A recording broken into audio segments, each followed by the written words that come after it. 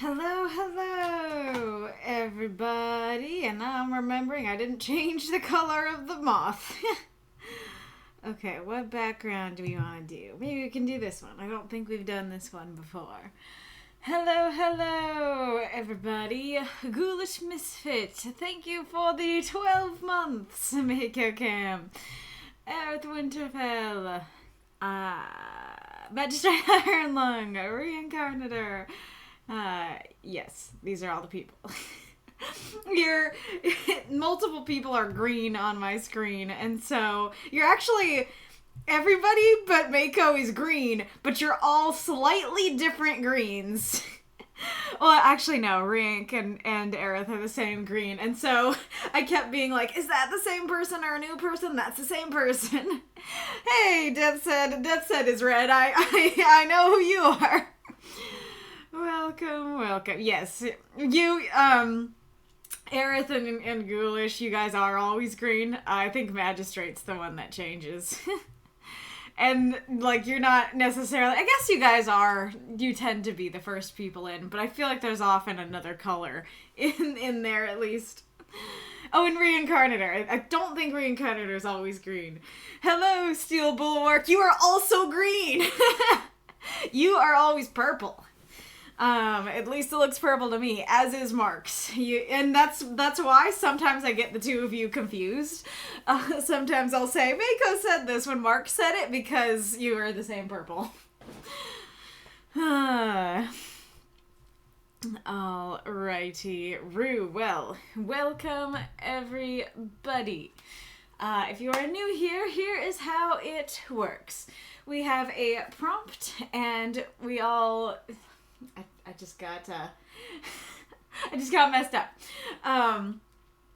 We have a prompt that is submitted by supporters and voted on by everyone. Then at the... I'm extra messed up. What is happening? Prompt. Submitted by supporters, voted on by everyone. Then we all write 350-word microfiction for said prompt and post it to the website. Then, at the end of the week, 8 stories are selected to be read here on the stream. 4 of them are guaranteed, 4 of them are encores.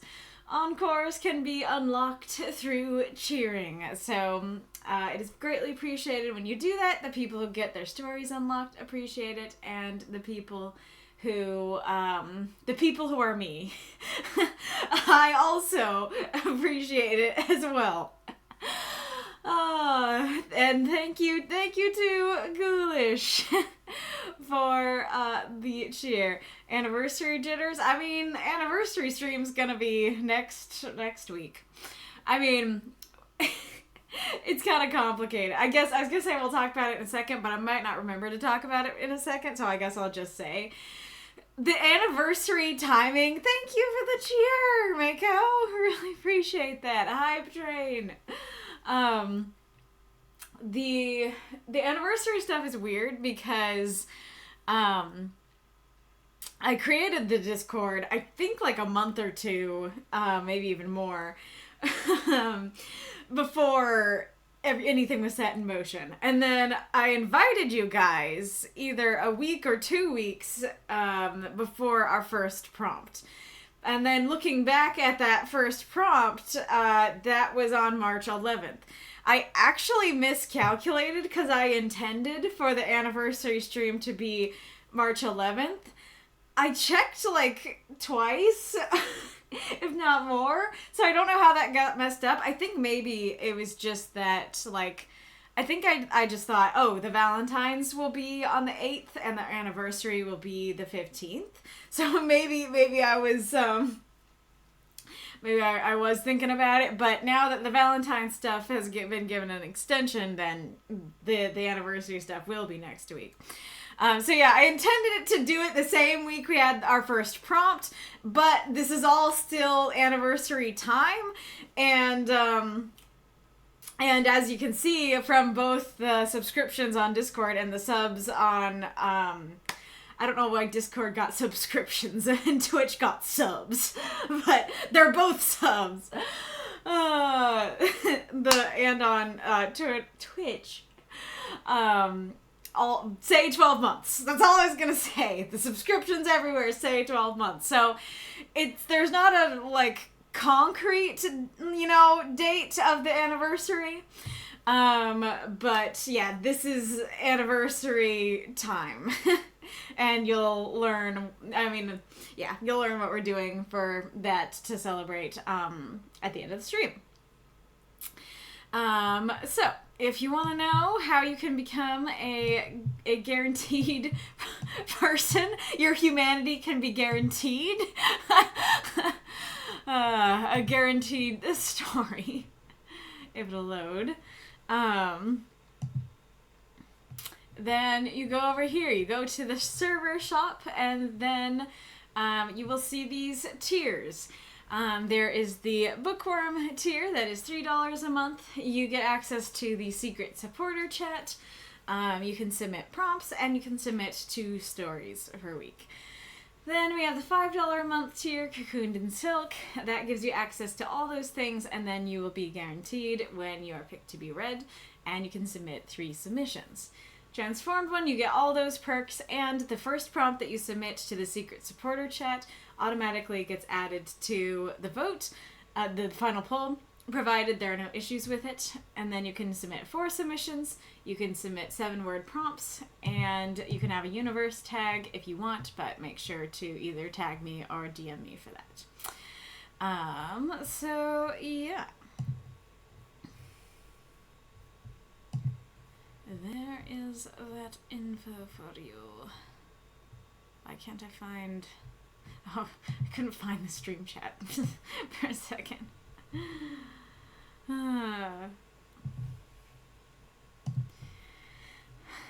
Finally, I can exist! Amazing.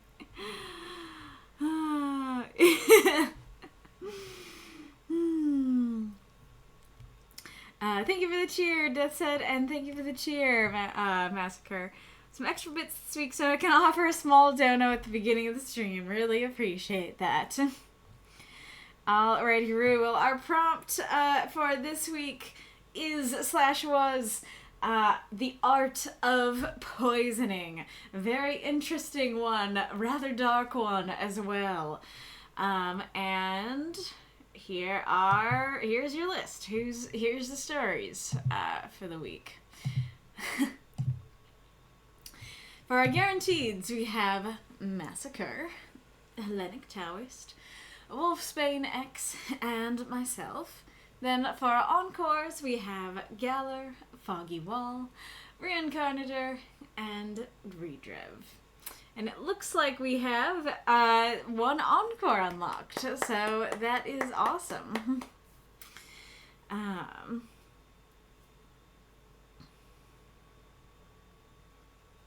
Oh, interesting. I remember Massa's because both of his usernames are Johnnerbake in-universe characters online handles. I didn't know that.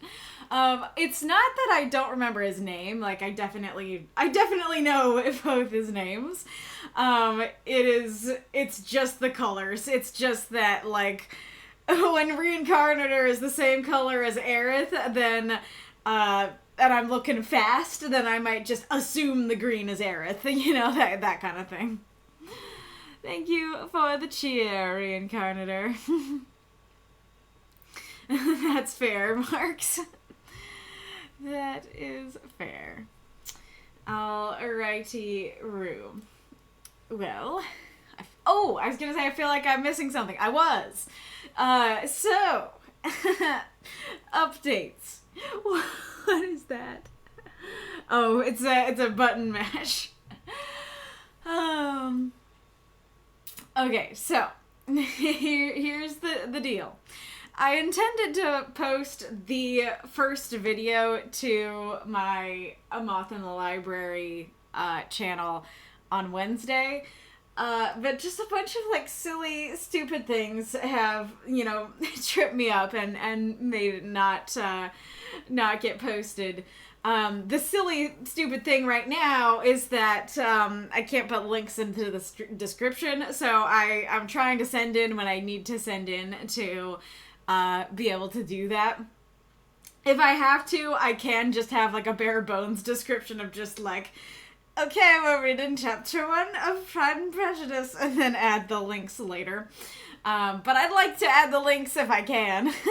So now, like, it kept, I wanted to post it on Wednesday, and then I was like, okay, like, this isn't happening, but Thursday will be okay. I'm alright with that. And then Thursday's going on. I'm like, okay, it's not ideal, but I guess we can do Friday. And then the whole links thing showed up yesterday. I'm like, I can't really do it on Saturday. So I think now what's gonna happen is that I'll probably I will, if no other silly, stupid things happen, cross your fingers and put your hands together in prayer, then I'll probably schedule it for tomorrow morning. So hopefully, regardless on when it comes out, that should be coming out soon. But yes, it is the first chapter of Pride and Prejudice, but edited, so there will be like more memes and jokes in there. I'm quite proud of some of them, and some of them more like, you know, my mic crapping out and stuff like that gets totally cut out and everything like that. So it's a little bit more, well, not a little bit more. It's actually a lot bit more. It's a lot bit more streamlined. So yeah, really excited about that and proud of that. So that should be going up soon. And then I plan, again, as long as the silly, stupid things allow, I'm gonna have to go through the process to get the links ready on this channel too. But if all goes according to plan, then I should be posting my first video to the reaction channel, the A Moth in the Theater channel. And what I've decided it's gonna be is basically a trailer I don't remember how much exactly I've said in these streams, but I think a lot of other reaction channels just do like watch an episode, edit the video, and post it, and I might do that in the future. But right now, I have watched all of Arcane Season 1 and Season 2, and I've watched all of Castlevania Nocturne Season 1, and so like I'm prepping everything ahead of time before I post anything. But that does leave me the fun opportunity of having content ready before I post any of it. So, what the plan is for the trailer is that I'm gonna make an out of context video. I'm just gonna take a bunch of my reactions that sound extra funny and weird out of context and mash them all together to hopefully get people interested in hearing what the heck the context is. And that'll be for Arcane Season 1. I don't know if I'll manage to keep it up, but if I keep doing these things this way, I would love to keep making trailers this way, to have it be like, here's a trailer that's like an out of context, a bunch of out of context reactions to hopefully get people hyped to know what the, what I'm actually reacting to. And so, and I haven't edited all the videos. I really just had to like scrub through and try to find good reactions or try to remember where my good reactions were. So I hope I'm not doing that thing where I use my best joke in the trailer. There's one joke that I think is my best joke and I keep reusing it that I'm not putting in there. Yeah, so I'm really excited about that. I've actually been laughing as I've been putting it together. I hope it's gonna serve as a really good, fun trailer. So, yep, I just wanted to tell you guys about that to hopefully get you guys excited for those videos and to watch out for them. I don't know if you can find a channel that doesn't have any videos on it yet, but the channels all exist. So if you just type in A Moth in Library and or A Moth in the Theater, hopefully you can already like subscribe and stuff.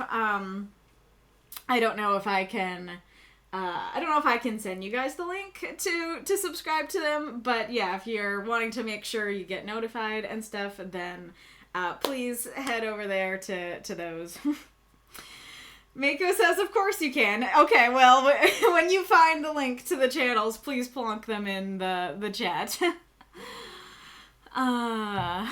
Alrighty, Roo. But, Yes, so without further ado, let us go on to our first story. Let us go on to our personal demons. Are you ready to fight them? Alrighty. Personal Demons by MasaCur. 350 words. Content warning, substance abuse. I picked up the pipe and inhaled the smoky vapors within. A mix of mind-altering substances flooded my lungs and passed into my bloodstream. Within moments, my vision was affected. The peripheries seemed to stretch out into infinity. Other botanicals in the cocktail of my pipe caused my breathing to slow, my body to relax. I took another puff and set the pipe down. I smiled as the movement of my hand left a trail of motion, slowly fading away. I sat in my chair, taking another puff on my pipe from time to time, allowing my consciousness to expand into the universe. The room got darker as I sat there. I became aware of the presence of entities in the room with me. Sharp talons reached out of the darkness towards me. No! Get away! I fell from my chair and scurried to the corner. I could feel the talons rip at my flesh as I crawled. I cried out, cowering in my sanctuary. I woke up. I had no idea how long I'd been asleep. I crawled back into my chair, grabbed the brush from beside the palette, and started painting. My brush created what I had seen onto the canvas. The talons, the darkness, my fears. Dark images forward from my mind to my hand. Louis, wake up. I woke up groggily. I felt an acrid burning in my mouth and nose. The dried vomit on the front of my shirt told me why. Louis, you weren't answering your phone. My eye settled on the face above me, and it slowly came into focus. Sophie. Blonde, angular Sophie. I was painting, I mumbled. Sophie nodded.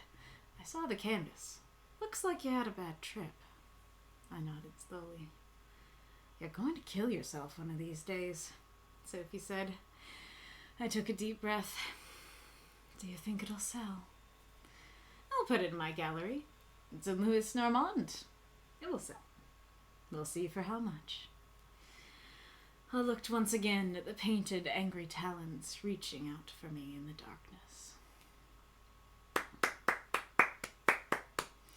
Throughout those moths and monsters, cheer for this story if you loved it. Thank you for the cheer, Reinkarnitor. Type in 69, but this is fine too. 196. Amazing. Now I'm just thinking like of a wizard casting a curse that everybody on the internet trying to type 69 types 96 instead. And I kind of love that. Thank you for the cheer, Ghoulish. Why am I thinking of Van Gogh? Well, I think that the similarities are there. I feel like that's not a difficult question. I really liked this story. MasaCur.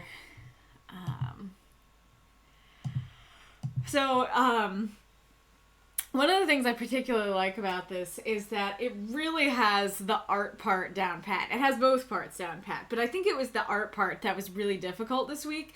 Even I, like in one of my stories, kind of considered just like my first drafts of the story really didn't have the art in it, and I was like, should I just post it and be like, okay, whatever, or do I really need to get it in there? I was like, no, I really need to get it in there. But I think that other people had the same dilemma. We're like, I don't know how to do the art thing. And so I really like that you knew what to do with that, and you went there. you went to the art studio. I thought that was great. Oh, I need to read your notes. Masa said, this was a one-off. It's not based on any of my settings. It's also not based on any one. I do have a question. I don't have a lot of experience with narcotics, and definitely not with psychedelics, so I'm basing a lot of this off of what others have told me. Not going to ask anyone to out themselves, but if they have, did this do it justice? Alrighty. But anyways, go back to what I was saying. And then, of course, like, the poisoning works super well, too. You have a more realistic type of poisoning, that it's not the tales of assassinating kings, but rather, the tales of an artist needing that high to figure out what to paint and stuff like that. I think that that works super well.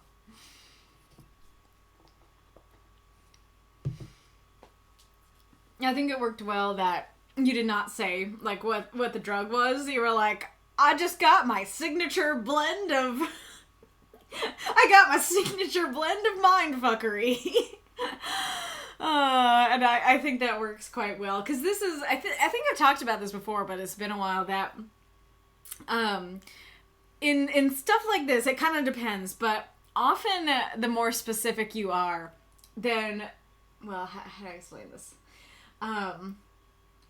Like, I remember there was a story that I read a long time ago about, like, two old men fishing, and one of my critiques for that story was that, the size of the fish was specified, and I had, like, gone to look it up, and I forget the problem, but it was like, these fish can't get that size, or something like that. But the exact size didn't need to be said in that story. And so, like, I don't think it would really hurt the story to say, like, what the specific drug was. But if you did, then, like, anybody who had knowledge of that specific drug might be like, well, that's not what that drug does. But when you're just like, yeah, just a cocktail of crappiness, just a cocktail of drugs, then then we're like, okay, like, I don't have anything to, I can't say that you're wrong because I don't know what's in there, I think that works quite well.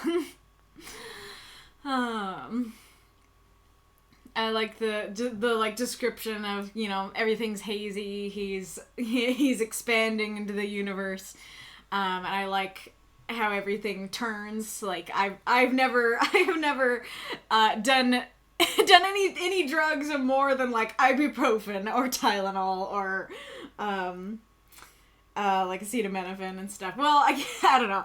I guess I've gone to the doctor and gotten, like, stronger stuff for stronger problems. But, I've never done drugs like this. And so I have never had a bad trip, but this sounds like it would be accurate to how that turn would go of just like, wow, the universe is so great and beautiful. Oh, wait, I think that worked quite well. That it, like, slowly it gets darker and then boom, like, we're getting attacked, that kind of thing. I think that works very well. And then I like the going to him painting and kind of clarifying that, like, as bad of a trip as it was, like, this is what he does to get his inspiration, and so it may be dark and sucky, but he's still going to paint it. I think that worked well. And, like, it does feel like, I mean, I guess this is kind of different, but it does feel like there's potentially a message there of taking the dark things in your life and making art of it. And, like, this is a little different because instead of it being like, wow, I went through a traumatic experience, but I'm going to use it to make art. Instead, he gave himself the traumatic experience. He purposely took the drugs and they happened to give him a bad experience today, and stuff. But I like that even with that bad experience, he was able to make something out of it and not just, like, throw up and be sad.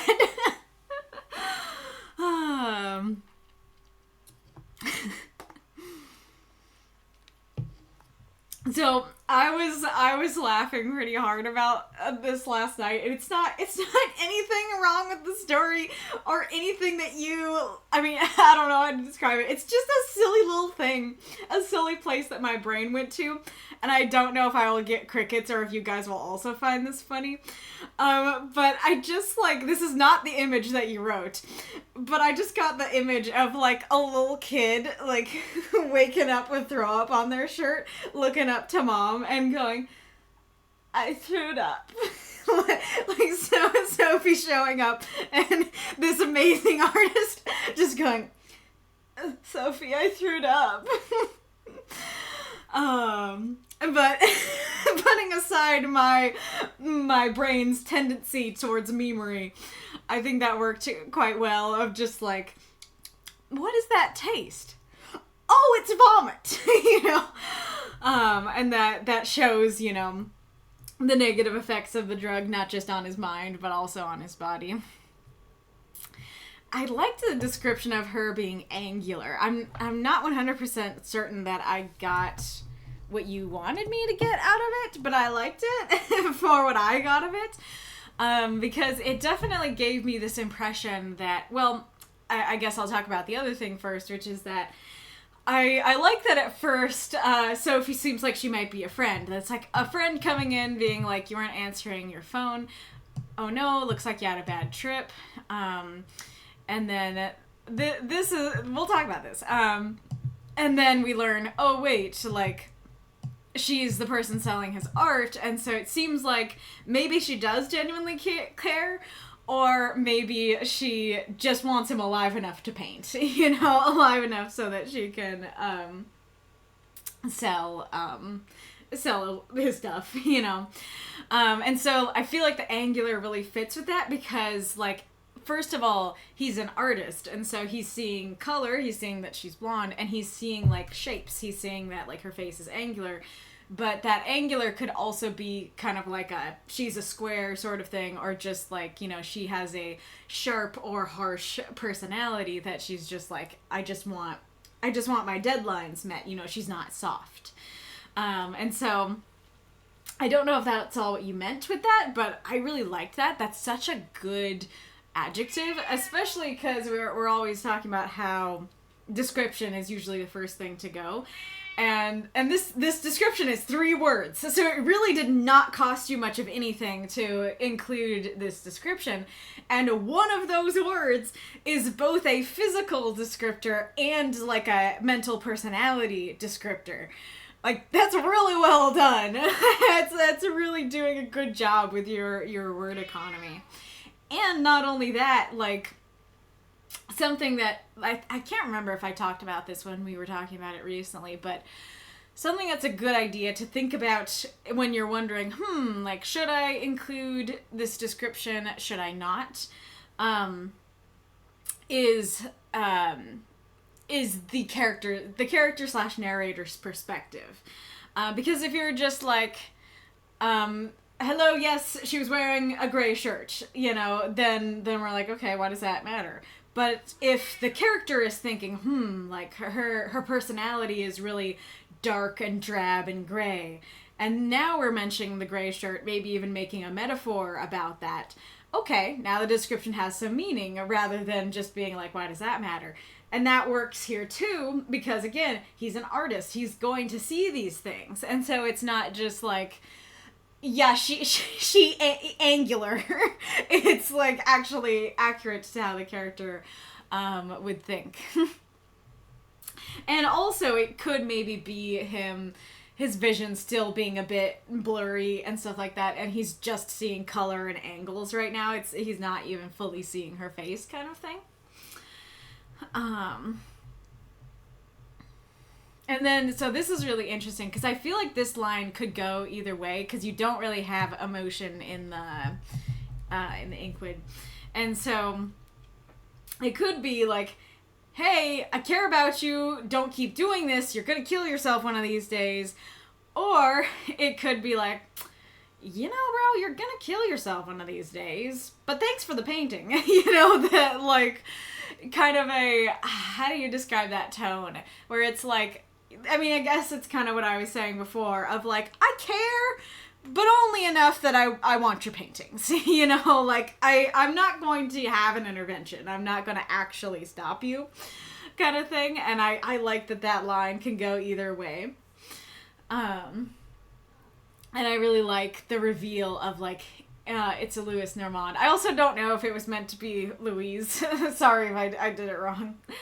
But I like that reveal that, like, it's not just that he is, he's not like a starving artist trying to get his work out there and like resorting to the drugs to make something good. He's already a great painter. maybe it's always been because of the drugs. Why does that feel like a prompt? Maybe it's always been because of the drugs.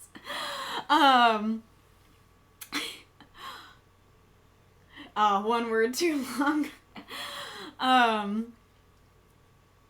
But I guess you could take out the maybe it's always been because of drugs. All right. And so either like maybe he started out, he had a lot of passion and inspiration, but maybe that waned over time and now he's resorting to this to get that inspiration back. Or maybe it's always been the drugs from the beginning. It could even be this crutch where it's like, well, I can't paint without him. Like, I want to stop, but there ain't no muse without... What would be a drug that rhymes with muse? There ain't no muse without the fuse. So I like that. I like the reveal that he actually, like, no matter if it's his most sucky painting ever, he is a well-known and well-loved artist. And, like, it's not to see if it will sell, it's to see of how much it will sell. I think that's great. And I like that the bad trip is kind of this, this thing throughout that's showing the darkness of what he's doing, because, you could have just written like, yeah, he's doing drugs, but like the painting's great and the trip was great. And we as the audience can still take that, especially if you have Sophie saying stuff like this, we can still go like, yeah, I get that it helps, but like, maybe don't, like maybe let's not do that. But I think that using like an actually bad trip extra shows, this maybe not the great method. Maybe not the greatest method of communing with the muses kind of thing. And like leaving us off in that place is like, yeah, there is this darkness and it's not, you know, talent creatures, it's the drugs themselves that are grasping him and reaching him. And I like that a lot. This will probably prove how little I know about drugs. But I don't know exactly why bad trips happen. I think I heard something about it a while ago and now I'm not remembering, but I don't know if it's like you're not used to the drug or it's like a specific, you know, blend of drugs, or if it's literally just a coincidence that it's like, you know, well, I guess like part of it could also just be like what you were doing previously, because it's like feeding off of your mind and your thoughts. So if you were having a sucky day, maybe it feeds off that. Are you falling down again? Yes, you are. I mean, you're always in a perpetual state of falling down now, but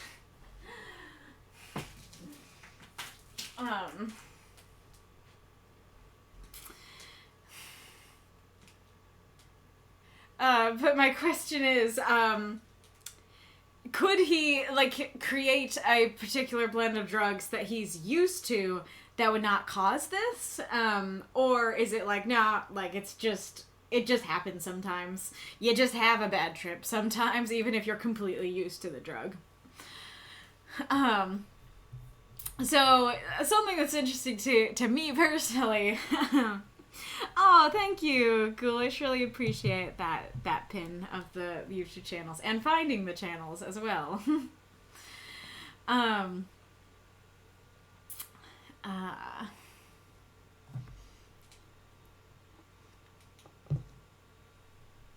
Oh, I just lost my train of... Oh, now I remember. So something that's interesting with this story for me particularly is this super reminds me of something. And I was gonna rewatch it so I could talk about it more, and then I ended up forgetting. Well, it's weird, because, like, I didn't forget, because it's literally right here next to me, but, like, my DVD player wasn't working here, and then after that, I forgot. But in this show, that's called Forever, this is about, I think I've talked about it before, but it's about this guy called Henry Morgan who, in, like, I can't remember if it's the 1700s or the 1800s. You'll be seeing me doing this a lot in Castlevania Nocturne, unless I got it. But one of those centuries, he gets shot and killed on like a boat and thrown overboard. But then he wakes up again and he's fine, and he's like, what the heck? And he learns that he's immortal. So every time he dies, then he wakes up again in the nearest body of water. And so every episode will have what's happening in the present day, and he's a coroner, so it'll usually be like a murder mystery type thing. And then you'll also have some memories, and this could be, you know, from any time. This could be early on, you know, him realizing he's immortal, you know, it could be entries later of him, you know, dealing with a similar situation. But there's one episode towards the end where the flashback sequence is about this artist who can't get her art out there. And so what she's doing is she's using heroin to try to find the muse, right? Try to make something that's worthy of the gallery kind of thing. And Henry is trying to tell her, like, this is gonna kill you, like, genuinely, genuine care, you should not be doing this. And I think part of it's because, like, we see her, you know, asleep and stuff like that, and he's like, you might not wake up next time, kind of thing. And then the last memory in the memory sequence throughout the episode is indeed her overdosing right after she makes her masterpiece. And then that masterpiece, like, still exists in the modern day and stuff like that. It'd be a lot cooler if I had watched it again and knew how to describe it more than the bare bones. But I did like that scene in that, and I thought it was cool that this is very similar, but also the opposite, that one was about this starving artist who's like, I need something more to get my art out there, and this one is a successful artist. And I think for me, like, that's really cool to see both of those perspectives on a very similar story of, like, it doesn't matter if you're rich or poor, you know, it doesn't matter if you're at the top or the bottom of the social ladder, like, these kinds of things can get you either way, like, the kinds of things that might drive you to drugs are present everywhere, and the kind of dark emotions that might make you want to do this, or the need for a muse, you know, that might drive you to do this, like, all of these things are present no matter what, like, social class or status or that you are or where you are in life. And I think that's a powerful thing. Hellenic, hey-yo! Death said, the pagan has arrived. Amazing. Yeah, I really like this story. I think it worked quite well. Oh yeah, I guess another thing I was gonna say, like, I really don't have much to critique about this, so this is one of those where my critiques are kind of grasping at straws. But I don't know quite how I feel about him passing out twice. I feel like it might work a little bit better for me if, you know, either, like, you know, yeah, it's kind of hard to do. Like, I guess either going straight from, like, maybe the creatures disappear and he paints, or maybe he, like, the minute he picks up his paintbrush, then they disappear. Or like, he picks up his paintbrush and they're still there to look at, but like, they don't actually touch him and stuff like that, and then he collapses. Or have him collapse the first time, and then And then he's like, you know, finishing up, or he's done and like sitting groggily on the couch. And then she comes up. I don't know if that would have worked better. Again, like it's not that much of an issue though. So yeah, really enjoyed this. I thought it was great.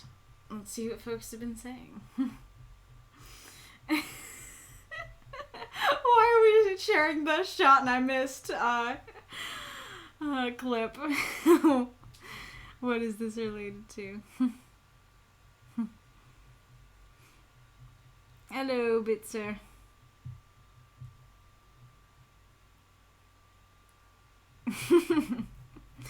Sounds like an ayahuasca / magic mushroom trip. Yeah, it could be. Those are not smoked, though. Correction, it couldn't be. Magister Erlen said, I said later in my notes that I imagine it's a mix of peyote and opium, and maybe something else, maybe not. But again, I don't know if that works either, because I have no experience. Very fair. It's a mix of peyote, opium, and a magic mystery substance. We'll find out later. That's something I didn't mention earlier about the potential benefits to not being specific, is just that. If you yourself don't have experience and you're like, I would like to write about drugs. I have no experience with any particular drugs, but I know in general what they can do to a person, then making it more general, then other people can be like, ah yes, this is in general what they do to a person. But if you use the specific one, then, you know, your inexperience might show, and people with more knowledge might be like, but that's not what it does though. So, and like, I have no experience, so that works for me. But yeah.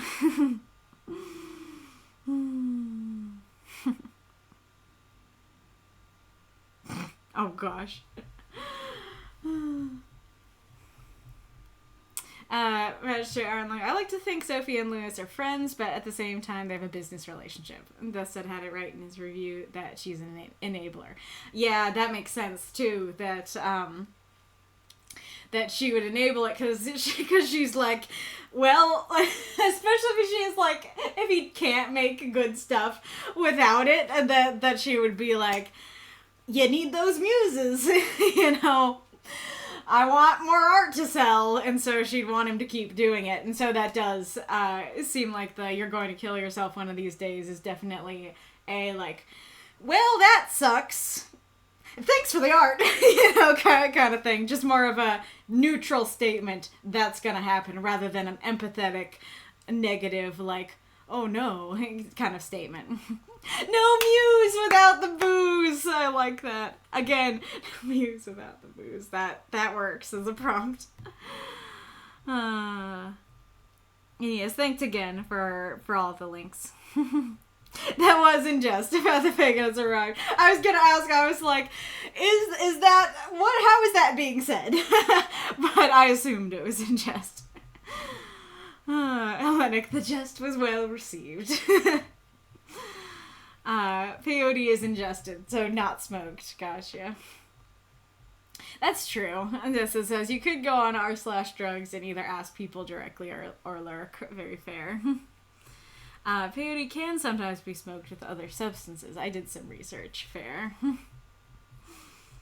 I'm going to the CDC website in my first draft this week. Interesting. Especially considering what your story is and that you don't actually mention any specific poisons. They had a lot of good poison information, including drug poison. Interesting.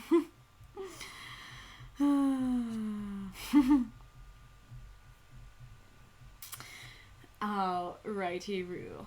Wonderful job, MasaCur. Great story.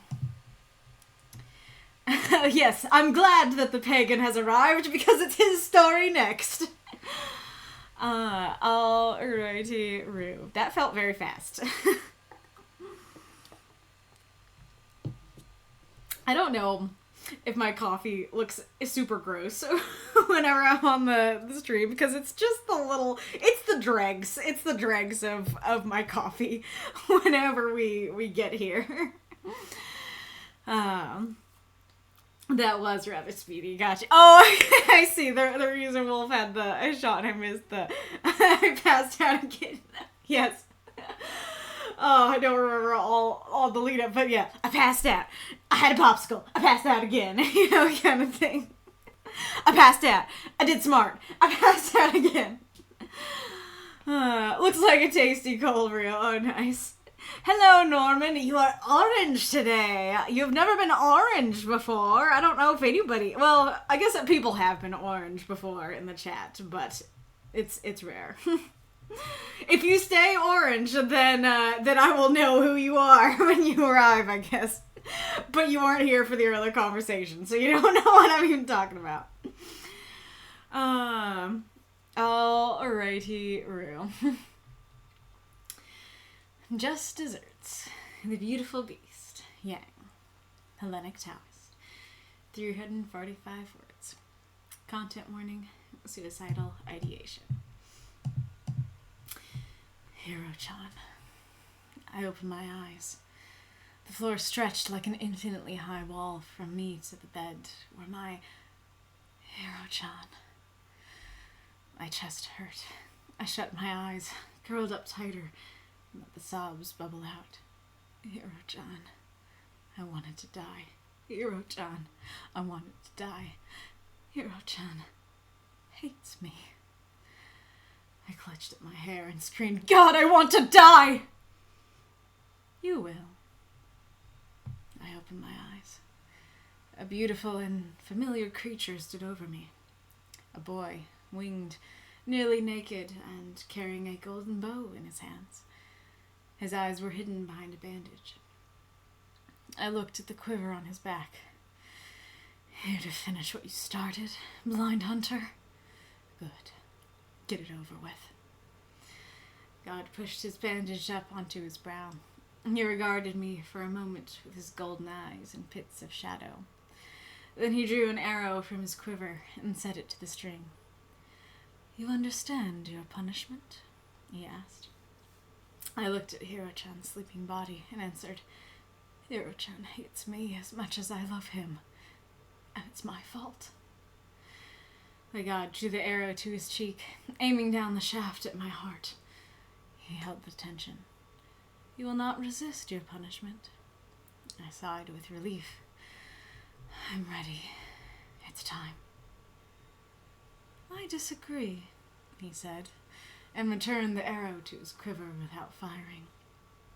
I couldn't believe what I was hearing. Kill me! I snarled. I deserve this. You know I do. Does he? He cocked his head towards the bed where Hiroshi lay sleeping. My stomach flipped unpleasantly. I couldn't look. It's what he wants. He said so himself. Die and leave me here to starve. He'd have said anything to get away from you. But Love God's words were worse than an arrow through my heart. They left me alive and understanding. The hell am I supposed to do then? Save him. He turned his back to me, watching over his shoulders with wings spread out apart to depart. Only you can do this. Save him, then walk out of his life.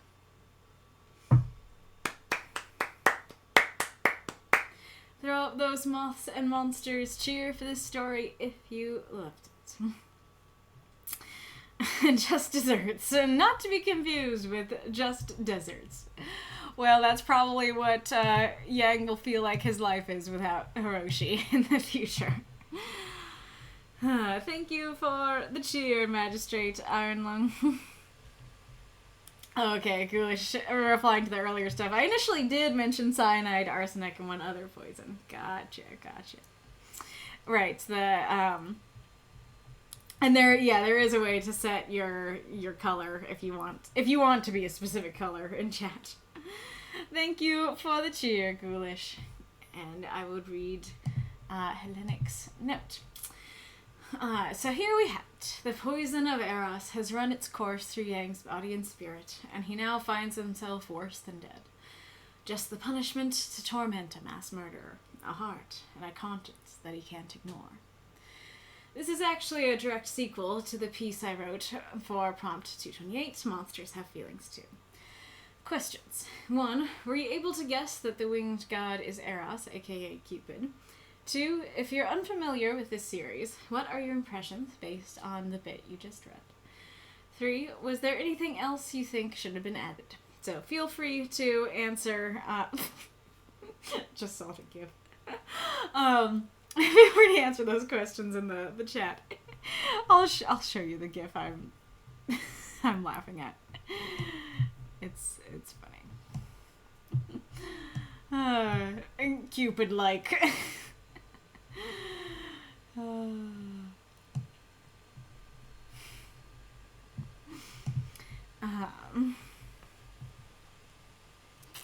Alright, I'll keep looking at the chat after I go through it. So I don't know if everybody, actually I'll just ask this as a question. I'm curious what you guys thought of the Chons, because I personally like it because I know what those mean. And so I know that this is a loving but diminutive kind of thing, and so it can be a like super like this is my boy, this is my person, I love them, you know, they're precious to me, but it also could potentially be a like, so cute, you know, little, I don't know, like little Bella-chan, you know, kind of thing. I guess that would be and I think that really works for how he views him, or at least how he has been viewing him. And so yeah, that I like the suffixes because they like it builds in like how he views Hero into his name. I think that's really cool. And then I like the cadence of it. I'm also curious if the repetitions worked for you guys or not. I think you did just enough for me that it's a lot of repetition, but I think right when I'm about to get tired of the repetition, then you add the hates me. So I think that works quite well. And there is an ad coming. So yeah, I guess I'll have to show you the Bella-chan.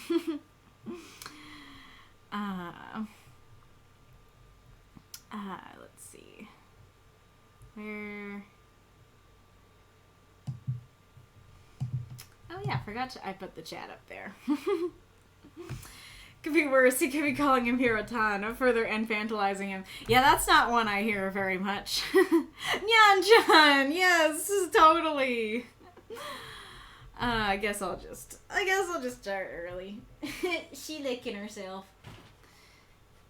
You licking yourself, little Nyan-chan? You're so cute. Oh, you're so cute. Oh, itchy. Oh, itchy.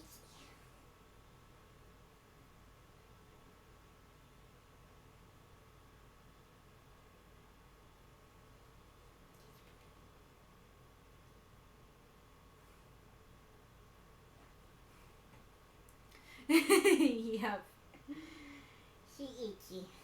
She likes it. She itchy. You want to do a story today? We sometimes do stories by going back and forth, each saying a word. Why don't we start with Nyan-chan as our first word? My cat licking itself while watching cat on the stream licking itself. I didn't know you had a cat, Reinkarnitor. Nice.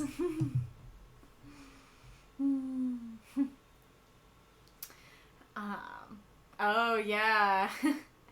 Well, we'll talk about that in a second.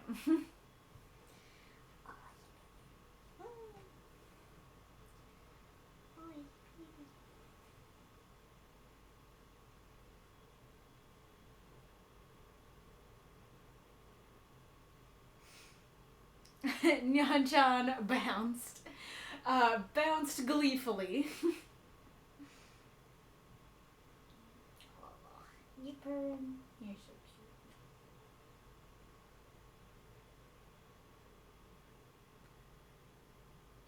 cute. Yanchan bounced gleefully about. I guess I'll just say the.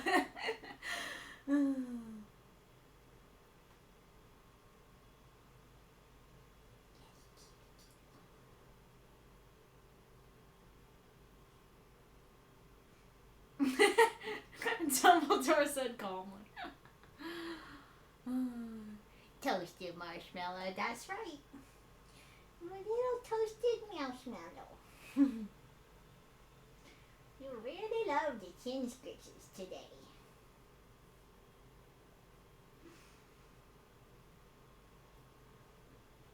Unless toasted marshmallow was meant to be the continuation of the story, Nan-chan bounced gleefully around the toasted marshmallow. I guess that works. That's kind of funny.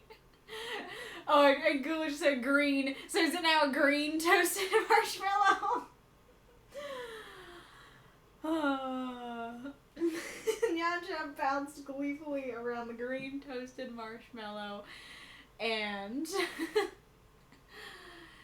and there's Hellenic's kitty watching us all, judging us all from above. It was definitely describing Bella.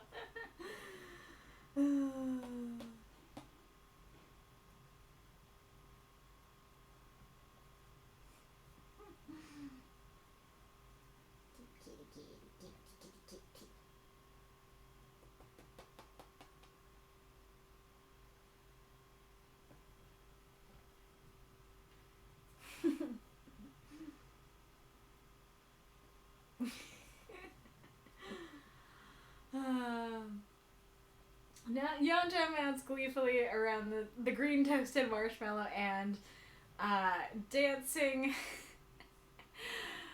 merrily.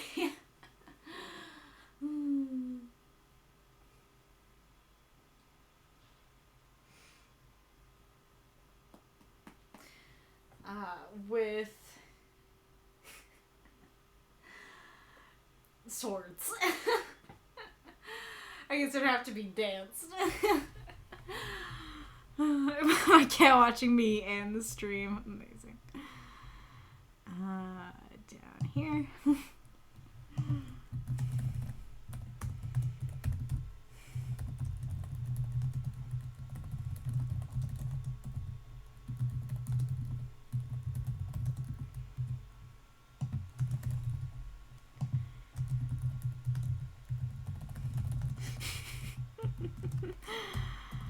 Oh boy.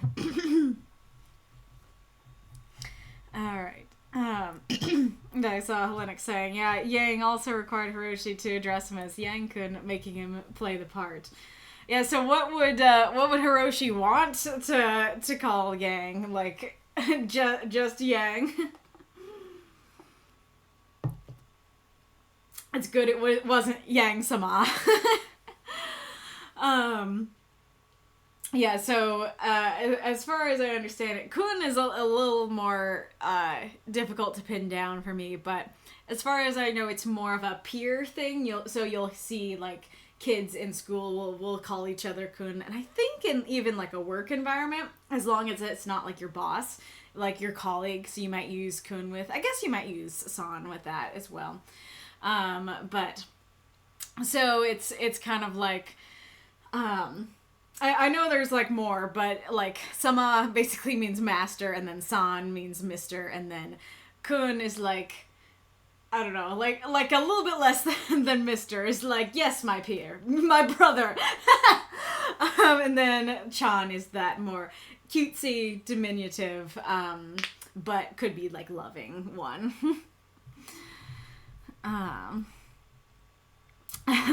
Nah, Yang already calls himself Ore-sama.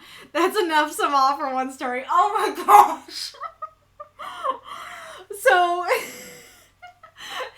there's different ways that you can, in Japanese, you can say I, and watashi is like the just your basic one. It's the one that all women are supposed to use. It's I can't remember if it's the baseline or if it's like a little bit like I am less than kind of one. It's one of the two. And then Boku is the one that like young boys will use, and then Ore is the highest one. And I can't remember, but I think there's kind of a thing of like it's a little bit self-important, if I remember correctly, and especially if you're like you should be using one of the other two, like you don't use Ore. And so the fact that that he's already using the I, that's the highest grade of I, that already might be a little self-important, and then is putting Sama on it. Oh my gosh, that's very self-important. Ore is like tough guy speech. Gotcha. I always heard Watashi is just feminine, Boku is masculine. I think that's what I thought at first, so I think that's kind of like maybe something like what the basics of what someone might teach you, but yeah, it is a little bit more complicated than that. But anyways, I do like the infinitely high wall from me to the bed. That like it's just the floor, and presumably it's a normal length, but to Yang, the emotional distance between him and Hiroshi is so big, so long, that it feels like this infinite unsurmountable, wall. I think that works quite well.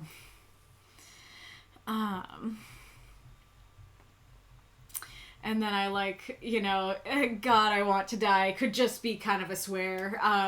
But God literally showing up, like either he meant it as a swear and God's like, sure, yeah, I'll do that. Or Yang was trying to flag him down and was like, God, hey, I would like to die here, please. Where you at? You ready for some smiting today? Either way, it works well, and I like that a literal god then shows up and is like, yeah, sure, I can do that. Mm-hmm. I really like the description of Eros. I will talk more about answering your question and more about the Eros stuff in a second, because it is like one of the main things to talk about with the story. But just the description, I really like. It's super striking. I'm curious what age you intended us to read him as, because boy could mean 5-year-old or, like a young teenager. And I was definitely in more of the like young teenager camp. And that is part of why I didn't get that it was Eros at first. Because, yes, absolutely, Eros can have that imagery and that age as well. But if you were like, baby, wings, arrows, I would be like, okay, I have seen this before. But boy had enough nebulousness to it. So I'm curious what what the age intention was there. And I really like the bandage especially. I think that's very striking and unique. I like that he calls him Blind Hunter. I mean, granted, I guess my critique later might be critiquing that as well. But I like that description of him. And then it's very interesting that he's like, he has this bandage, and so you're thinking either he just is blind or he's intentionally blinding himself, and then he just like puts it up to peek, and so it kind of is like, yeah, love is blind, but I need to look at your trash ass, that kind of thing. And I don't know what the intention was there, but I kind of love that. And I do like the golden eyes and pits of shadow. I'm not sure exactly what you intended there, but I get the impression that the irises are gold, and then the sclera and the pupil is all black. I think that's very cool. and I think we'll come back to this as well. I really like Eros pausing and going, I disagree, that him being, Yang being like, yes, I'm ready, please grant me the relief of death. And then Eros is like, wait a second, it's gonna be a relief? Well, no thanks then. Well, wait a second, no! I think that's great. And I especially like that, you know, Yang says it's time, and he says, I disagree, because that's kind of a idiom around it's my time to die kind of thing.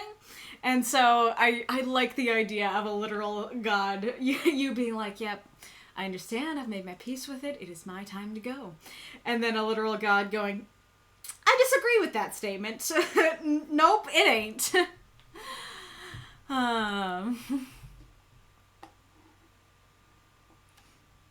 I'm trying to think what this kill me reminds me of, because it reminds me of something, a very specific audio. But for some reason, I'm not thinking what it is.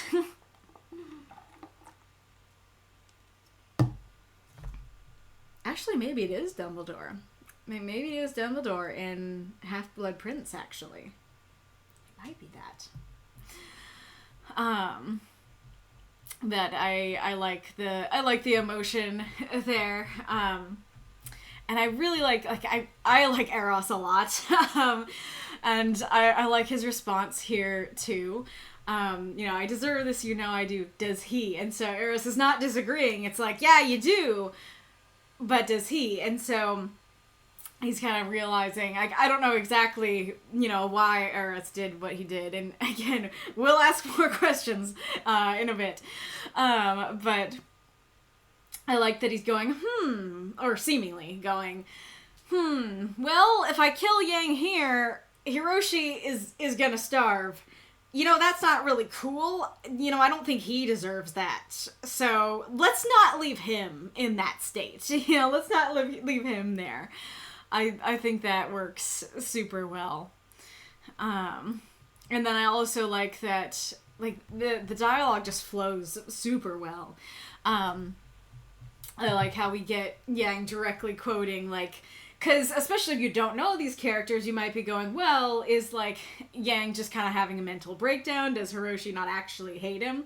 And so getting an actual quote of, like, no, he for sure does, you know, and having it be, you know, that totally is something that somebody in, you know, a fit of rage might say. And it's really interesting how it plays into their conversation of Eros being like, I don't really want Hiroshi to starve, and then Yang being like, well, it's what he wanted, so, and Eros being like, I don't think so. I think he was saying that in anger. I don't think he actually wants to starve. I think that, and then, like, that definitely works of, like, yeah, he'd say anything, he doesn't actually want to starve, kind of thing. And then I definitely like the, like, I don't know exactly, you know, if I'm getting the emotion of that right, but I totally get this kind of whimpering, like, hell am I supposed to do then? You know, kind of thing to that. If you're not gonna kill me, and he doesn't, you know, what he said he wants, he doesn't deserve, you know, then what am I supposed to do? And I really like the hope in, you know, save him. I don't know exactly what that means, but yeah, Eros being like, hey, you messed him up, unmess him up, you know? You messed him up, put him at least in a place where he's not gonna starve, if not do better, and then leave so you don't mess him up again, you know? I like that, because I definitely was thinking that Hiroshi's journey was going to end badly, and granted, we're not at the end yet, so maybe it still will, but I like that this gives some hope that Hiro might actually make it out of this with at least a sliver of his sanity intact. And it's also, I like the drama of it too, like the gravitas, the drama of, like, only you can do this, save him and walk out of his life. And it's so much more, because there already would be something interesting about just leaving him, being like, I ain't gonna kill you, but, you know, but him not saying to save him or anything, just kind of leaving him alive. That could be an impactful ending of its own, but I like that this, you know, makes the story go somewhere, brings hope and intrigue for the future, and creates a cool, I don't know, I mean, especially if you've read the other stories with them, that it's very interesting. I don't know, I like it. So my biggest critique basically boils down to that I think him being a love god was mentioned too late. And granted, I have not looked at the chat yet, but I would presume that plenty of people did guess that this was Eros or Cupid, and so I think like you did have clues in there, and some people will guess, but I did not. And that actually ended up being quite an issue. Not for the story. The story still worked and functioned without knowing that. But for the prompt. Because, you know, I've only read a couple stories with these characters, and in the other stories, I haven't really known if Yang really loves him or not. Because there definitely, in the other stories, I had this impression that Yang, at the very least, believes that he loves him. Even if the love is not real, you know, even if ends up, you know, doing these terrible things because of this supposed love. And maybe it's more of an obsession or a possessiveness rather than a love.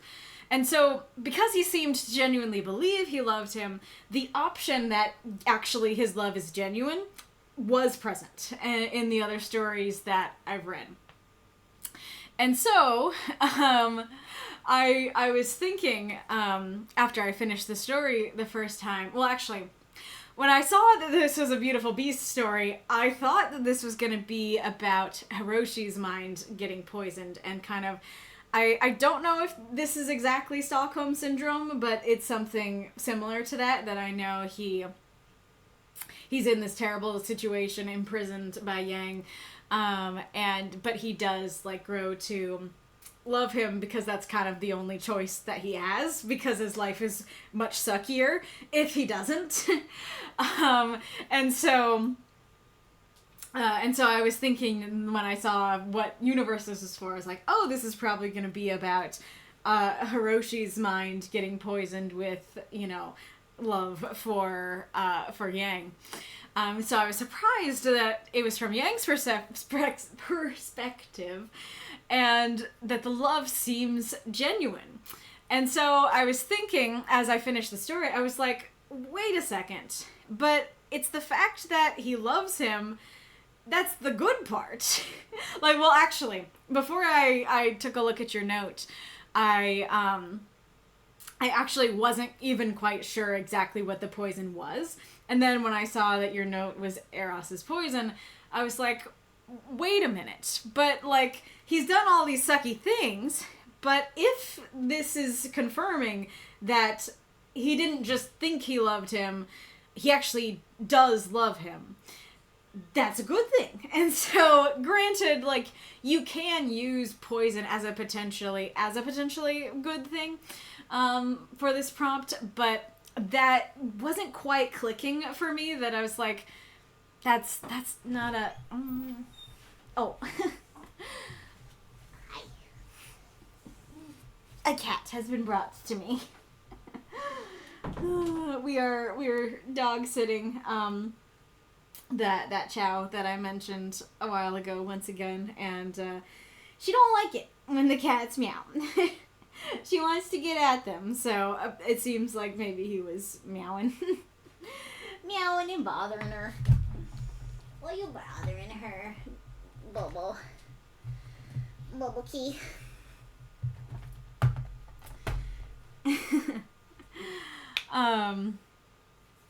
Yeah, so when I was like, wait, okay, so actually this whole time he truly has loved Hiroshi. Well, wait a second, like, why is that poison? Like, That's the good thing in the midst of all the poisons. That's the neutralizer in the midst of all the poisons, and it seems to be successfully neutralizing. It seems to be successfully helping, and like that.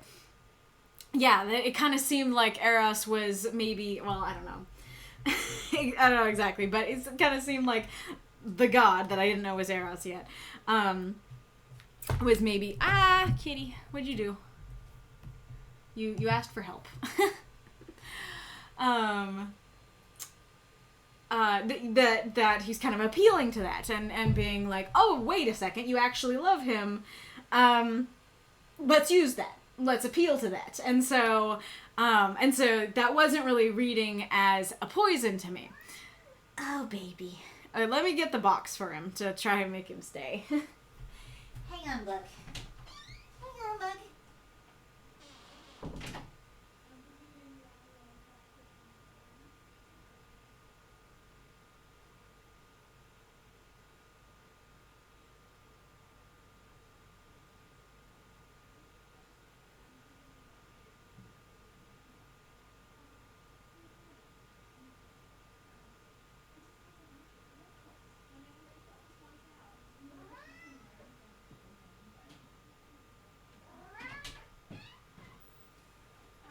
Baby kitty. There's your box, baby kitty.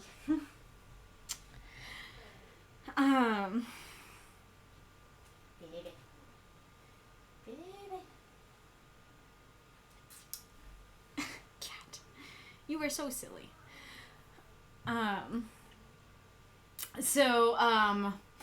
But what I think is going on is and this is stuff that I am like 90% getting, well, actually more like 99% getting from your note, and we'll talk more of that in a sec.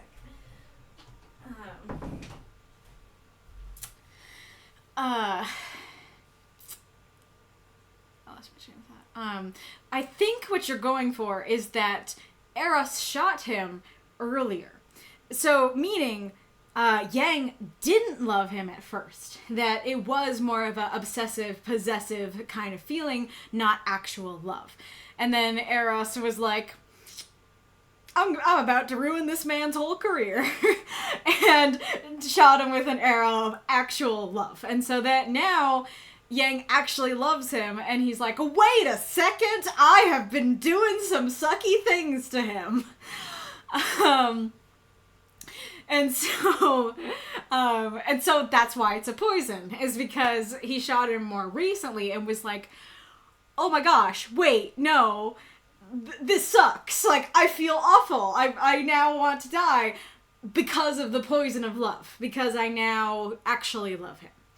And that would be why he says, here to finish what you started and stuff like that. I really like that. If so, like, that's super cool and interesting. That's, it also reminds me of, like, it's a pretty big spoiler at the end of the series, so I guess I just won't, say what the series is, just what it is, but there's a series that I've read where the main character gets raped by somebody, and this person, like, continues to harass her and do really crappy things and be crappy to her. And at the very end of the series, he is shot by Eros's arrow of love, and, like, that is his punishment. That is the worst punishment. That now he's like, oh no, now I actually feel bad for all the things I did to her. And then, and in that story too, she's like, and I want you out of my life forever. And because he actually loves her now he'll actually listen and do that, but he will have to spend the rest of his days, like, actually in love with her. I really like that. I thought that was a very creative punishment, and so if that's what you're going for here, I also really like it here. I think that's chef's kiss of a punishment. I like that so much. And if that is what you're going for, that works perfectly with the prompt. It works very well. My critique with it is that it wasn't clear. My critique with it is that, for me, like, especially because And I guess part of it is because, like, I know that you have, like, your particular gods in your universe that aren't necessarily gods that we know. So I was kind of thinking, like, okay, like, I don't think this is the unholy ghost, but what kind of god of Hellenic's is this? Like, my first thought is, this is a god from Hellenic's universe that he made up, not a god that I know. And so I think that's part of why I did not immediately go, Bo... half naked, young, might be Cupid, might be Eros. Because, like, those are all clues, those are all images associated with him. I don't know how much the bandage is associated with him, but it might be too. And so, because of the whole, like, Love is Blind thing. So it is there, but especially because I was not immediately thinking, oh hey, the Greek gods can be here. I was thinking, yes, gods can be here. They will all be unique to Hellenic's world, you know. I was not thinking this was Eros. I was not thinking this was even a love god. And so, like, here to finish what you started, well, I don't know what that means, but that doesn't seem like it's related to love when you don't know any of that. And so I'm like, okay, so, like, he asked to die. A god showed up and was like, sure, I'll kill you. Here to finish what you started. Don't really know what that means, but I would probably think something a bit more, like, violent, a bit more... I mean, I wish I knew what I thought the first time, besides just not knowing that it was, you know, Cupid's arrow of love. So, you know, so that, this is really the only line, well, I mean, granted, let's see if there's anywhere else. I don't think there is anywhere else. Forgive me if I'm wrong. But I think this is the only clue that we get that he shot him before. And so if your intention with the prompt is he shot him before and that love is poison, him actually loving him is poison, then that needs to, at least for me as a reader, needs to be much clearer. Because that's super important. And I don't know if quite simply saying, like, the love god here, because love god is only mentioned in the second to last paragraph. And so I wonder if you mentioned it immediately, if I would have gone, oh, okay, so, like, he shot him before. I don't know for sure. But I do think, and I don't know exactly how you could do it, because I think you usually use all the words. Yeah, you only add 5. I don't know. Could you use 5 to get it in there?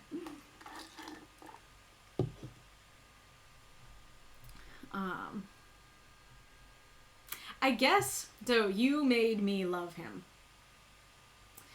You made me love him. Here to finish what you started, Blind Hunter. I think something as simple as that could actually work. And then I would be able to go, yes, that's the poison. So, though I do, regarding what I was saying about adding love god, I do like that he said, God, I want to die, and then God did this. I do like that kind of phrasing. That was kind of fun. But what were your other questions? So yeah, so we covered one, I think, pretty sufficiently. And then I am familiar with the series, so can't answer. I guess I answered 3 as well. I guess it's all there. All right, let's see what folks have been saying.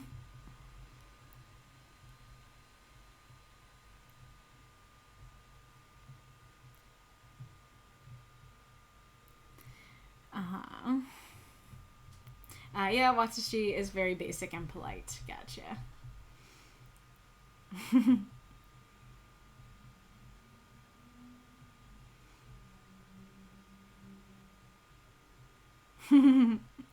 In Onmyoji, Abe no Seme always refers to himself with Watsushi, regardless of who he's speaking to, because he's a famous, great person. It sounds incredibly modest and considerate. Yeah, totally. And like in like in Pandora Hearts, they have like servants and noble dynamics, and I know at least one of the servants, even though he's male, always uses watashi. I don't know if that's true of all servants, but I could see that being a thing of like, hey, you're a servant, you need to use the lower class I, kind of thing. Either that or he's doing it purposely like that. That makes sense. Coolish. Fun fact, Papyrus in the Undertale Japanese localization uses Ore-sama to describe himself. that makes sense as him being sillily self-important. And they go, God, kill me. God, showing up in your room. Bet. Exactly. Thank you for the gift sub, Mako. Ghoulish says, if I remember correct, Eros is described as boyish. Gotcha. Yeah, that counts as 500, I believe. Gotcha. Hellenic says, the use of boy was very deliberate to create the uncertainties you mentioned. Gotcha. Thank you for the cheer, Death said. Second encore unlocked. Lovely, lovely. Maybe the idea is that not all love is good. I think that would work better if I didn't know Yang. I think if I had just arrived at the story, then that might work as like, oh, yeah, I love him and he hates me, that sucks. But me knowing Yang, I'm like, good. I'm like, this is what I want. This is a good thing that you love him. And then he says, so the Greeks had multiple words for love. Eros is just one of them, and it refers to the kind of obsessive, possessive love you mentioned a moment ago. I thought it referred to sexual love, and it might be sexual romantic, but isn't it like agape is unconditional, storge is like familial, ludus is playful, Philios is like brotherly friendship kind of love. And then I think I'm missing some, but Eros is like sexual romantic love. That's the sort of love that Yang was originally poisoned with, and what he first felt for Hiroshi. Hello, Foggy. Yang later ascends, or how do I put this? Well, you know how in Hans Christian Andersen's Little Mermaid, the mermaid attains a soul at the end, Yang attains self-realization through his love for Hiro. He essentially graduated from Eros to true love, and in so doing, Yang became conscious of shame for his actions. Gotcha. So it wasn't meant to be like he was going about his life, with that obsessive love, and then Eros shot him, and he actually loves him. It was rather like Eros shot him from the beginning. He's like, yay, I love him obsessively and sexually. And then as time went by, then the love turned into something real. I guess that still works for poison, that it is like poison making its way slowly into your veins. But that is a complicated idea, and I would say that my critique still stands that I would not have gotten that idea without that, like, oh, hey, it started this way and it went to this, especially because, like I said, I wasn't sure before if we were meant to take, like, his love is the one thing that's real, even though everything else he does sucks, I wasn't sure how we were supposed to take it in the other stories, and so I was like, oh, okay, so, like, maybe he actually loves him, and that's a good thing, rather than, this is a new development, kind of thing. So I think, I guess, like, you would have to rework something, but I guess, putting something in there that a little more directly shows, like, that in the past, he's thinking about himself in the past, and, like, he'd never known this kind of love before, or, like, I thought that I loved him before, but I was wrong, kind of thing, to show there's a passage of time, like, this is not what's been going on from the beginning, this is the new development, the poison has made its way into his veins, kind of thing. I do like that idea, though. I like that a lot. I was not expecting this to be where the story went, and I like that a lot. It might have been better to replace Blind Hunter with Love God. Yeah, so that's what I was saying before. I like Blind Hunter, and I think it's more poetic than Love God, but I do think that Love God would have helped with that. Or I guess if he knows his name, he could just say Eros. I don't know if that would be too informal. Eros-sama. Kind of things. But yeah, so Love of God would be a little more, a little clearer. Well, actually a lot clearer, but yeah. I think the bandages are a Hellenic original, unless there's some epithet of Eros I'm not privy to. Gotcha. Well, it is a Hellenic original that I like.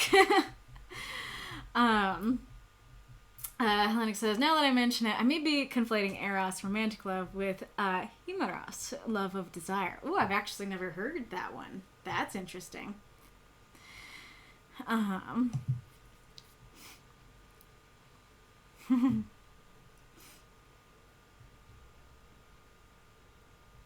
Yep. Dog said it's watashi, boku, ore, usually followed by ha, which sounds like wa, not to be mistaken for wa, which has different roles. Yep. As far as I know, it's because ha used to be wa, like the W ones came in later, and so the ha used to be wa, and so just so many words, or at least like, you know, words used all the time. Like this one, it's just like, yeah, this is what we've been using for centuries. We're not gonna switch it to the wa now, you know, kind of thing. Which I think is why it sounds like that, even though it's technically the character for ha.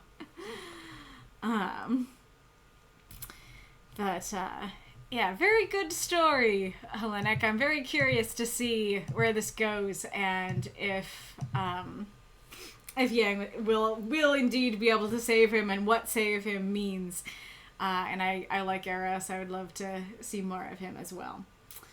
So yeah, moving on to Wolfie's story.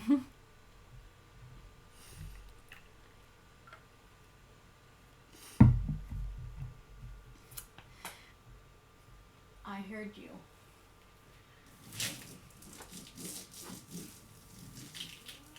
Yeah, Bella. Oh, I should check on Bo.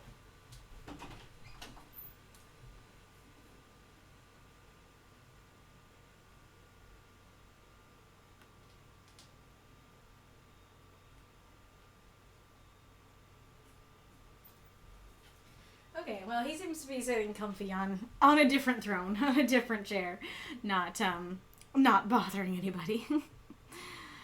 Ah, gotcha. Hellenic says, if anyone's curious, this is my go-to reference for Eros. Yeah, that's kind of what I was imagining. For sure. Oh yeah, I never mentioned the wings. Yeah, the wings, partially naked and bow. Yep, those are the clues. You're still making noise. I mean, I know you're all crinkled, but I can't do it. I might just have to let it fall and then put it back up again. Alright. A Poisoner's Parable by WolfsbaneX. 350 words. One day, in the city of Evanala, a question arose within the main hall of the Poisoner's Guild. A young assassin failed a mission due to the choice of a less than potent toxin. And so, an argument began between the more advanced poisoners about which poison was the best poison. This argument soon became an uproar, spreading throughout the compound until it reached the guildmaster's ears. Now the guildmaster was a gentleman, with hands weathered by age and chemical alike, and a wit keener than any blade. He knew the dosages, symptoms, and applications of poisons, like a parent knows their children. There was no one in the guild as masterful as he, so when the argument reached him, he rose from his work desk and made haste to the main hall. His entrance, though silent, quieted the squabbling between the guild members. With a sigh, the elder poisoner entered into their midst. "My brothers and sisters in maladies, why do you quarrel? You make enough noise to wake the dead." "Guildmaster, cried one of the crowd. "Perhaps you can help us." The older gentleman's stern expression softened. "What do you ask of me?" "What poison is best?" came the reply. The guildmaster then replied, "All of the chemical poisons we utilize can be detected by alchemy.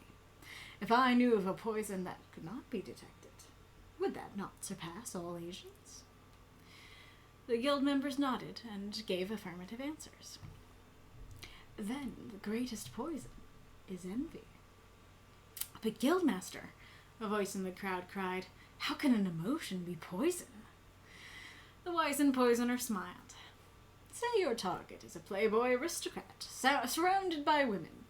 What better assassin than a scorned lover? All you need is an estranged wife or a pining washerwoman, a rumor here and there, and that poison called envy will leave the target just as dead." The hall fell silent. This was not the answer they sought. A few older poisoners objected, but the guildmaster rebuked them. "A poisoner who relies on chemical poison alone shall find himself in prison sooner than later."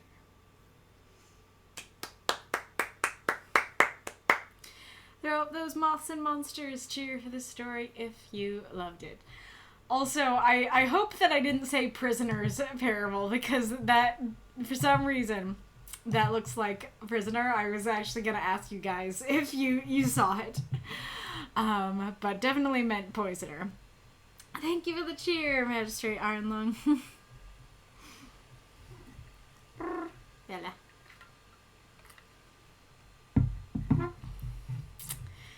Alrighty, Rue. This is a great story. It's funny because you being our resident horror writer and a lot of the stories, including my own, being quite dark this week, I was preparing myself. I was like, all right, this will probably be an intense one. And it actually was one of the least intense ones this week. You like defying expectation, I think.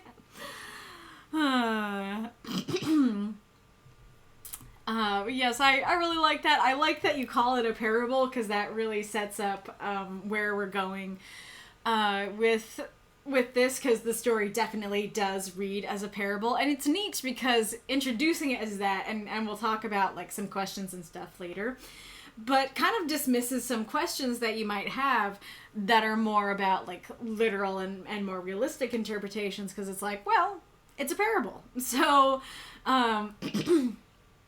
so, like, everything doesn't have to necessarily be literal or make, you know, every iota of sense, because it's a moral, it's a lesson, and I like that a lot.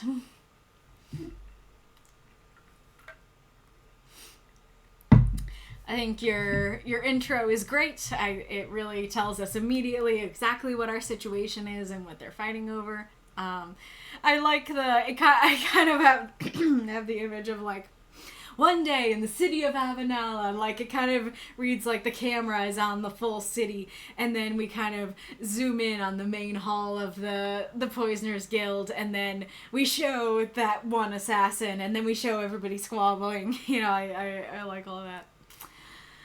And then I like it reaching the guildmaster's ears, like, weathered by age and chemical alike is a great comparison, or not comparison, but, you know, description.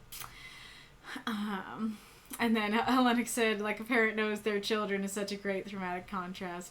That is a great image there of, like, poison is this horrifying, deadly thing, and parent knows children is, like, a loving thing, and that's a really neat image to put together, for sure. And again, just a great description, tells us exactly what we need to know. One of my few critiques for the story is, when the argument reached him, I think that what you were going for is just when the noise reached him, like he heard the argument, he heard the noise, but not necessarily what was going on. But when you say argument, I automatically think, yes, like he heard the argument. He heard what the argument was generally about. And so, so then when he's like, wait, why are you quarreling? Like, granted, maybe it's just kind of like an old man doing old man things and being like, he knows exactly why they're quarreling, and he's like, why do you quarrel? So maybe it's that, but it did throw me just slightly, and so I think saying when the noise reached him would work a little bit better. I like his entrance, though silent, quieted the squabbling. I think that works very well. My brothers and sisters and maladies is delightful. I love that. You make enough noise to wake the dead. Also a great little phrase there. And then of course, like, I love his speech and his moral. Totally makes sense. Like, all the chemical ones can be detected, so it would have to be something that's not, not chemical, not detectable. And so, when he's saying that, people might be like, okay, like, what wouldn't be detectable? And then it's like, it's an emotion. That's very neat. Oh yeah, and so then the answer is an emotion. And I was kind of thinking, like, even before I got to that line, I was like, I think it's gonna be like an emotion or something, something more metaphysical, and I was happy when it was. I think I thought it was gonna be something a bit more general, though, than just envy. But he does make a good argument that you poison that you, like, poison the scorned lover with envy so that they do it for you.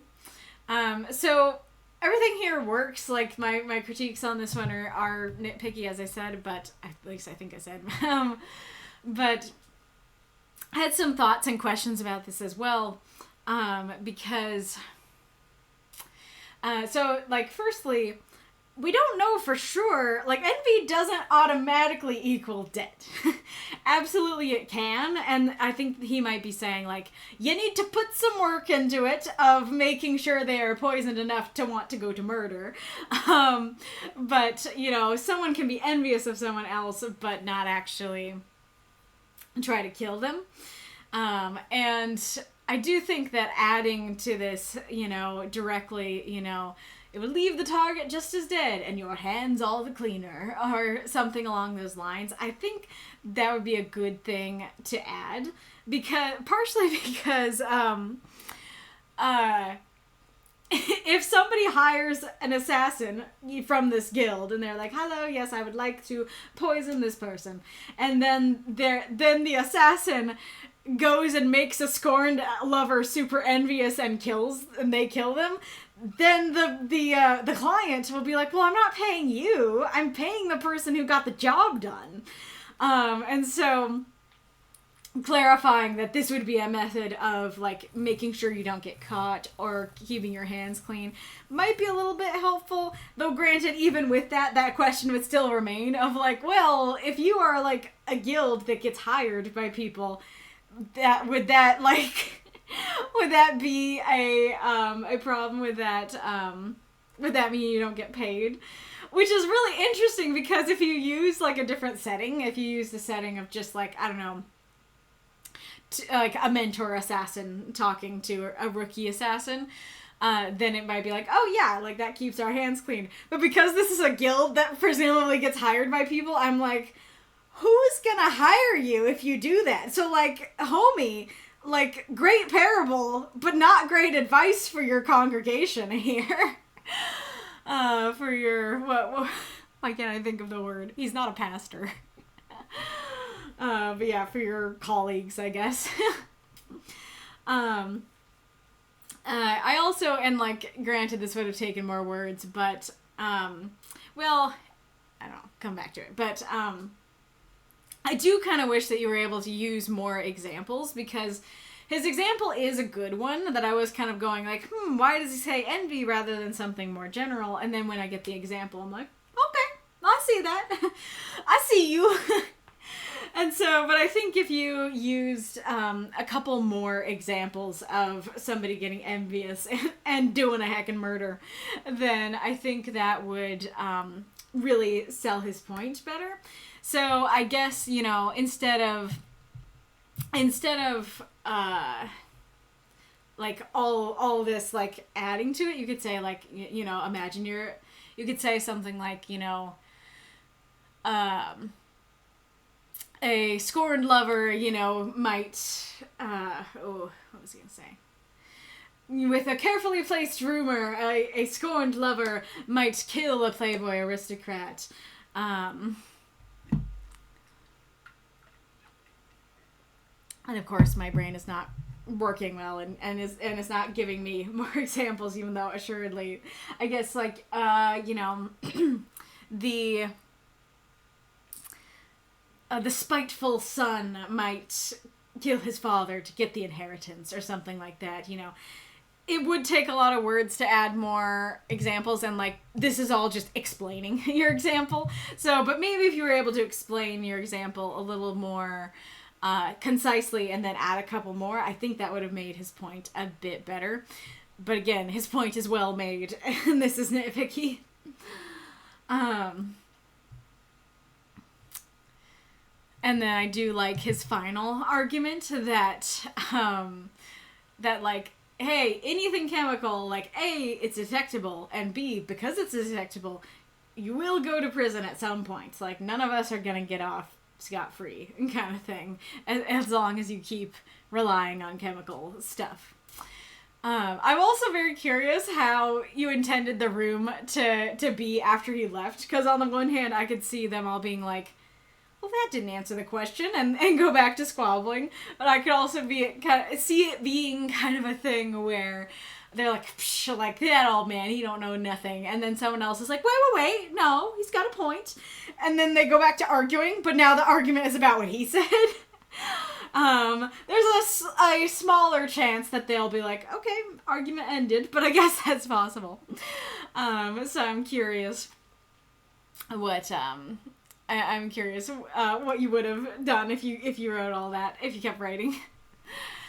But I really like this. I think that this story, that you did a great job of having it just be self-contained, and you just explained exactly what we needed to know, and gave us the info, and it was a neat little parable. We don't get a lot of those, but that's a great thing to do with this super short format, is to write a parable like this. I like that a lot, so I think you did a great job. I'm curious if this is the story you intended to write from the minute you started posting this prompt, or if you only came up with it this week.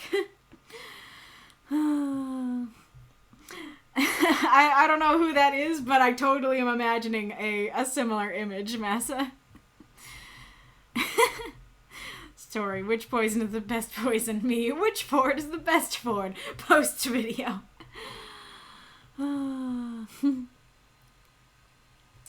Thank you for the cheers, Magistrate Ironlung Reinkarnitor.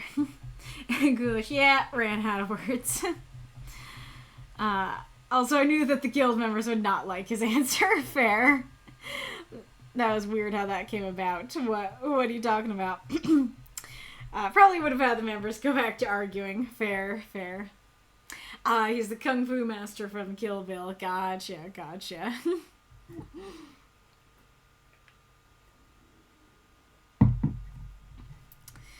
I had a few ideas, but this one stood out as the most interesting. Very fair.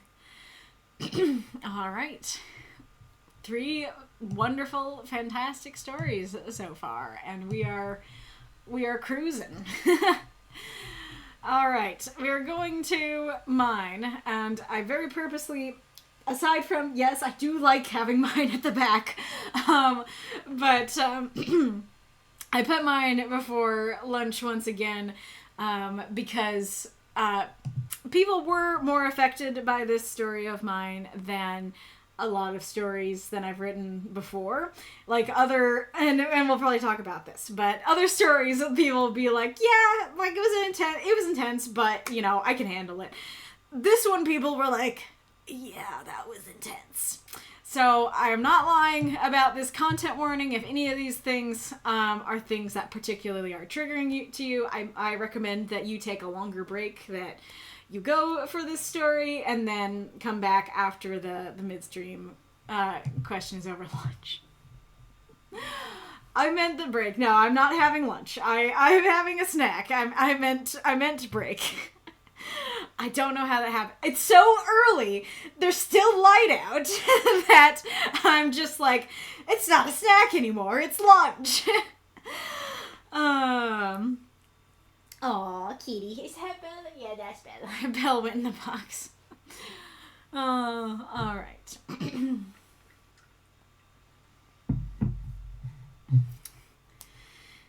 Pick your poison. The Ballad of the Monsters. Savion. I prefer the term anti-hero / Kaylie. 349 words.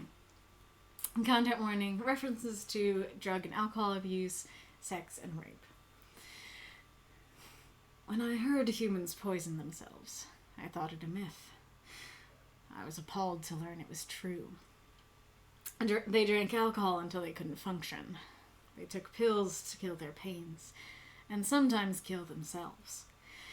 They willingly ate spices until they screamed. They couldn't stay awake without coffee.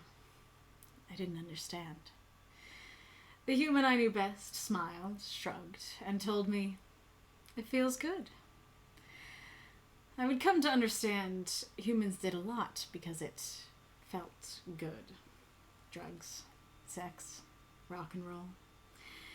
Even when feeling good hurt others. Even when it destroyed themselves. I didn't understand. I'd never prioritize a fleeting feeling over health and sanity. Such thoughts were soon filed in the folder of reasons I hate humans. Then, I became human myself.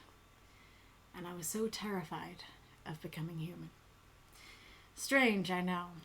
I was sure if I just kept myself from their poisons, I wouldn't be completely human. At least, I wouldn't be as monstrous as most. Some poisons were unavoidable or accidental, but I took solace that some remained in my control, never ingested. Then, I had sex. My friend tells me that's the wrong phrasing. I didn't have sex. I was raped. But just because I begged her not to do this doesn't mean my body didn't do those things. It doesn't erase the experience from my memory. It doesn't mean poison wasn't injected into my soul, changing it forever. My soul is shattered. I could never be clean, never be undefiled. The only thing left in my control was what new poisons I picked. And maybe, just maybe, if I poisoned myself enough, the memories wouldn't make me feel so sick. Maybe, just maybe, I could find something that would defile me more than she had. Victor didn't stop me, but there was one he told me to never try. What a fool he was. Doesn't he know I'm human? I understood with my first dose. Poison is an art. You have to learn how to poison yourself just enough to kill what's inside you without killing you. It was the only thing in my life that felt good.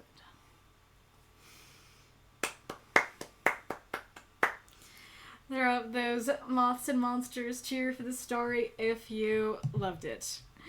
I would I would snooze the ad, but we have no snoozes left. Thank you for the cheer, Magistrate Ironlung. Thank you for the cheer, Ghoulish. Kaylee, you don't eat lunch at 6 or 7 p.m.? No, I don't. I'm one of those that eats the poisons that make my mouth burn. And delicious, delicious poison. Yes, I will talk about that in a second.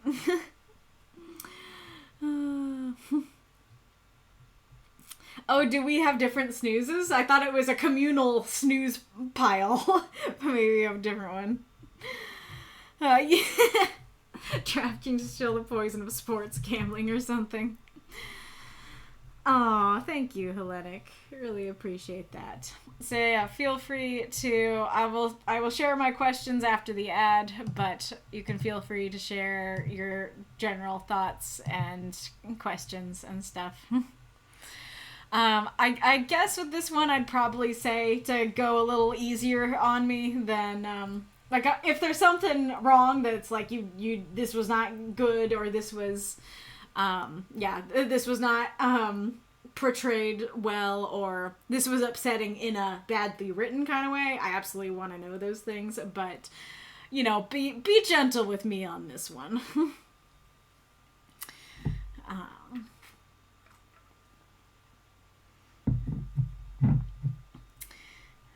Come on, Ad. Y'all always are making me sit there waiting. There we go. And Cat is no longer on the chair, so I can't. I mean, I could try and. I don't know. I was gonna say I could try and set up the camera, but then that'll mess it up for reaction recording. So I don't know. You want to do another story? Let's start with Forever.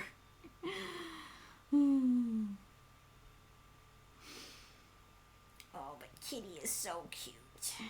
Kitty is so cute.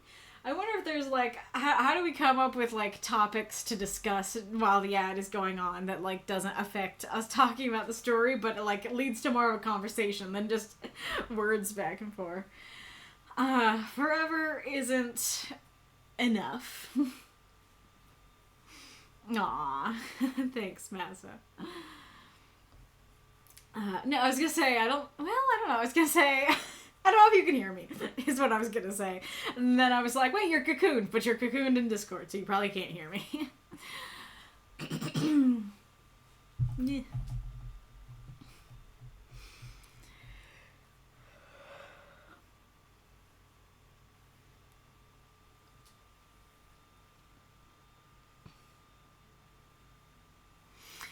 There's also talk of I could sing sea shanties, but I'm nervous. I've definitely sang them before, like to myself, but I'm nervous about just singing without practicing. What have we got so far? Forever isn't enough.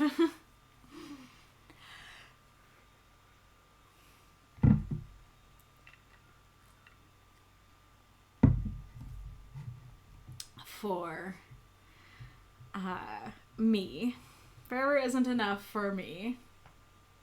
What is the happy shark about?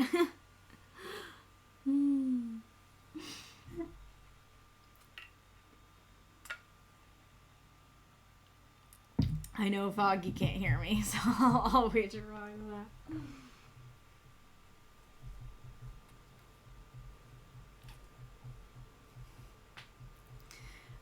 Let's go, Wellerman, sing along. Oh boy.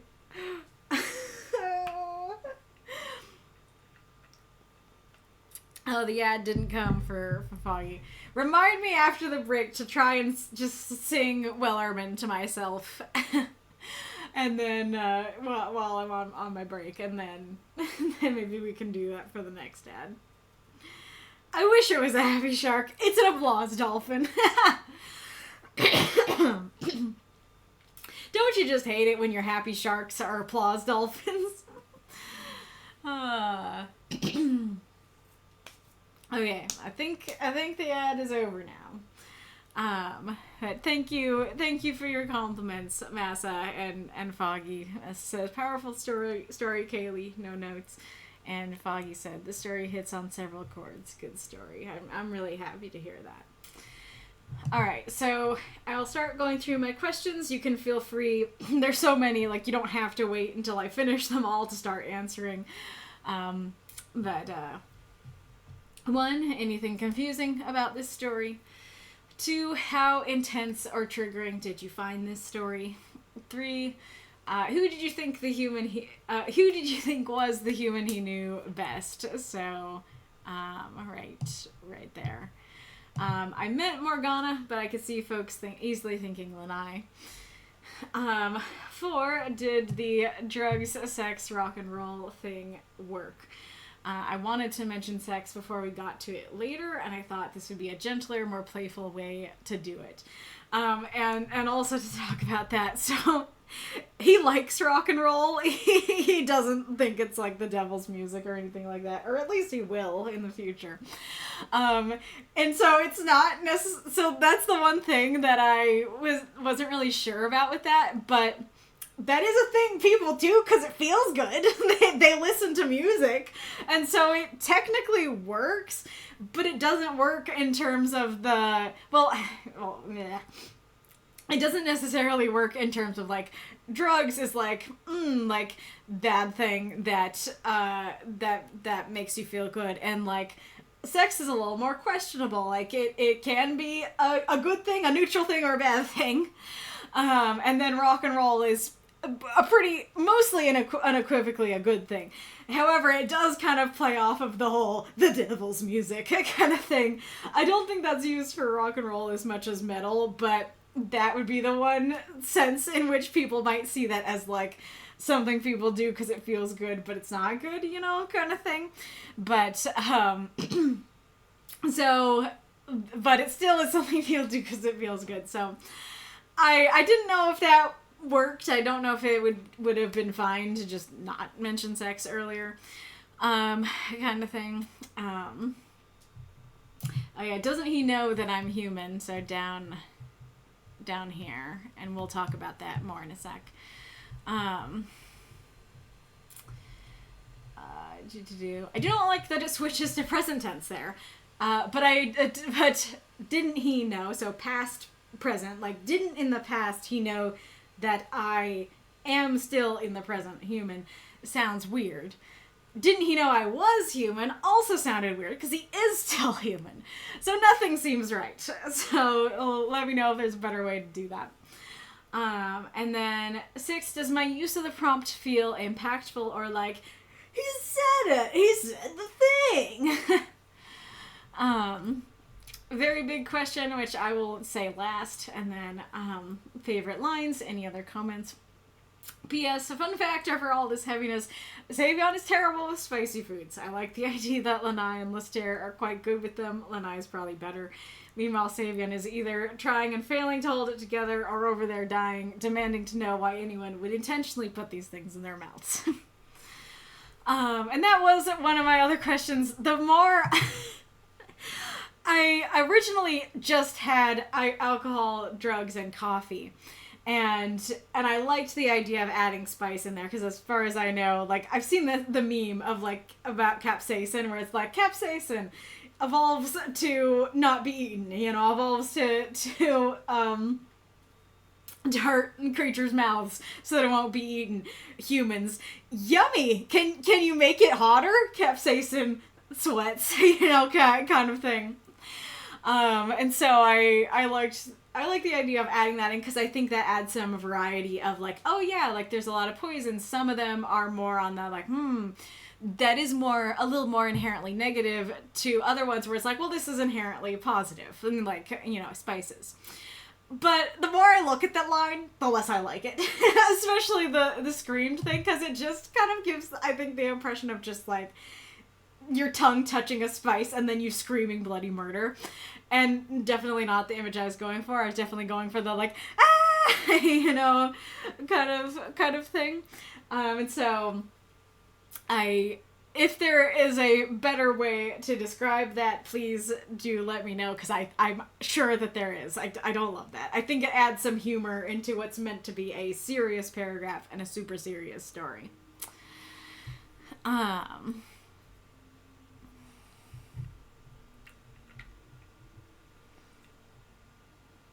Oh yeah, so this is actually in my original draft. Oh yeah, I didn't include this. I should have done that. So I wrote an original draft of this, and I, actually, let's go back. So, as per usual, I might have said this in the past before, but for me, you know, people have a lot of, like, I don't know, thoughts and advice regarding inspiration and writing. And so some people, especially new writers, are like, I need inspiration to write. And so there could be days, weeks, months where they're not writing because they don't feel inspired. And then other people, often more experienced writers, are going, well, don't wait for inspiration to come. Just sit down and write. Like, to be a writer is to sit down and write every day. So just make yourself do it. And like, there's even I can't remember, but I think there's like a famous quote of like waiting for inspiration to strike is like waiting at the airport for a train or like waiting at the train station for a plane or something like that. And like I have a different opinion. My opinion is make your inspiration. So it's not my opinion is not just wait for it to strike, and nor is it well sit down and do it. My advice and opinion is like find what inspires you and then do that before you write. So if you're inspired by a particular TV show, watch an episode of that before you decide to write. If you're inspired by reading, read a chapter before you write. And like, at least for me, like my inspiration does come from stories of all kinds. So it could be a TV show, it could be a book, it could be like a cool song with a cool story to it. And so there's lots of different ways that I could draw inspiration. And granted, like, yes, I am in that place where I don't necessarily need it. I do, like, sit down and write. But something very interesting happened to me with this story, which is that I wasn't feeling inspired this week. I was having kind of a bum week in terms of writing inspiration, and it only was really hitting at the end of the week, which is kind of a problem. And I wrote a draft of this idea. And then I read a chapter of this book that I've been reading, and after I read my chapter, I did feel inspired, and and so I decided to not just like go write and edit what I'd already written. I actually decided to try blank page, write my idea anew. And I am certain that my new idea was a lot better. My new write was a lot better than the old one. And so I actually had planned to share that in the notes of the old draft and then the new draft. If you guys do want to see it, then maybe I can grab it during the break as well. Maybe I'll write this stuff down.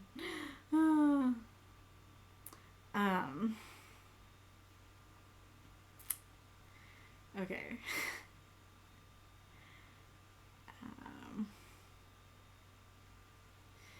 But I don't know if you guys are finding any of this interesting, but personally I found it kind of fascinating how much that changed what I was writing, the words and the phrasings that were coming to mind, just by coming off of reading a book and being inspired versus, coming in cold turkey, I guess. But anyways, all of this was just leading up to the fact that in my original draft, I remember having a line in there about him being like, yeah, like, sure, like, some animals do it, like, something about, like, dolphins, like, using pufferfish and stuff like that. Don't remember if I had any other specific examples, because I know this happens with some animals, and him basically being like, yeah, like, this does happen with animals sometimes, but they don't use it the same way that humans do, and they don't make it the same way that humans do. And so, all that to say, my very simple question is, did you feel like that was necessary? That knowing that Savion used to be an animal, when you read the beginning or the whole story, are you sitting there going like, but animals do it too, Savion? Like, I was gonna be like judgy, but like that's just him. So I'm curious if that felt necessary, if you were sitting there like thinking about that. But that would have cost a lot of words to put in there. I'm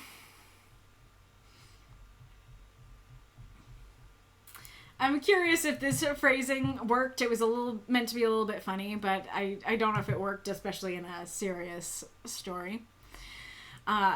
This is going to be a lot of what my big question is about, but I'll come back to that. I'll probably come back to this stuff too.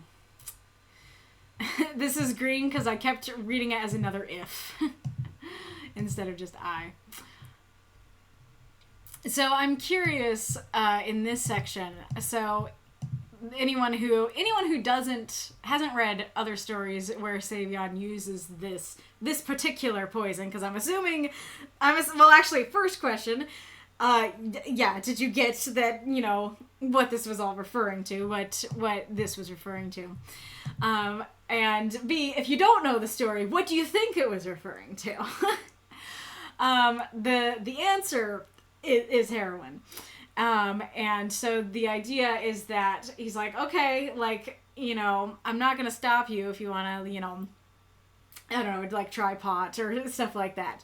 But that is one that is super addictive on one dose and is life-ruining on one dose. And so Victor's like, hey, I'm not necessarily going to stop you from doing any of this, but I am going to stop you from doing that one.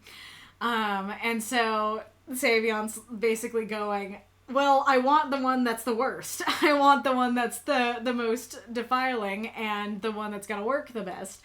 So the one that you're telling me not to use, that's more incentive to use it. And then my question about this is like, that is, I think, a very human thing to go, like, someone's like, don't do this. And you're like, I'm about to do what's called a pro gamer move. You're like, I'm gonna do it then. And simply because you told me not to do it. Is that's kind of what that's referring to, is that he's recognizing that that's a very human thing to do. And it's hard to get, you know, tone across when it's not actually dialogue, but this is meant to be a very bitter, sardonic sort of thing, where it's like he's spent so long not wanting to admit that he's human and not wanting to be completely human. And so for him to admit to, like, doesn't he know I'm human? Like, this is the kind of thing that would have appalled him in the past, that it's like, oh no, I'm doing that thing where you told me not to. And actually, I think he's very good. I mean, it depends on what the rule is, but I do think that he, despite being a villainous monster wolf, is very rule-followy. And so, usually if somebody was like, don't do this, I think he probably would just not do it then. And so, but if there was a time where someone was like, don't do this, and he did it, and he recognized, like, oh crap, like, that's a superhuman thing to do, that would bug him. And so him actually just, like, kind of like, I if this were dialogue, I could imagine him, like, leaning back and, like, chuckling, you know, in a very fatigued voice, and, you know, this line. And so, what was he gonna say? But yeah, so I'm curious if you're able to catch that aspect of it. And then, like, I guess, like, my question about the prompt use is about both sides. Like, because the whole story talks about poison, and so I don't know if that makes it more or less of, he said the thing, sort of thing. But this one I felt like really had, this part of the prompt, the art part, I think really had the risk of, like, he said the thing, poison's an art, you know, and so I don't know if that means that it's not as impactful, and especially at the end, I don't know if that took some of the impact out. I'm also curious, originally this was monsters. You have to learn how to poison yourself just enough to kill the monsters inside you without killing you. And then I was thinking about using memories, the memories inside you without killing you. But memories felt too specific, that it's like, yes, it is the memories, but it's more than just the memories he's trying to kill inside himself. And so I felt like monsters was too broad, but that also kind of had a weirdness to it, so I went super general with what's, and so I'm curious if you would have preferred any of the others, or would have had, or if you have any other ideas for that.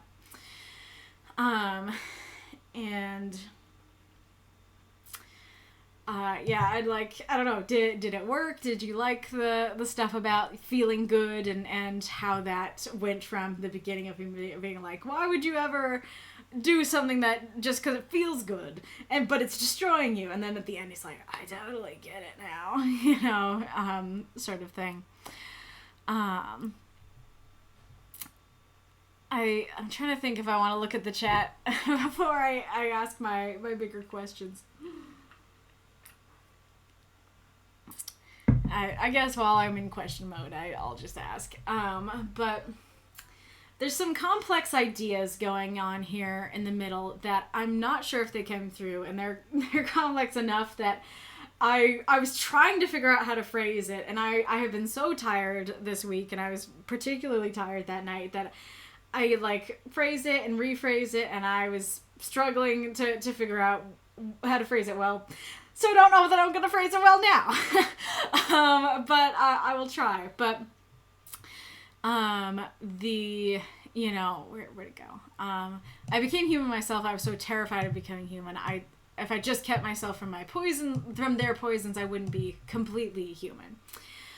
So there's another story I wrote this week about, that one's called, because it's hope that kills this heart. That one's about how Savion grew to hate humans, and it's very relevant to this.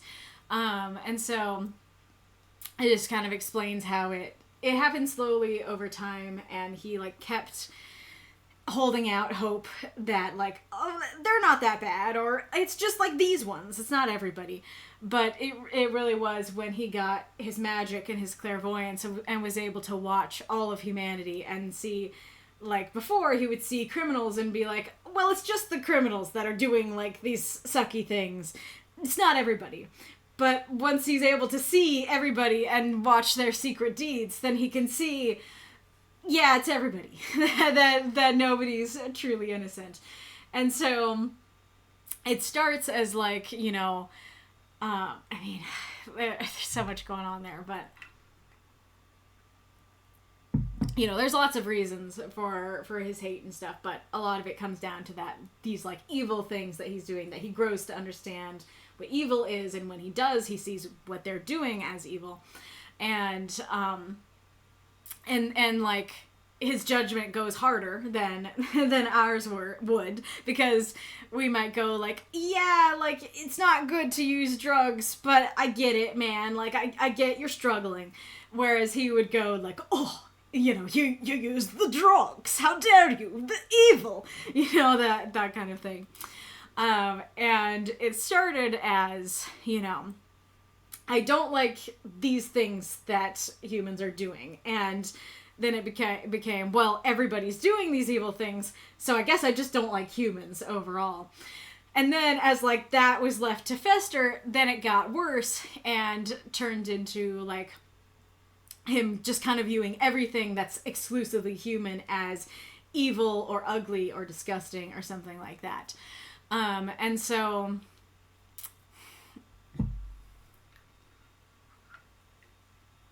like, I guess his complex around, oh, I see it. I see you again. I guess his complex around hands might be a good example of just like, at first he probably had like, didn't have a complex, didn't have any problem with human hands or anything like that. But over time, as he watched them, like he notices like part of the reason that humans are able to do the evil deeds they're able to do is because of their hands, and he sees like they don't use them the same way that like apes and stuff do. And so instead of it just being like, I don't like that humans are using weapons to kill each other, it becomes, I don't like the hands that are doing it. It becomes hands are evil because, they make weapons, like that kind of thing. And so it gets very extreme. And so it's kind of that he's talking about when he's saying, like, I wouldn't be completely human, is that there are a lot of things that are exclusive to being human. And he's like, as long as I didn't do those things, like, I may not like the body that I'm in, but as long as I don't do the things that I judge, as long as he doesn't do those evil things, then just in general, it's like, I'll be a less evil person than them. But it's also like, I guess an example would be like laughing, that like laughing is something, and again, like I know it's debatable if like other creatures laugh, but that's a pretty specifically human thing. And so it's like, oh, like, okay, as long as I don't do that, as long as I don't laugh, I will keep that bit of myself not human. But that would of course be one of the poisons that's unavoidable, kind of thing. So there are a lot of these poisons that like he can't help but do just because he is human, and some that he accidentally, stumbles into. and some that he has to realize, hey man, you're just being judgy. This is not actually a bad thing. This is not actually a poison. But there were other things, especially those like more unequivocally evil things that he can stay away from. Like, like hurting people or like doing drugs or that kind of thing. And so he can kind of go, okay, well, like maybe I laughed and I cried and maybe I have to use my hands now. So like I've been infected in that way. But at least I've never done drugs, so at least I'm not too human. At least I have not been infected by humanity that far, kind of thing. So one question would be, like, how much of the things that I'm talking about, came through in the story, or were you like, what the heck do you mean you're human, but you're afraid of being human? What are you talking about, man? What did you get out of that, and how much of it lines up with what what I'm talking about?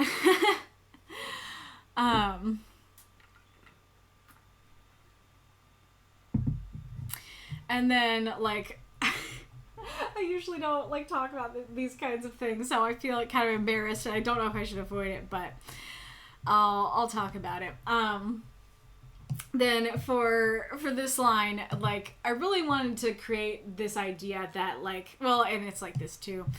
I guess I'll talk about this first, that it's this idea that somebody else might have this horrible experience happen to them, and they might be able to go, that was horrible and traumatic, and I have issues now, I need therapy, kind of thing, because of what happened to me.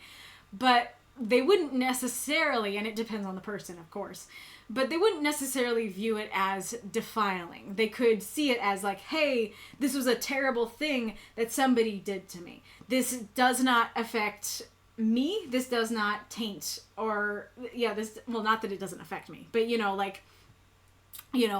doesn't mean that my body or soul are tainted because they did this. Like, this is a sucky person doing a sucky thing involving me. And, like, I don't know what all, like, how all victims view it, but I can imagine that at least some view it that way. But Savion is not able to view it that way. Like, he does view himself as being tainted, especially because this was one of the big poisons. This was something that he very much did not want to do. Again, I don't know how far I should go in explaining why he didn't want to do it. But yeah, it was kind of this situation of like, this is an experience I never want to have.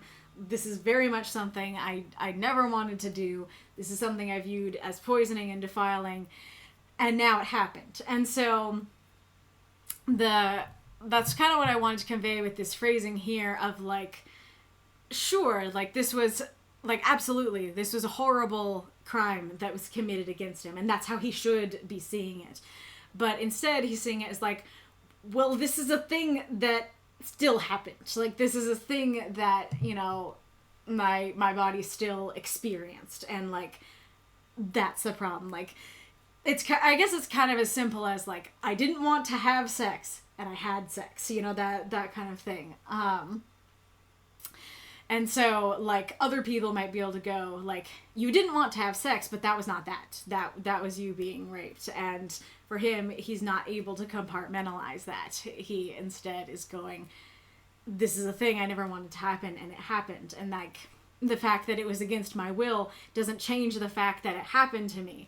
And so he feels, defiled and unclean because of that.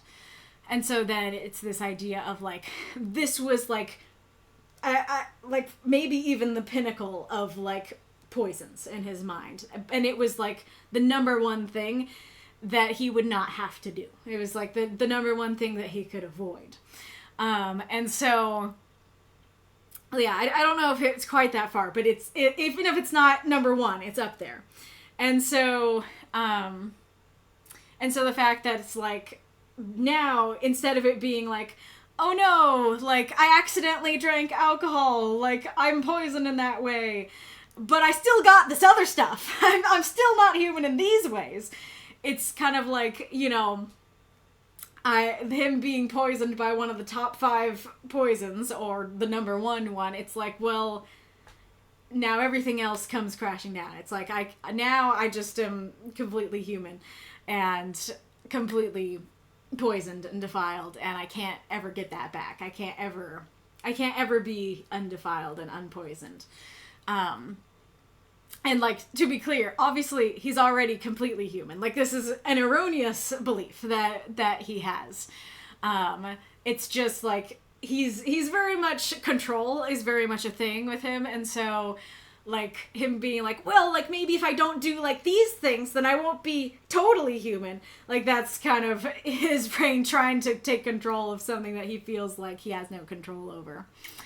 And so basically, like, he's going, well, like, it's too late. Like, I'm already lost. I'm already as basically as defiled as I can be, or in the worst or one of the worst ways that I could be. And so it's like, well, okay.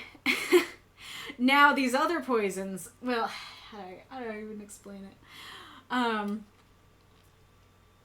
Well, actually, you know what? I was going to talk about this, and I think this would work. This would work as a way of explaining this. So I kind of cheated the song prompt because, or challenge, I mean, because this was not inspired by the Poison song from Has Been Hotel, but this line is very much inspired by a line from Has Been Hotel. This is technically going to be a spoiler, but I'm not going to tell you who said it, so do with that what you will.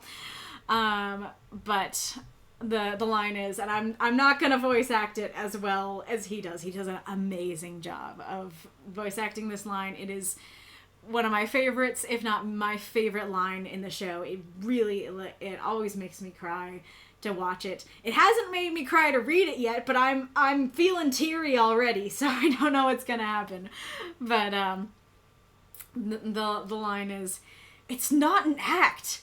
It's who I need to be, and this is my escape, where I can forget about it all. How much I hate everything. A place where I can get high and not have to think about how much it hurts. Maybe if I can ruin myself enough in the process, if I end up broken, I won't be his favorite toy anymore. And maybe he'll let me go." Yeah, I get teary-eyed. But this line is very much meant to mirror that line, and it's meant to be that kind of idea of,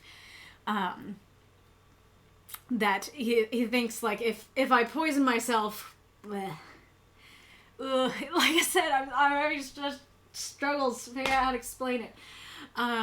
But, like, he's already, you know, defiled by this other thing. He feels awful. And so it kind of goes back to that control thing of, like, now he doesn't have a choice to get clean. Now he doesn't have a choice to not do the things because it's too late. He doesn't have a choice to clean up. It's too late. The damage is done. Now, the only choice he can make, the only control that he has that could affect this in any way, is the things that could defile him more, the things that could poison him more. And so, like, if he feels like, if I ruin myself more, then maybe the memories won't feel so bad because now I'll have this defiling thing to think about. Maybe this will feel worse than the poison, the defilement that she gave me. And, like, I guess another way to explain it would kind of be, like, so I have OCD and OCPD, and I don't know if this is like that sort of thing. I don't know if this is something anybody else experiences, but, like, sometimes a YouTube video will come up on my feed, and I'll see that it'll be, like, from a creator I like, and I'll see it, and I'll be like, that sounds interesting, like, I want to watch that, but also, that kind of sounds like it might trigger me, and so I probably shouldn't. And so I'll be like, nope, let's not watch that. and or I will intentionally put it away, be like, not today, but we can maybe try it a different day.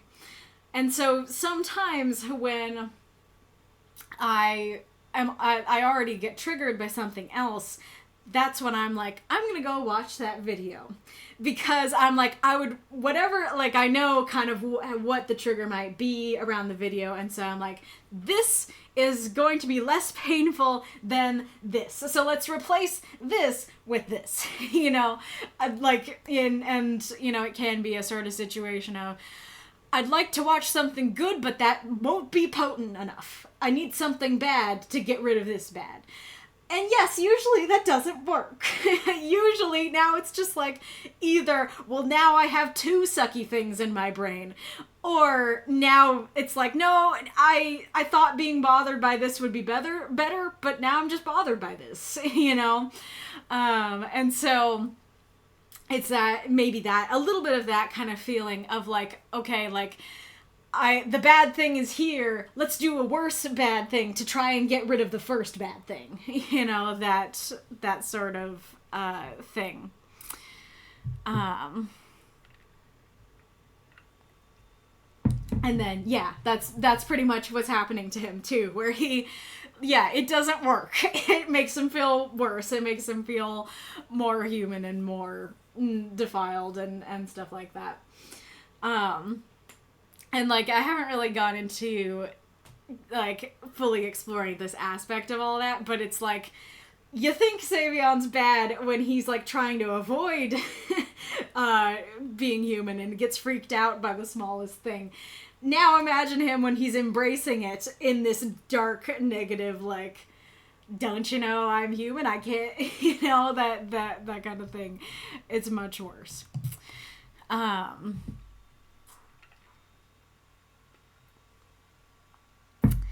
Well, with all of that, and I'm certain that was a much longer talk than the other stuff. So with all that, let's see what folks have been saying. Hopefully I'm not speaking into the void.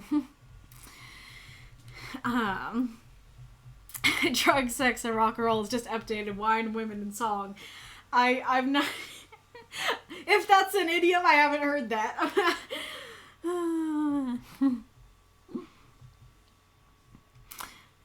Heroin is pretty bad. I know ones that are even worse.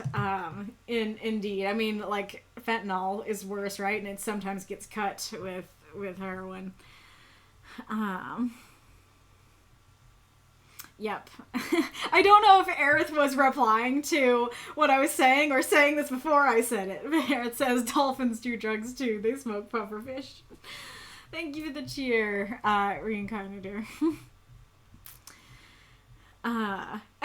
Rock can be self-destructive depending on how hard you mosh. That's true. Or how hard you headbang. And if you end up accidentally headbanging the wall. Foggy Wall says, originally rock and roll was the devil's music. Okay, so was it, I don't know much about music history, but did, like, rock and roll come first and then metal came last and, like, it came second, so, you know, came after, and so it was like, wow, rock and roll, that's the devil's music, and then metal comes around and it's like, I stand corrected, the rock and roll wasn't that bad. Oh, interesting.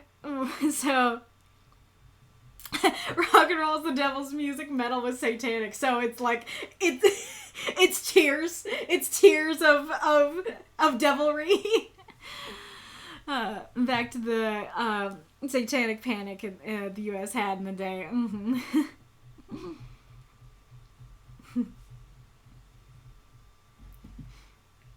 Nice. That's the BTB did a great dive into the satanic panic if anyone's interested. Yep. Foggy says, I found it interesting that you made the main character male, since men getting raped tends to be sidelined in the situation. Yeah, definitely. And that is something that, and you guys can help me, like, this is something that's very helpful about the writing group, is, like, with very intense and triggering topics like this.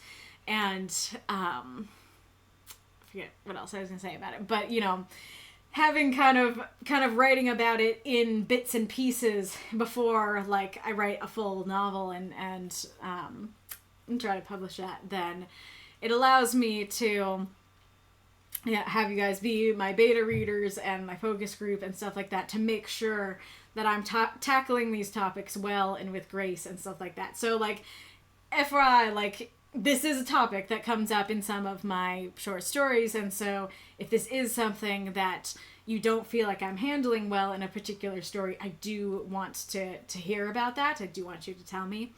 And so, like, I would, you know, with this story and this topic, like to have messages of, you know, making male victims of rape feel more heard, you know, because I don't feel like they're heard in our society. And so, yeah, I'm not able to phrase things well. I hope that's coming across.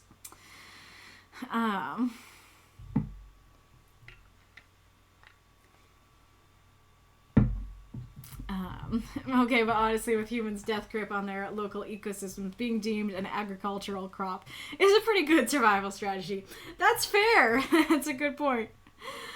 See also coconut, pineapple, and potato.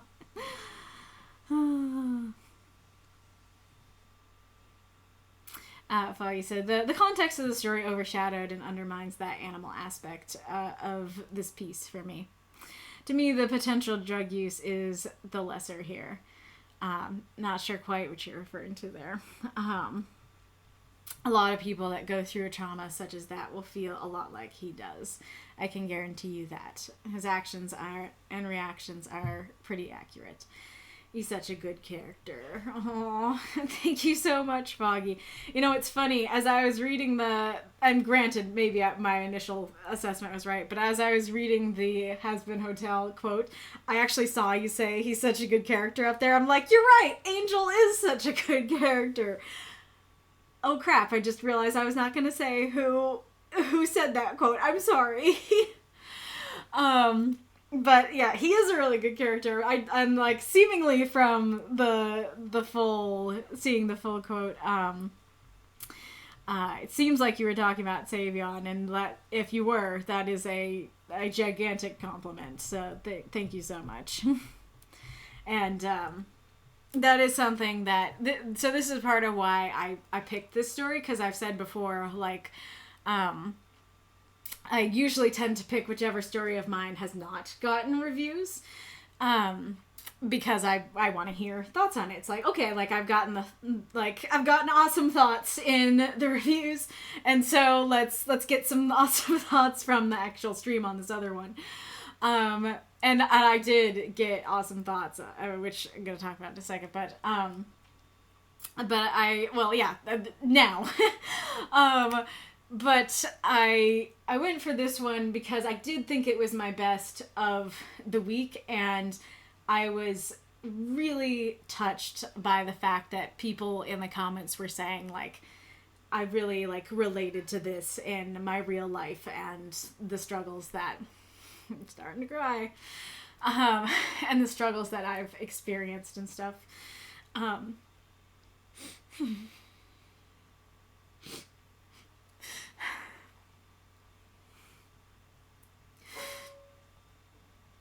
Because that's what I want with my stories, to be able to touch real people who have experienced real struggles, and I haven't really gotten comments like that before, and my stories don't really get a lot of reviews, and granted, I don't, like, look at every review. I mean, I look at, like, a lot of the stories every week, but I don't necessarily scroll down to the reviews every week.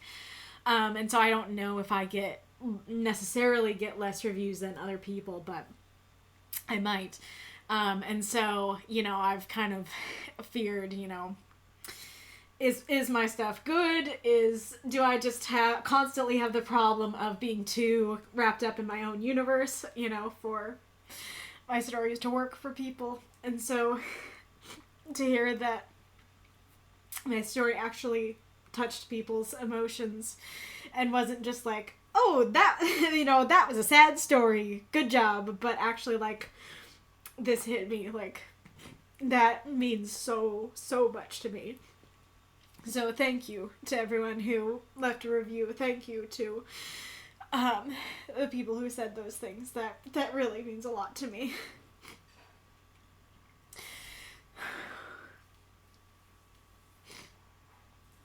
Alright, time to go back to the chat.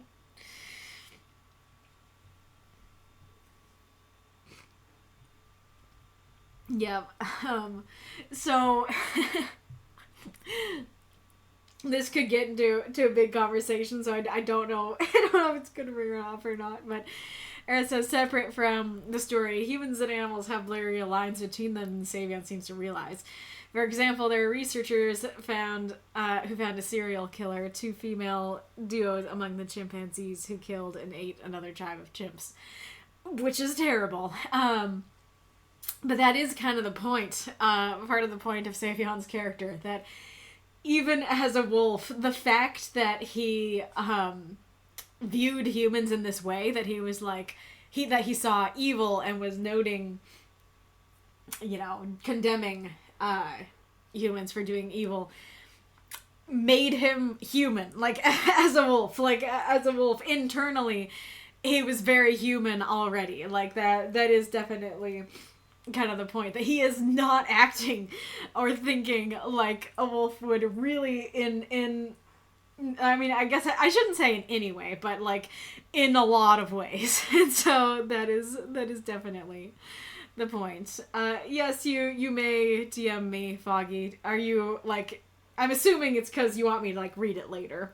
If it's something you want me to see on the stream, you'd have to tell me. So like you are so right. You are completely right about that. And like it is kind of a thing of like knowing what you do as evil, that humans know, like, grant, and again, like, I don't know if this would turn into a debate, and if there are a lot of comments about that, I might not go too much into it, but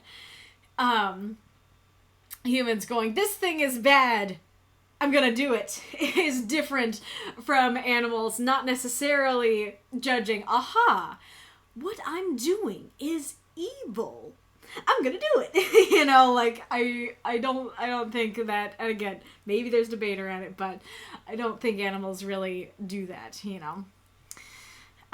Very, very fair, Foggy. Mika says, I really like this story. It's a really good example of how someone can want to punish themselves or escape from reality, specifically because of how painful reality is. Thank you. Yeah, exactly. Rock is basically a synchronization of black gospel, blues, jazz, and country. Well, that's fascinating, because I probably, if you were like, is rock like these types of music, I would probably not say any of those types of music. I took a class on it. Oh, nice. Mahalia Jackson, a black gospel singer, heard Elvis sing and said, he is stolen from God's holy church, oh boy. Yeah, he stole our rhythm. he threw off the groove, literally.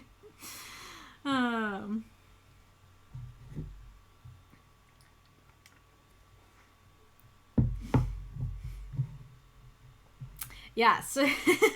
I get, like, I don't, that this might make me go on a tangent, so I don't know if I'll stop myself or what, but it says, it also makes me curious, as animals tend to lack the hang-ups about sexuality that humans have. Now, sexual assault as a poison makes perfect sense, but I pondered why human sexuality would seem evil in and of itself to Savion. Yeah, so that, I mean, I guess in a way it's kind of the same answer as the earlier thing, where it's like, yeah, even as a wolf, he's viewing things in a very human way. And that one did have a lot to do with, like... So, as a wolf, how he saw human sex was just kind of like... it was gross to him because humans were doing it, but it was just kind of like, ew, gross, moving on, you know, but not really like, I'm trying to think of like an example. I don't know, like if it came up in a book that he was reading, it would just be like, okay, like whatever, like he'd probably still read it and just be judgy about it and just be like, gross, like naked humans doing that, ew, kind of thing. This one is one of those things that is very tied to his human body, that like he doesn't like his human body. He especially doesn't like his naked human body. He doesn't particularly like being touched. And so, like, already that makes it sound like an unpleasant experience. And so, but like the thought of sharing, you know, his human body with another human, you know, is very repugnant to him.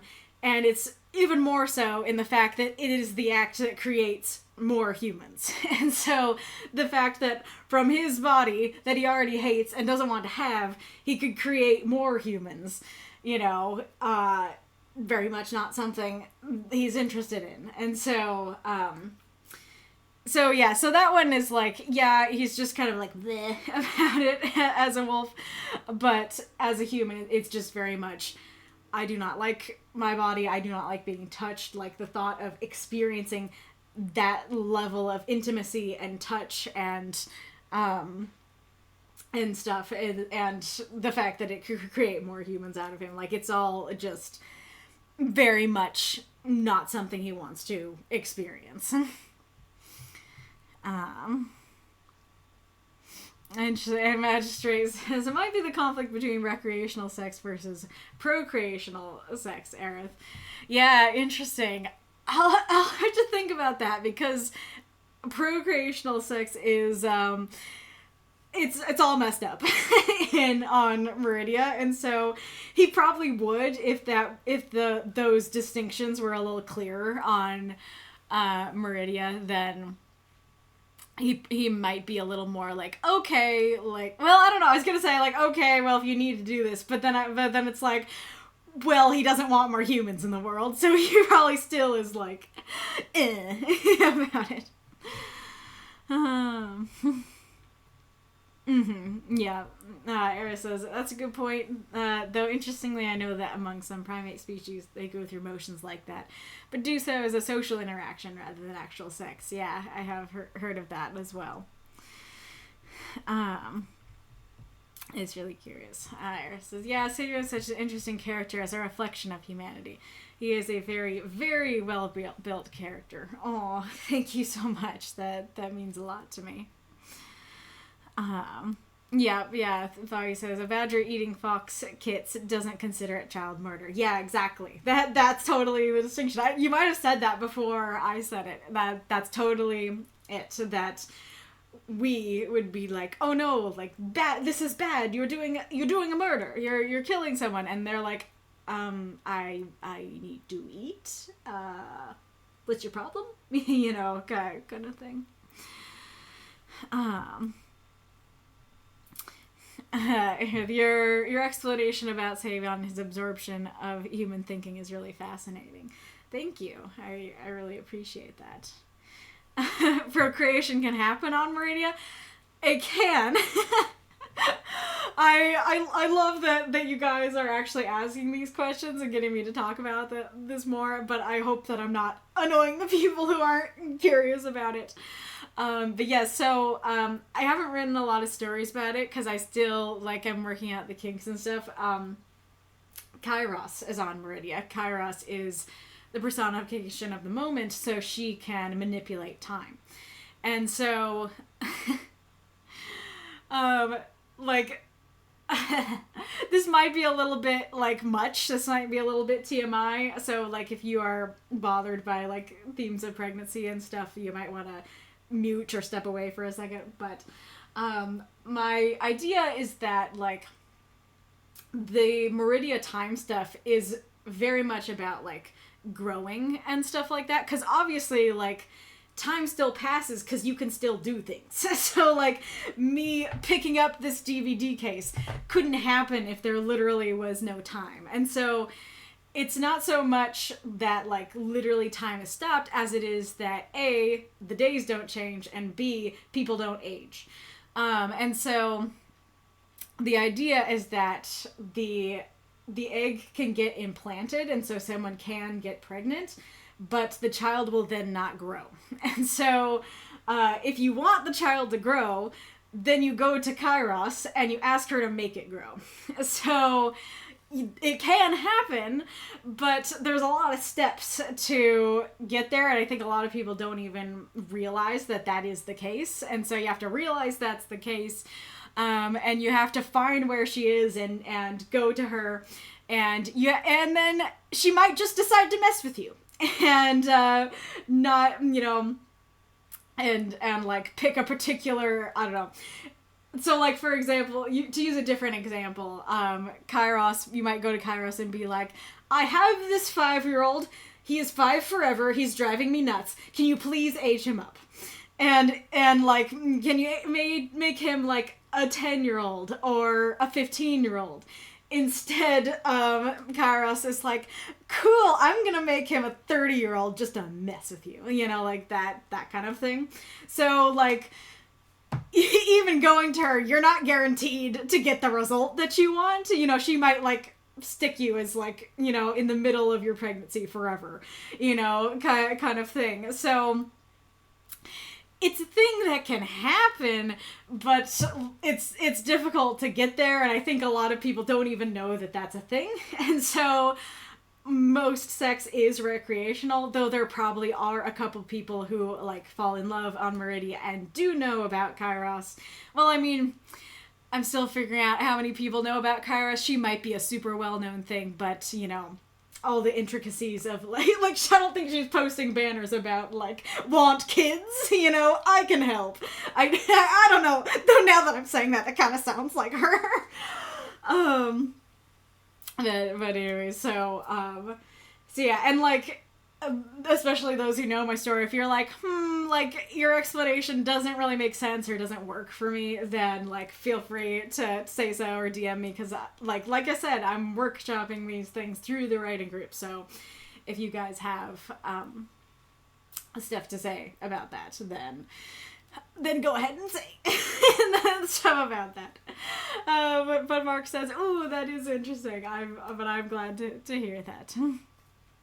Oh yeah, and so, like, the other thing about the reason that I have, like, that thought is because I'm thinking of more of, like, the egg being implanted is more of just, like, a thing that happens. It's just, like, this is a process that is happening in the body, rather than, and, like, granted, not all processes in the body happen on Meridia either, but, like eating, like, people still eat, people still digest, so, like, that kind of a process happening in the body. But then once it's like, oh yes, it's implanted, it's a child now, then it's like, oh well, those don't grow here. Sounds like I'm talking about a plant. It's like, but I would like to plant this plant here. Well, those don't grow here.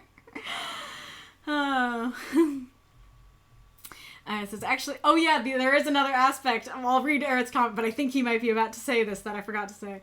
It says, actually, it's really interesting because even if procreation can happen, can work, if it did happen normally, it would be problematic due to overpopulation, due to no one aging and dying. Yeah, that's true. That's not what I was going to say, but that is true.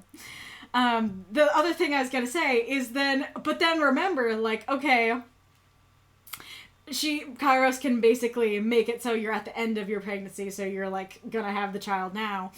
But once you have the child, it's basically a changeling child. So, like, now you have Bebe forever. Sure, like, you can then immediately be like, okay, I have another request. Can you make Bebe adult? But, like, that's another potential problem where it's like, sure, maybe a couple does want to have a kid. Sure, maybe they are willing to go to Kairos to actually have the kid. But then once you have the kid, can you trust her to, like, make the kid the age that you want? And as I'm thinking about this, I realize that I haven't figure it out, if she then did, like, turn the child into a 20-year-old, would it be a 20-year-old with a baby's mind, or would it be an actual 20-year-old with a 20-year-old mind that just, like, is a blank slate? Things to think about. Yep, and newborns require a lot of care, exactly. So it's like, even if you want a child, you probably don't want newborn forever. And that's a distinct possibility. And so that's another reason why you may not want to go through that. I was going to ask about the memories thing. Well, if you have your thoughts and opinions on it, you feel free to say your opinions and stuff.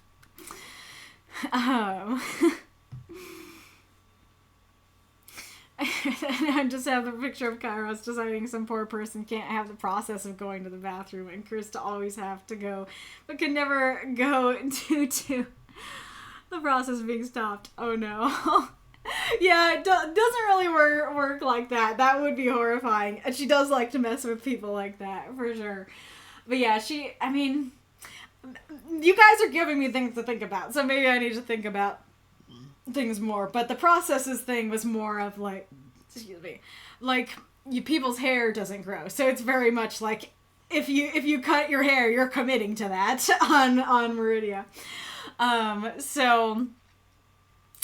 But that to me is like related to, you know, growing, that things don't grow there, but you know, and there's definitely an argument for not having people eat either, but I want people to eat.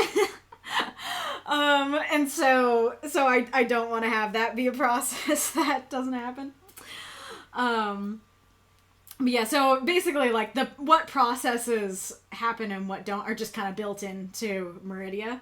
But now I guess I need to think about, are there processes that she could decide to stop and start? Because sure, presumably she could, like, you could go to her and be like, please make my hair grow. And presumably she could do that. Granted, now that I'm saying that, I think you would probably grow too, as she tries to do that, maybe? Things to think about. What was I going to say? But yeah, so yeah, I'll just have to think about, are there processes that she could stop and start, or is it all just like what processes happen and what don't are built in? Yes. So that actually is so Mark says, so if you're ovulating when you get to Meridia, you're always ovulating. So that's actually part of why I was like, I need to think about more of the processes, because that's a thing that I've been thinking about, that yes, that is what happens, but I was thinking that she could switch it, that you could go to her and ask for that to be changed to a different part of your cycle. Hello, new person. You are coming in at an awkward moment, but you are very much welcome. I'm reading stories from the community. We have a prompt every week. Our prompt today is The Art of Poisoning. And I just read my own story that I wrote for the prompt, and people have been asking a lot of questions. Yes, the Necronomicon with the 0.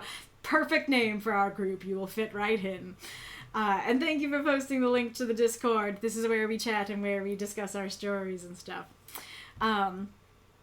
But continuing about your question, Marks, I've been contemplating having it be that, like, personification powers are specific to them, but they can, like, put them into an object that other people can use. I originally was not going to have that, but it was actually a lot about this that has been giving me that idea, that she can, like, sell these objects that can, like, you know, move your cycle forward or backward and stuff like that, because that basically, and it could also potentially be something specific to her, that she can basically, like, bottle time, and so you can, like, take your bottled time and use it, you know, to move where you are and stuff like that.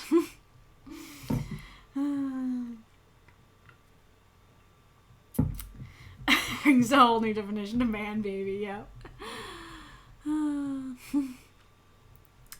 Then I could go, fair enough, and sounds interesting as hell. Aw, thanks. Really appreciate that. Aw, sounds like I found my people. Lovely to meet y'all. Oh, that's so great to hear. Here's your grow rock. Yep, exactly. And anyway, I just want to say that your story was really great. It was very impactful, and I really loved it for that. Thank you so much. I really appreciate that. The flesh horse welcomes you. Yeah, there's gonna be your double test on it for your people. Touch this pot. Okay. Congratulations, you're pregnant. Wait, what? Yep. Pretty much.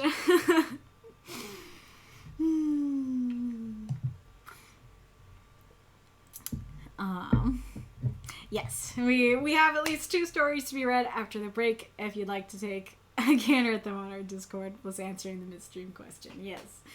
But thank you all for listening to me / discussing with me. Thank you all for asking questions. Thank you all for your lovely reviews and comments and thoughts and stuff like that. I really appreciate everything you've had to say and everything you've allowed me to say.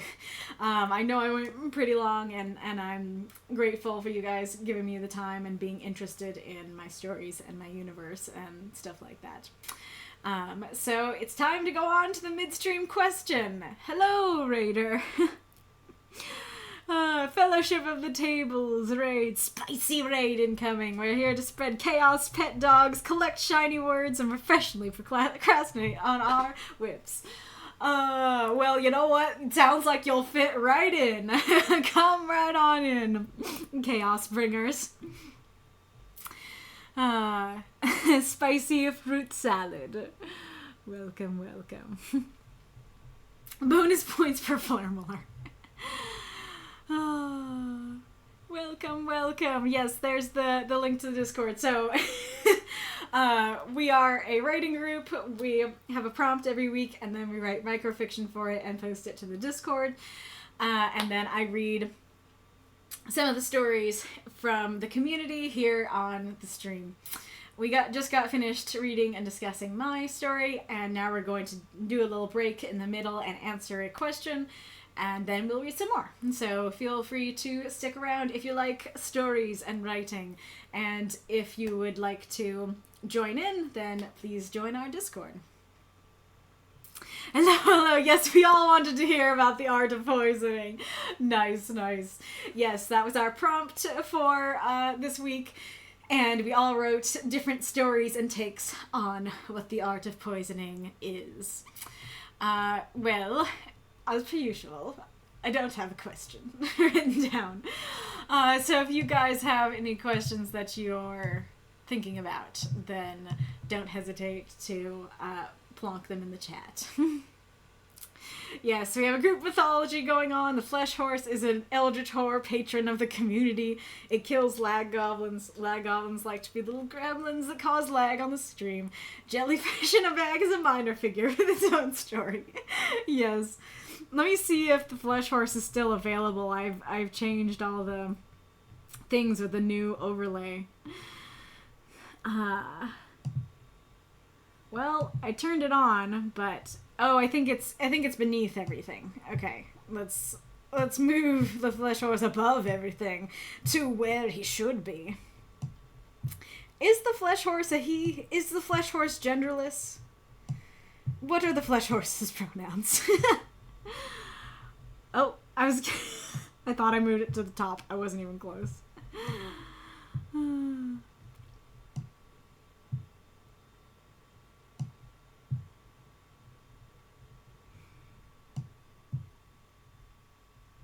Well, now it actually is at the top, but I don't see it. Do you see it? Oh yeah, this might have been, OBS does keep telling me that some things are inaccessible. I think this might have been one of the inaccessible things. No, not the inaccessible Flesh Horse. Here, I'll put a sticker in the, yes, we have a sticker of the Flesh Horse. I'll put it in the chat and then I can show you. But there you go. There's the Flesh Horse stomping on a lag goblin.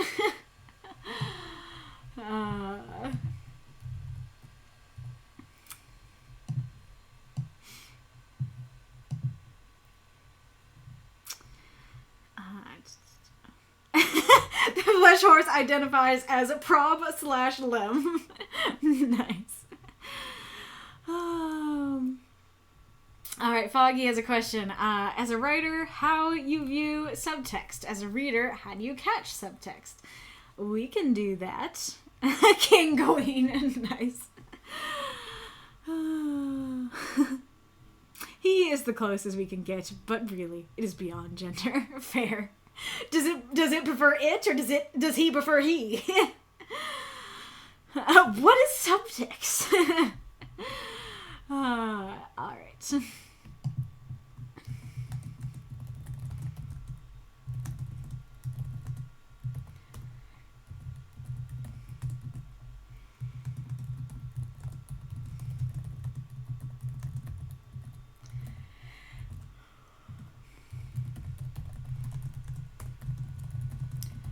So, am I correct that as you guys were waiting and the music was playing, that you couldn't hear me? I said, like, testing 1 2 3, can you hear me? And I talked to Bella for a bit. Because I tried a new thing, and I think the new thing may be a good thing, may have worked. Okay, so there's apparently I was on Be Right Back the whole time. There we go. I think that's readable. That seems readable on my screen. It should be readable on yours. Yes, share the original art of the being. The flesh rose was, what/the/hell? Or that thing.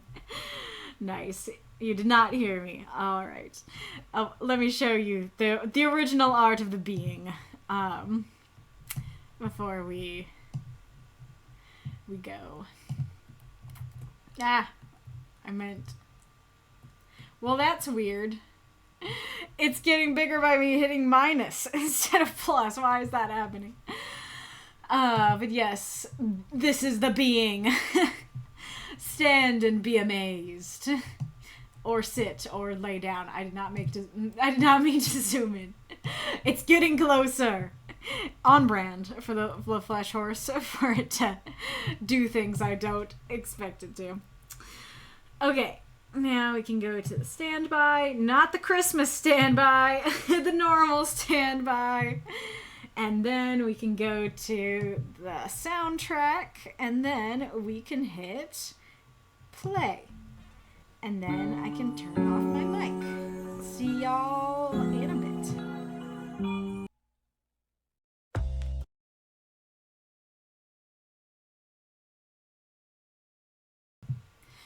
Soon may the Wellerman come to bring us sugar and tea and rum. One day when the tonguing is done, we'll take our leave and go. That's probably the best it's gonna sound.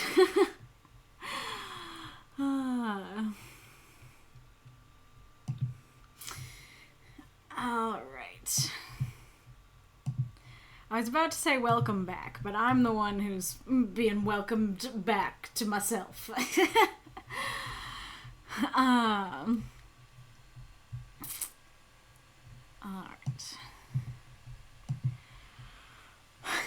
Mako, sorry for the lack of comments. I'm herding cats. I am very curious. I'm very curious about the cats you're herding.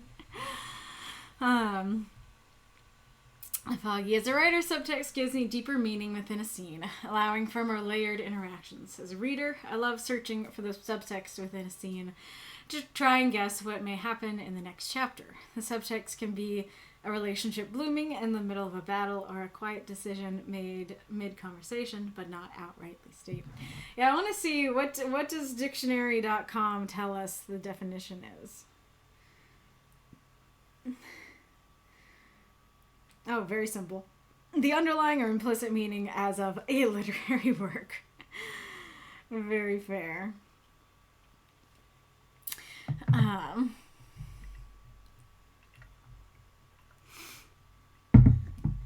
But yes, very, very true.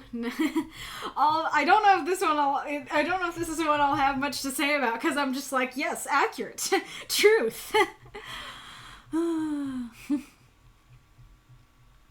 Reinkarnitor. I'm personally extremely bad at reading subtext. Usually when I read the story, I read what is written. I sometimes ask myself questions of if it was meant in a certain way. And it is great in the archive because you can ask the authors, aka you guys, but in books and in other media online, I often wonder. Sometimes I feel like instead of maybe interpreting something wrong into it, I'd rather not interpret at all and just appreciate the text as it is, which is what is standing there is what I understand, but any deeper meaning of the author is beyond me. I guess I am all in all not really able to understand other people's emotions very well. It's been a problem in the past to the point that I told my friends to openly tell them if I bore or annoy them, since I was actually unable to tell them. I cannot read people very well when it comes to their, well, subtext. Interesting. Well, I'm sorry to hear that that's a struggle for you, Rink. But that is fair. I do think that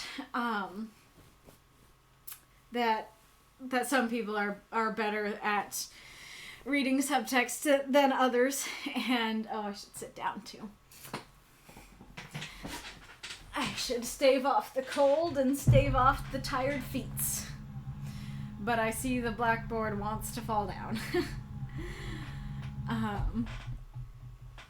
And that is a fair point, that like if there's something really important in the subtext, then that could potentially be something to consider for an author, that not every reader is going to get that. And so what's going to happen if and when they don't get that? How catastrophic is it going to be? Sort of thing.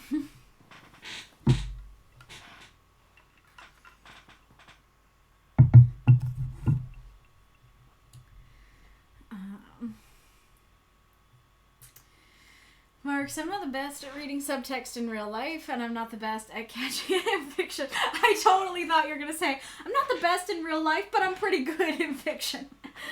I do enjoy finding out about it in research through reviews and such, as it does add to it. I can usually write it fairly decently, I think, but when it comes to getting at it myself, yeah. Fair.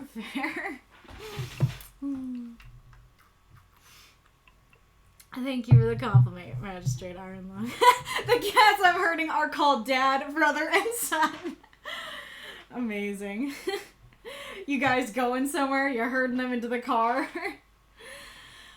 Steel Bulwark. For my part, I'm generally bad at catching subtext on a first read, but when I go back over it, I start thinking about the entirety of the piece and the themes at play. And I usually pick up on it a little better. When I'm writing subtext, I try to make the hints a bit less obvious, but the emotion of the scene more obvious as a way to hint at the subtext. I don't always think that subtext is necessary, though, honestly. Very fair. Foggy says, I have the same issue with taking everything at face value, so I see finding subtext as a little challenge to myself. A game while reading. Nice. This is really interesting because I feel like I'm pretty good at picking up on subtext, but this is kind of what's fun about doing reaction channels, because like as you're seeing me, watch Arcane, then in like you can tell me if you think I'm good at picking up on it or not.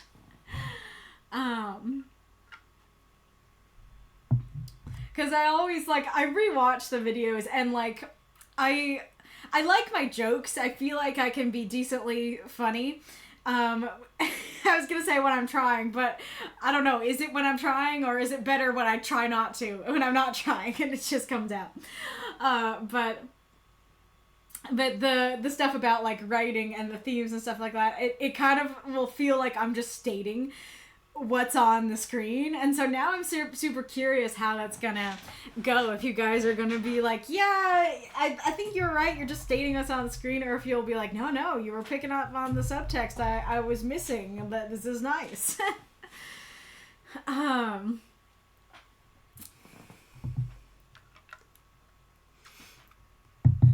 Okay, yes, actually we are. It was poorly planned. I feel foolish for assuming otherwise. Aw. Sorry about that.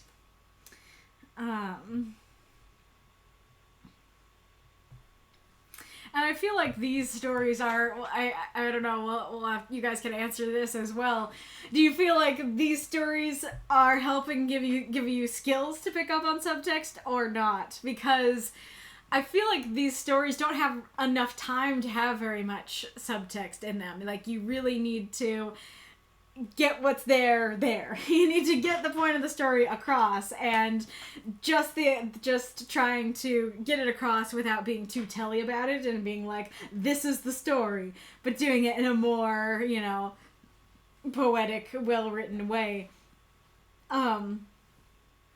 And so then adding the other layer of subtext, I think can often be difficult, or you just don't have the words for it.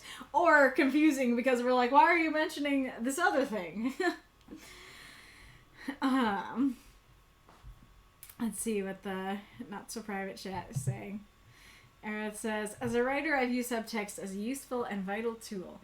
In fact, I'm often fascinated by the way each specific word shapes the experience of the text. Like, he ran through the room, he crashed through the room, he moved through the room with haste.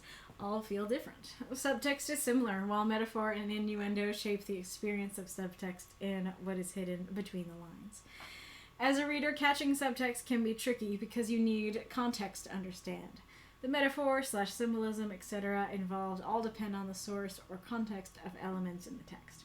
Some things you'll get as a reader, but sometimes, like if looking at another culture that is very different from your own, it'll be very difficult to follow subtext, and you often need to learn about the culture itself to understand the subtext. That's a good point, especially what we were talking about, like the Japanese suffixes and stuff with Hellenic's story. Like, I don't know if I'd call that subtext specifically, but that's definitely a thing that if you don't know anything about Japanese, then you're not going to understand the meanings of those things, and that'll be. That layer of meaning will be lost on you from the story.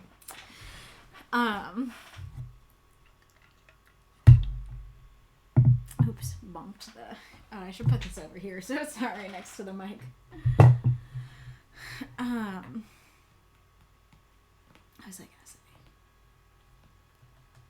Right, and that could be part of why it's difficult to do subtext here, because you'll need the context to understand that it can be often a full series thing, a full story thing. And so if you're just getting a snippet of the story, you won't necessarily have all the context you need to even get it. But these are kind of maybe the things that, like, if you know the universe, you get the subtext, but not otherwise, sort of thing. I guess what, like, an example would be, like we learned in, I guess it was, I was going to say in the last story that was read, no, the last story that was read of mine was a Florence one. So the last Savion story of mine that was read, we learned that he's a personification. And I throw what he personifies, like, once I decided that he personifies something, I throw that word into my story, in his stories a lot. And one of my stories this week, I used it a lot. And so I guess that could count as subtext, that it's like, okay, if you know what he personifies, then you'll notice that I'm using that word, and you'll be like, oh, there's this interesting other layer. But if you don't, it's just like the story that's in front of you. I do love the I see when the subtext comes clear. Very fair. Well, the subtext is very difficult to talk about, but I'll take a good old-fashioned stab at it. Or more, I'll take a good old-fashioned stab at it. For me, subtext has a lot to do with word choice. This is because using certain words can lend certain connotations. I can get a much more visceral reaction from a lump of fetid pink mass than I can from stinky floor flesh. Subtext adds details without adding more words. Tapping fingers is fine, but the tapping of agitated fingers allows the reader's imagination to be faced in a general direction. But is that one subtext, though? Because, like, I feel like when you say agitated fingers, you're telling the audience the state of the fingers. The audience doesn't have to, like, see the subtext about the fingers. I feel like the other one might work better of, like, like, I don't know. Like, I guess this MasaCur story, right? Like, what does angular mean? Does angular mean it's just, like, she literally has an angular face? Does it mean she has, a sharp personality? Is he seeing this because he's an artist? Is he seeing it just because his sight is blurry? So, like, I guess that could count in terms of what you're talking about, and, like, one word, adding some subtext. Funnily enough, Masa says, I'm horrible with subtext.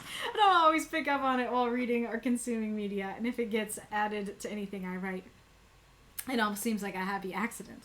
My mind doesn't always go into the deeper meanings of things. I may be a little hard on myself, but I admittedly do tend to not always pick up on things.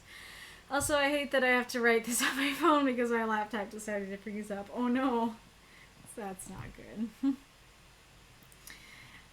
Wolf, that was pretty good. Aerith, applause for singing. I'm glad to hear your applause and praise. I appreciate it.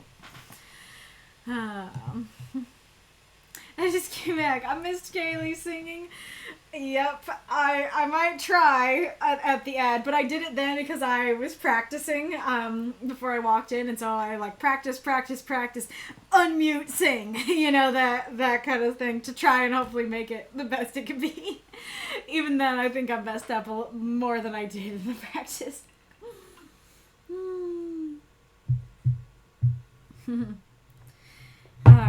Agitated points to conflict without being too overt.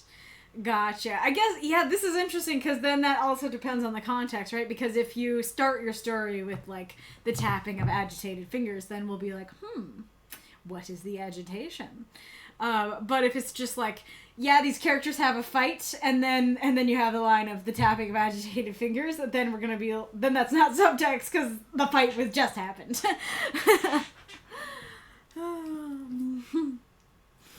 Alrighty, thank you for submitting the question, Foggy.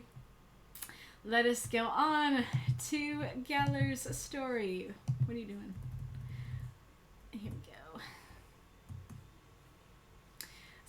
Somebody tag Galler.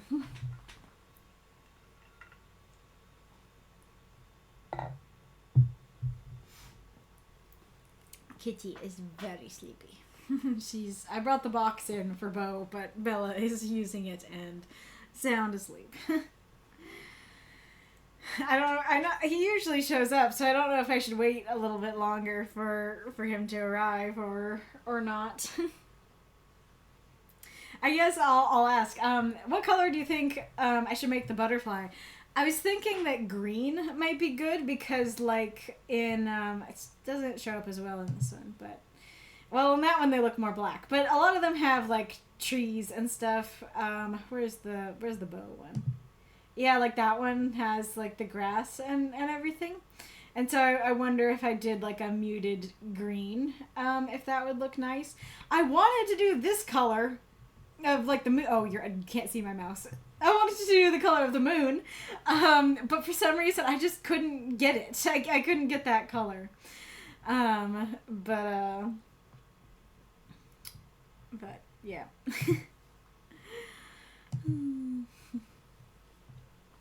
I get vibes a lot when reading stories. Whether they're correct or not is a question. But I feel like I make a lot of connections in reading stories that has me bridging gaps in actual information that I don't even notice. And I think this might result in expecting others to pick up on the same sort of vibes from my stories, leading to people not really following my stories. Interesting. Yeah, so, I am close friends with Mako, so I have seen him do this all the time, and actually, especially with the, when we discuss, the stories from the week and stuff like that, a lot of the time I'll have, a question, and I'll be like, what does this mean? And he'll be like, oh yeah, I think it totally means this. And I'm like, okay, I think you're right, but how'd you get that? So yeah, can confirm he absolutely does this. So that's very interesting. Green might be too much of a contrast. Yellow might work. Paler colors will work regardless. Yeah, like, it was yellow before, but I felt like it was too strong of a difference, so maybe I could try, like, a paler yellow or try to get, like, a pinky yellow. Well, I haven't seen Geller show up, and I think he usually would by now, so let's just start his story. Diluting the Venom. Heroes Across Worlds setting by Geller. 330 words. A human and a dwarf walked across the skeleton of this world's civilization.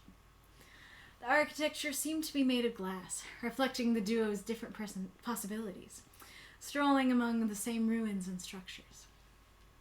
It seems to have been very advanced, said David as he touched the structure, a kaleidoscope of cells staring back. But where did they go? Arun shrugged. Curses. Dug too deep. Messing with things you shouldn't, among other things. It tended to be a theme across the ruined worlds that they've visited before. Well, if they are alive, they seem to have learned their lesson, David said.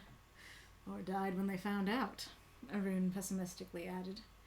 Yeah, I get it, but I choose to stay optimistic. David turned to Arun, who rolled his eyes as he smiled. However, David's smile dropped, turning into a worrying glare. Without hesitation, David pushed Arun out of the way. Oof! What the? Whatever you do not look where I am, David warned the dwarf, unless you want to go mad just from watching it. The last sentence clued the dwarf to the nature of the threat. Crap, the dwarf swore. Cognitive venoms like this were nasty. Simply hearing or watching it would spell your doom. However, despite the fear, he was glad he had an aberrant protecting him. David focused on the thing, observing every detail of it, as his distortion got to work, dragging the thing toward his mind. The sound of glass echoed across the room, followed by a maddening screech. If it wasn't for David, Arun would have been driven mad. David fell on his butt as he let out a soft buzz from his mouth. Are you all right? The dwarf asked. David nodded, a bit sick but fine. Let's get out of here, David stumbled, which was normal, given David's brain was diluting the poison to a mere memory and immunizing him, and so Arun didn't worry so much. Too much. One thing was for certain. It was one hell of a scare. Throw up those moths and monsters. Cheer for the story if you loved it. I'm definitely getting tired because I'm starting to mess up some things. So sorry about that. Thank you for the cheers, Death's Head and Reinkarnitor and Magistrate Iron Lung, and for getting us a hype train. Really appreciate that. Righty-roo. I enjoyed this story, Geller. Very curious about this setting and what other stories are written in this universe. A human and a dwarf walked across the skeleton of this world's civilization. I don't know if I want to praise or critique the word skeleton there, because on the one hand, it seems like because we, like, a human and a dwarf walked across the skeleton, like, da-da-da-da-da, makes it sound like it's not going to be a metaphor. Makes it sound like thing. And so then, like, the first time I read it, the skeleton of this world's civilization, you know, I had to take a moment and go, wait, no, it's thing, metaphorical thing. And so, in that sense, it's a critique that maybe using a different image there would be better. But on the other hand, I like it. I like thing. And I think it's a pretty metaphor, and I do enjoy that. So, I'm torn there. But it's very descriptive. I know exactly where we are and who we are, and I think that's great. Thank you for the cheer, Mako. This is very interesting. I don't know that I could... Well, I was going to say I don't know that I could find a picture of it, but even if I did find a picture of it, I don't know that I should share it, but there is this structure in the middle of the mall that that I go to church in. I go to church in a movie theater. It's wild, and I love it. But there's like this big structure that has like what looks like, it's not, but it looks like little crystals on it, or it's just like little like triangles and stuff. But they're all like screens, and so they can project, or play, cool stuff in there, and it looks very kaleidoscopic and trippy and cool, and this totally reminds me of that. I think it's a very, very pretty image. I definitely got, I got kind of the impression that they're looking at like their different potential futures. It's like their possibilities, so it's the potential futures that they could have. Definitely a complicated idea, and once again, I'm torn between praising and critiquing it because, on the one hand, super cool. I really like it. Hey, thank you, Death said. Hype train again. Lots of confetti and emojis. Pretty much it for me. Very fair. So we have Rinks unlocked, right? Do we have redrevs unlocked too? So the seeing like the different potential possibilities and stuff. I'm torn between praising and critiquing it. On the critique side, it's a very complicated idea that ultimately doesn't seem that relevant to the story as a whole, and so it might be better to stick with something simpler. They can still say they're advanced, without us knowing why. On the other hand, that's super cool, and I like it, and so torn there. But I can imagine this futuristic glass city, and it's very neat. It's not just a futuristic glass city, it's a futuristic glass city, but like each facet of the glass is a facet of themselves in their future. Like that's super neat. I like them just like walking across this ruined world and wondering where they went. I like Arun listing out the possibilities, like could have been cursed, maybe they dug too deep, maybe they messed with something they shouldn't. Like there's a lot of things that could have happened here. I like that a lot. I like just the premise of this universe of the two of them traveling to ruined worlds and stuff. I'm curious why they're there and what they're looking for, but I don't necessarily need to know for this story. And I like them kind of knowing the sorts of themes of what goes on with these ruined civilizations. And I like the conversation here too of, well, if there are any alive, then they seem to have learned the lesson. I granted, I don't know what lesson exactly. Well, no, yeah, the lesson would be like, don't mess with things or don't dig too deep. And then I guess it would be like, how would he know that they've learned their lesson? Because how do they seem to have learned their lesson when you haven't seen any of them alive? But I like that idea of like, maybe you could rephrase it to something like, well, if there are any alive, hopefully they learn their lesson, or something like that. Or they probably learn the lesson, rather than seem, because seem has a seeing to it. But I like the conversation of, hey, okay, like, they learned the lesson, and then Arun is like, well, they seem dead, so it seems like they died learning the lesson. And David's like, yeah, extremely possible, but I'd like to be optimistic that there are some still alive. I think that's really neat, especially because this seems to be like their job to visit, ruined worlds, and I can see that being a depressing job, and so I like the idea that David remains positive and is like, yeah, maybe they're all dead, but I'm not gonna let the depression get to me. Take that, depression! Is there a gif of that? There's gotta be a gif of that. Yes. There you go.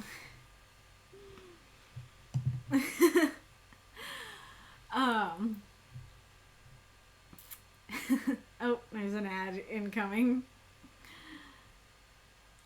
Yeah, we're gonna go on to new topics, so I guess I should wait.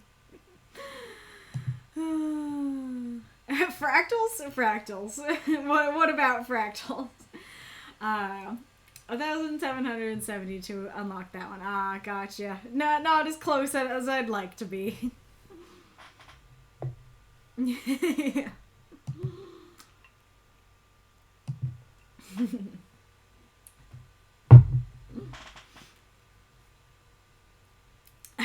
I guess because the ad's going, I'll just show off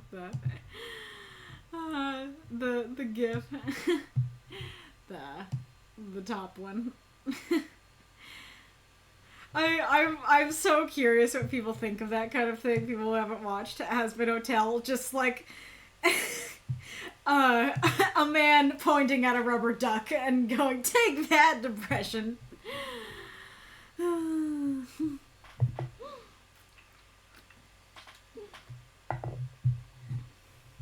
Hype train success! Yay!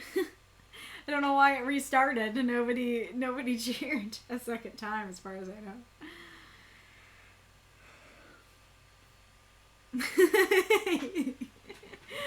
Yep.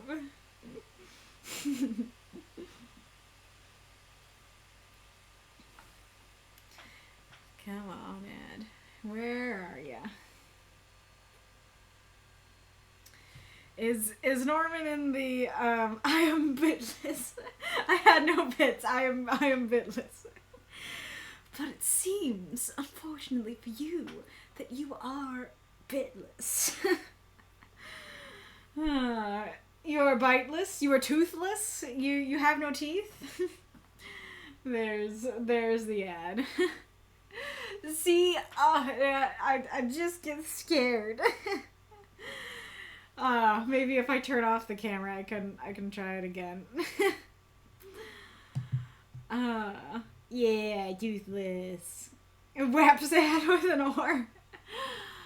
I don't know if I should try and do what I can from memory or just look at the lyrics. But and now the thing is there.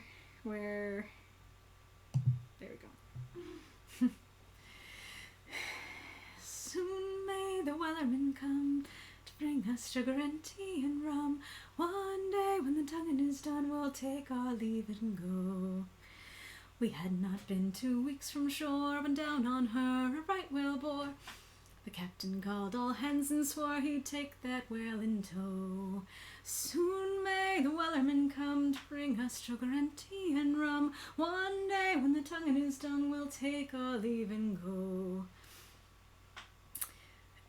And I don't remember the start of the next verse. I think something about the lines being cut and something about the whale being not gone. Let me look up the lyrics.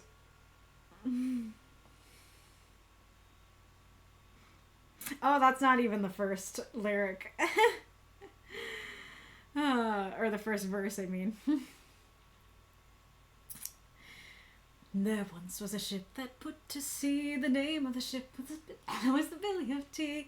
The winds blew up her bow, it down, oh blow, my bully boys blow. Let me try that again. There once was a ship that put to sea. The name of the ship was the Billy of Tea. The winds blew up her bow, it down, oh blow, my bully boys blow.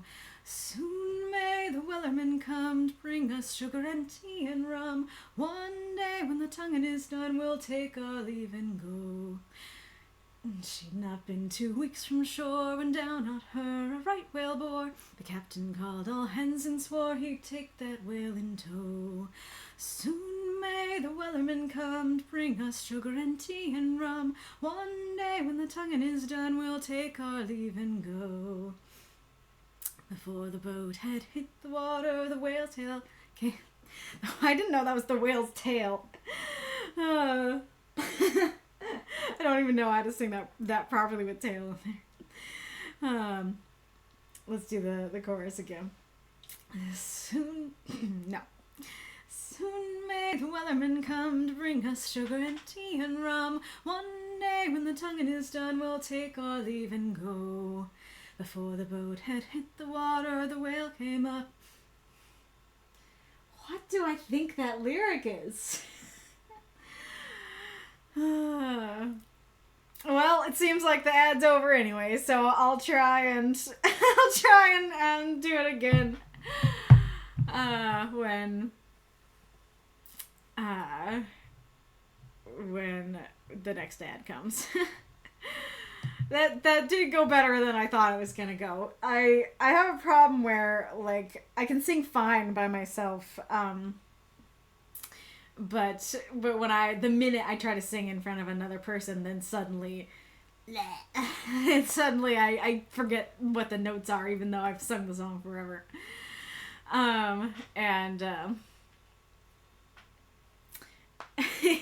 Yeah, I don't think it was by fluke. But, like, so the full lyric is, where'd it go? The whale's tail come up and caught her. Maybe it's before the boat had hit the water, the whale's tail came up and caught her. That's what it was. My problem was that I didn't do the whale part. That's why I got confused.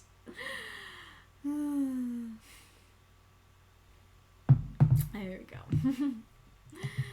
Nice. But I hope you've enjoyed. Awesome tone control. Oh, thanks. All right, back to the story. Oh yeah, I like David staying optimistic. I like the sudden twist of there's something behind him. There's a problem. It's very intriguing. I like it a lot. I like just, him pushing Arun out of the way and then Arun being like, what the heck, man? And then, there's an actual threat. I think the cadence of that, the flow of that section works very well to me. I don't know how I feel about, whatever you would do not look where I am, because in addition to being a little bit strange of a phrasing, generally this is kind of a, like, don't think about a polar bear thing. That when I say don't think about a polar bear, now a polar bear is living rent-free in your head. And so, like, whatever you do, don't look where I am, especially because he's the one who's talking. I feel like immediately the dwarf is gonna look at him, as in where he is. I thought when I started reading the sentence that he was going to say, don't look where I'm looking. And I think that would work better because, like, somebody's talking to you, freaked out, you're going to look at them. And it's too late by the time you say, don't look where I am. But if you say, don't look where I'm looking, well, you're looking at the person, so you might have a moment to, not look where they're looking. I don't know what this creature is that... like, don't think about cats. Wait, I gotta look at this. Yeah. Yes.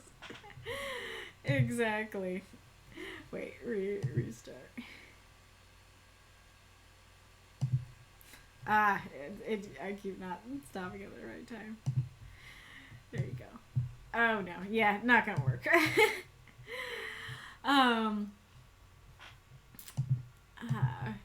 So, like, it works for us not to know what the creature is, and I do think that makes it much more mysterious, ethereal, and eldritch. But I also do kind of want to know a little bit more about it, especially because it's only referred to as a cognitive venom. And venoms are something that, creatures have. That if they bite you, then you get envenomated. And so it feels weird that that kind of reads like it's just a venom out in the air. That it's just like a green goo floating in the air. And I don't think that's what you mean. And so I feel like at least using a different word than venom, like using like cognitive monsters or venomous cognitive monsters. Ooh, that could be very cool. I think would work a little bit better, and or cluing us in a little bit more on the nature of this creature. But I also do like that we don't know, because we're put in Arun's shoes and we're not looking at it, and stuff. This reminds me so much of Frenzy from Bloodborne, or the Winter Lanterns, the Winter Lanterns from Bloodborne, or Madness from Elden Ring. That, just looking at the Winter Lantern will cause frenzy. And so it totally feels like that kind of thing, where just looking at this creature will make you go mad. And as terrible as they are to deal with in game, I've always liked, the Winter Lanterns conceptually. And as horrifying as the Madness area in the Elden Ring DLC is, it's also so cool. And so I like this idea a lot. I think it's very cool. So this is interesting, because in my opinion, and you guys feel free to disagree, I feel like this is one of the few times that the Flurmuller works. Because I talk a lot about the Flurmuller, which is that, somebody will just, say a word that only exists in their universe, and we'll be like, what does that mean? I don't know what that means. And so it'll be so I use Flurmuller as an example of, we don't know what a Flurmuller is. And so if you're like, yes, he picked up the Flurmuller, then we're going to be like, is he picking up a weapon? Is he picking up a tool? Is he picking up his daughter or his dog? I don't know. And so, sure, aberrant does have an element of that. We don't necessarily know what an aberrant is. But there is a way in which the Flurmuller can work, and I think that it works here, which is that we don't know necessarily what an aberrant is, but from the context, we know that an aberrant is something that can deal with cognitive threats or cognitive venoms. And that's all that matters to this story. We were able to know from this story that that aberrants can deal with cognitive threats. That's what he does in this story. That's all we need to know. And so, that actually works. And I think if you didn't have that word in there, if it was just David mentally digest the venom, I'd be like, how can David do that? And so using this in-universe word of aberrant then makes me go, oh yeah, I don't totally know what that is, but clearly he knows how to deal with this. Clearly he has some special powers, and so I'm not asking, I'm not asking about the Flurmuller. Hi, Key.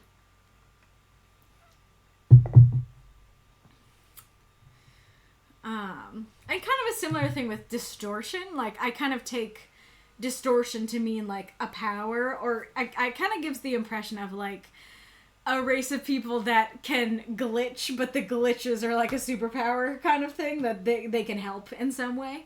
And so once again, sure, it's a bit of a weird word here, and we don't totally know what it means, but I think from context we can guess, and it works well enough.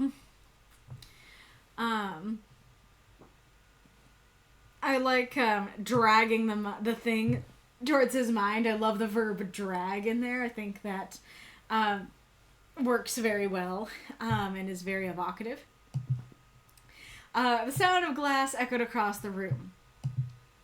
So I actually realized that I inserted a shattering or crashing or whatever in my mind that wasn't there. And so I'm wondering, what is the sound of glass? Because I'm guessing that you mean, the sound of glass shattering, but that's not what's said, and so it just kind of seems like the glass continues to be glass around, and it's making noise, but I don't know what noise glass makes. Errant Aram? Hello, welcome. We are a writing group who we have a prompt every week and write microfiction for it. Then I read some of the stories live here on stream. And that's what I'm doing now. So if you're interested in that, stick around. And someone should post a link to the Discord at some point. Thank you, Dustin. And you can join that if you are interested in that. That's the entire history of the archive in 30 seconds. Yep. Now that we're getting more raiders lately and new folks, and thank you, more raiders and new folks. I need to get better at quickly explaining what we are.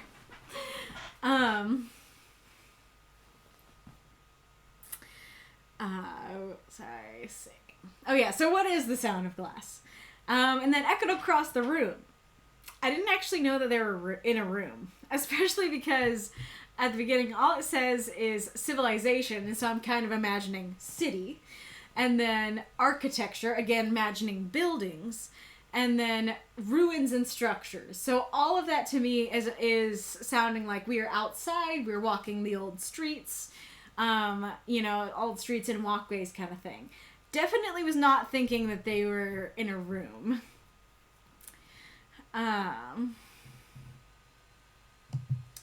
Oh yeah, so a maddening screech. So I'm curious, because presumably, if looking at it causes madness, presumably hearing it also causes madness.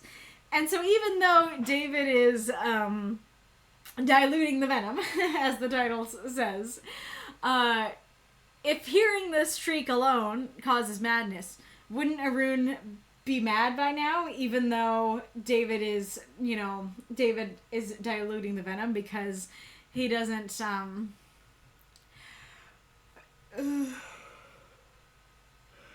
mean, I guess, yeah, he has started, doing it by now, but, yeah, so that's definitely a question there of, like, it's a little odd to say the screech is maddening, and presumably simply hearing it makes you go mad, but just David being in the process of absorbing the venom alone is enough to make him not go mad. Definitely a question there. Nonetheless, I like the vibes. I like what's going on there. A soft buzz is very interesting because I don't know if you mean like, I don't even know if I can do it right now, but like, not that, but when your lips flap a little bit. I don't know if you mean that, or if literally he like opens his mouth like, and a buzz comes out. Wait, now I want to do something. I think this might be funny.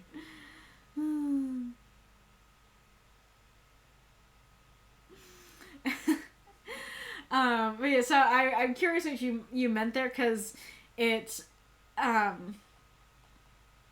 kind of like it, even if it is just the, like, he opens his mouth and then buzzing comes out, because that's very weird, and that definitely could feel like something weird just happened. He absorbed the venom, and now he's making weird noises.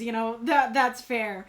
But if you did mean it as more of like the sort of thing, I would say that that maybe it should be described differently. But then again, I also don't know quite how you describe it, so I'm torn on that one too, because I don't know what you'd say besides, I guess it would be like making his lips flap. Yeah, so David fell on his butt, letting out a breath, making his lips flap. I think that might do it. Okay, David just opens his mouth and then,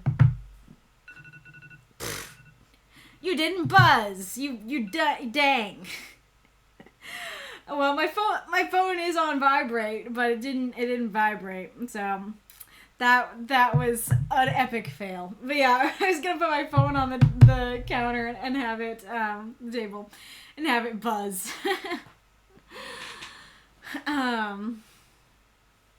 It definitely gives me the impression of like he's opening his mouth and like smoke is coming out, kind of thing. I'm also wondering if the "a bit sick but fine" was meant to be in dialogue, because as is it's in narration, and it's just David nodded, a bit sick but fine. But because that is an answer to his question, it feels like he would be saying that, like David nodded, comma, quotation mark, a bit sick but fine. Let's get out of here, end quote, kind of thing. Also, I do like this idea of, like, you know, him encountering this poison and then, like, getting the mental magical antibodies for it. But at the same time, he actually seems like he's already immune to it, because if he wasn't immune to it, he would be mad. So unless it's all one big process of, like, he's not immune to it, he's starting to go mad, but then his body or mind, you know, absorbs it and dilutes it and immunizes him, and so then he's good. Maybe that's what you're going for. I do really like this idea, though. I think this is such a creative use of the prompt that a mental poison, like a literal mental poison, not like the poison of deceit, you know, or envy, you know, like in Wolf's story, but rather like literally poison in the mind. And then that poison being diluted by, you know, this person with these superpowers and stuff. I think that's really interesting and cool. I like that a lot.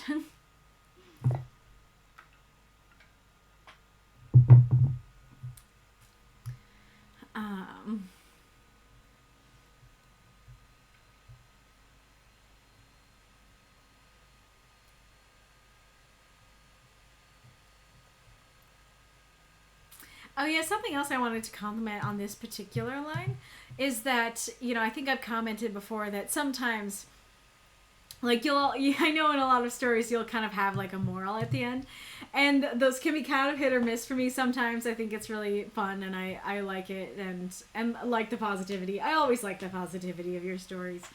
But sometimes it might feel like a little tacked on or a little bit like, I don't know, have a weird tone. And I want to compliment you that, like, this does not have that problem. It feels very natural in the conversation, that this is totally something someone would say, that it's like, yeah, or they died. Sure, yeah, but I choose to say optimistic. It feels very natural in the dialogue, even though it is kind of like a moral or like a, you know, injecting positivity into the story. So I think that worked very well for me. Yeah, great job, Gala. Oh yeah, there's a question here. I'm wondering if the source was destroyed. I kind of got the impression that they were gonna leave, you know, yeah, because it says let's get out of here. So, you know, impression was right. But I am curious if A, they actually, like, you know, killed the source, or B, if there are more of them out there. I don't know if it was like one Winter Lantern, he diluted the frenzy, but it's still out there kind of thing. But yeah, good story. Let's see what folks have been saying. Yeah, blurb is a permanent link. It's a good idea. That's fair. Yeah, you could always ask. You got the same feeling, what, with, like, the buzz thing? Hiss would have had a similar but different vibe to me, of, like, it would have the vibe of, like, he opens his mouth and he's like an appliance that's struggling. You know, he opens his mouth and there's like a hiss coming out of it.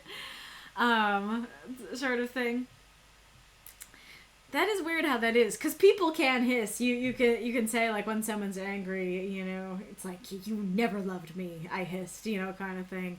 But for some reason, if it was let a soft hiss out of his mouth, yeah, I guess that would give more of an impression of like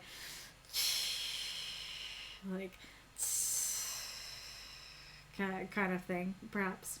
So maybe that does work. Yes, great job, Galler. Let us go on to Foggy's. And despite practicing a pirate song, I did not practice a pirate voice. So, apologies if this either comes out normal or this comes out southern. Oh wait, is there...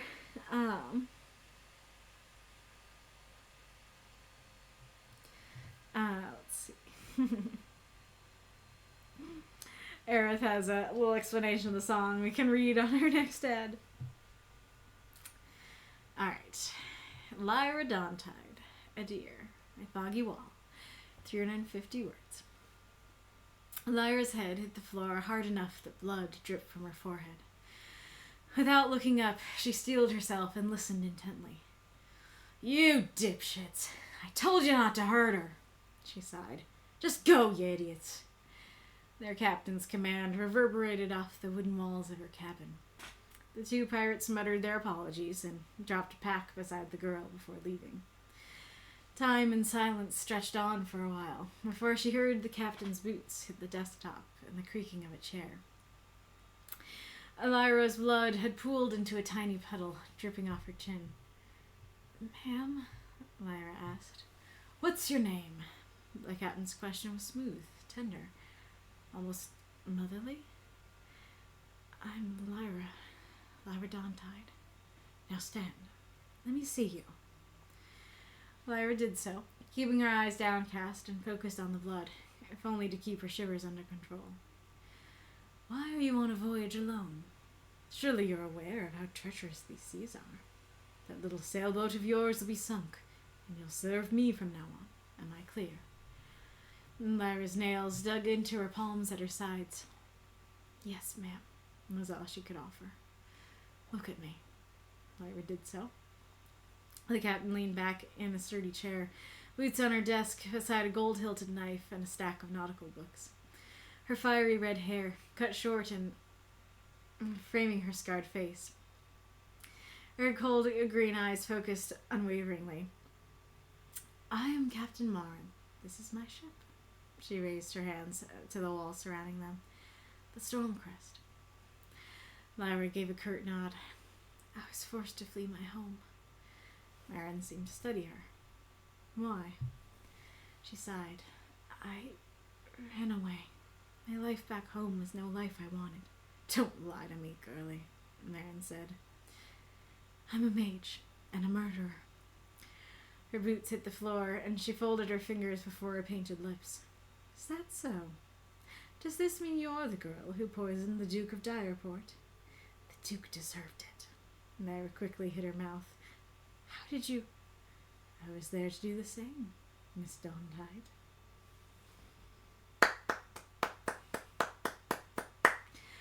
Felt those moths and monsters cheer for the story if you loved it. This was very weird because this used to say framing, and I was like, that doesn't sound right. And so I changed it to framed, and as I was reading it, that also didn't sound right. So I don't know what it should be. I guess what it should be is there should be a verb in there because, so like her fiery red hair was cut short, hair was cut short and framed her scarred face. Yeah, I think that would be it. Because, like, her fiery red hair framing her scarred face is, like, an incomplete thought, even though that is the verb. So I think I guess you just need another verb in there. Her fiery red hair, cut short as it framed her scarred face. Yeah, that could work. Alright, well, you know I love me a pirate story. If you want to do fan service for me, you give me pirates. Foggy has questions. Question 1, I wanted to better myself with third-person perspective. How did I do? 2, what do you think of Lyra and Marin? 3, did I miss the mark or offer the wrong focus of perspective? Does Marin's motive and thought seem clearly kind of thing? If toasted, I need a light golden marshmallow because I'm hungry for s'mores. Okay, so you want less critique today. Gotcha. Oh yeah, you did the name thing. Did you do that because we were talking about it? So this story, I didn't actually think about it. So it worked. We were talking a couple streams ago. There was a story with the character's name as the title, and it made me realize that we don't have a lot of stories where the character's name is the title. And I realized why, because like that's a huge honor to have the character's name be the title, and it basically means that the story encompasses their character. But I actually think it works here because the story is introducing Lyra and who she is. So that works quite well. You got me. Nice. I like the opener, very, very dramatic, makes you wonder what's going on. I like that the captain is immediately saying, you know, I told you not to hurt her, so we immediately get this, like, oh, wait, maybe, interesting, so we have some violence, but then we're immediately told no to the violence. So who is this person, and what is going on? It intrigues us more, and gives us a little foreshadowing of the motherliness that'll come in a second. I like reverberated off the wooden walls. That's great. I like the image of two pirates, just bumbling around and being like, sorry, Captain, and leaving and stuff. And like, here's your stuff back, kind of thing. I like the image of, I don't know if I can do it. I'm not wearing shoes right now, but I don't know if I can make the sound. No. Sort of thing where the captain's putting her boots on the desk. So I really like that image and kind of the relaxed but powerful stance there. However, I would recommend not using the word desktop because, while it's correct, it is the top of a desk. Desktop as one word is a very, very much a modern thing. And so I immediately was like, oh, wait. I had the wrong image. We are not, this is not like 18th century pirates. This is modern or sci-fi pirates. We've got computers here in the captain's quarters. All right, interesting. And by the end, I don't think that's what you meant at all. So definitely would say not to use the word desktop to avoid that. Countertop would be better, but it's not a counter. Which is weird to think about, that a counter is for a kitchen, and it is a desk. I don't know if just doing, like... that'd be better. Like, honestly, I just do that. Like, that would be perfectly fine. Just to say, hit the desk. It's just the top. That's the problem. It's okay. I think this might be a bit nitpicky, but originally you say that blood dripped from her forehead, and so I'm definitely imagining, the blood dripping down this way. I think the image you were going for is like it fell down her forehead and dripped off her chin. But it took me a bit to get there, and so I was like, why is it dripping off her chin? Like, did she also, is she spitting up blood? So I do think just kind of sticking to one image, either, just stick with it coming off the forehead, or just start the story with, it dripping down her face and, going, off her chin, I think would work a little bit better. I like the smooth, tender, almost motherly. I think that's really interesting and intriguing and great. Also reminds me of Lee Strangely's mermaid stories. Also, I apologize, I read that line wrong. You rarely get to see this, but this is a thing that you can sometimes see, that usually you have the dialogue tag after, right? It's perfectly fine to have the dialogue tag after the dialogue. But in situations like this, especially when there are a bunch of words before we get to motherly,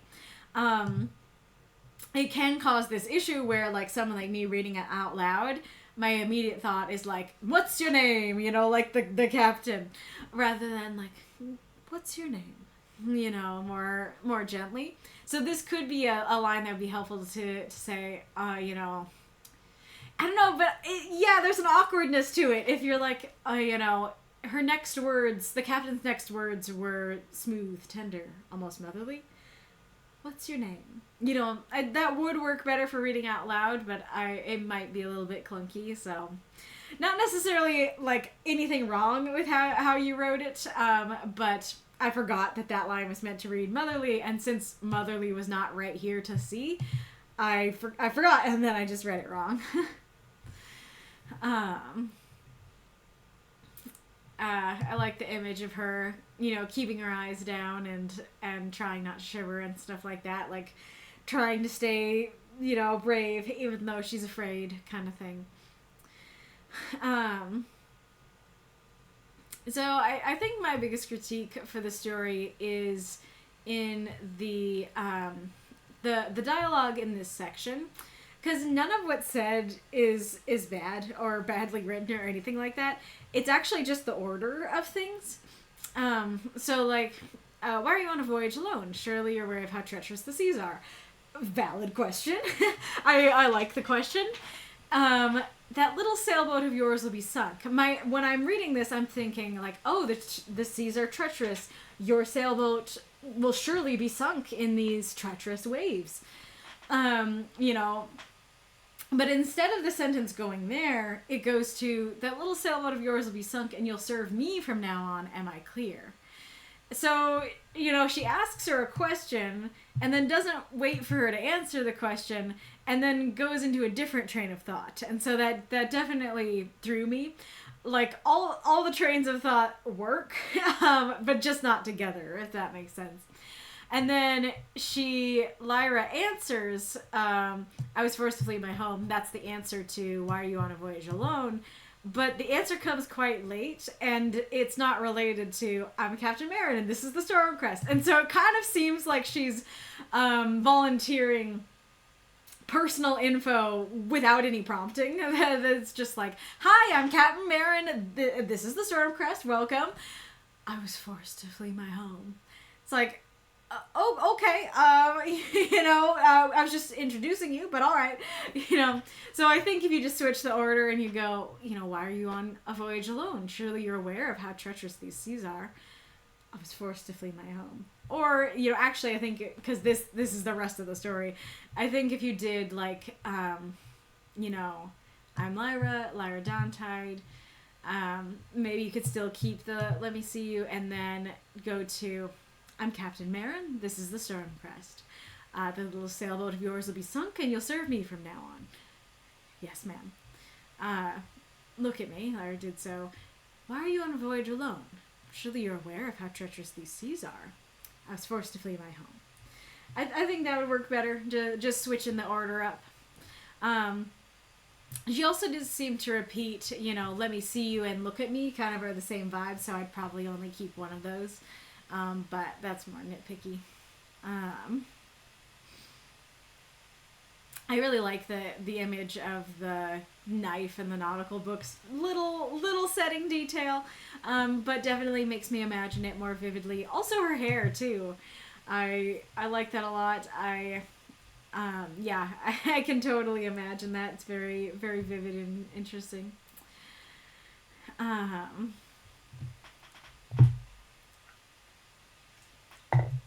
I like that. I don't know how Mara knew she was lying. Well, I assume she already knew about her poisoning the Duke. But I like that she's like, gives a vague, like, yeah, the life home is no life I wanted. And then she's like, don't lie. You did a heckin' murder. You had much more nefarious plans than just Nebulous not wanting to be home. This sort of thing.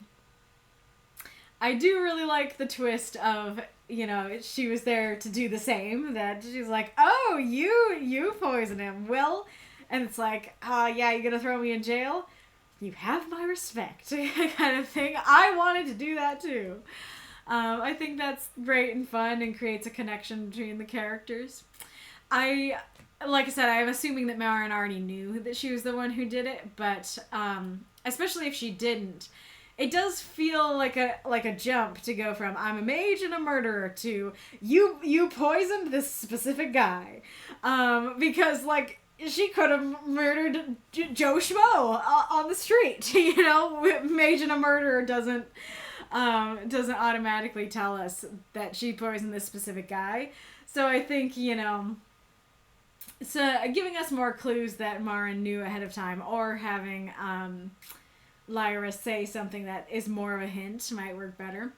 But I like what you have, and I like the alliteration of mage and murderer. I think that works well. It does feel that one, so the other one is forgivable because, like, she did ask, why are you out on these treacherous waters? And she was just answering late. But this time it really does feel like she's there. She's offering too much info. Because, like, going from, you know, lying and saying, oh yeah, like, I just didn't want my life back home. and then one utterance of "Don't lie to me," and then suddenly she's like, "I'm a murderer." It's like, you offered that info a little too fast, you know.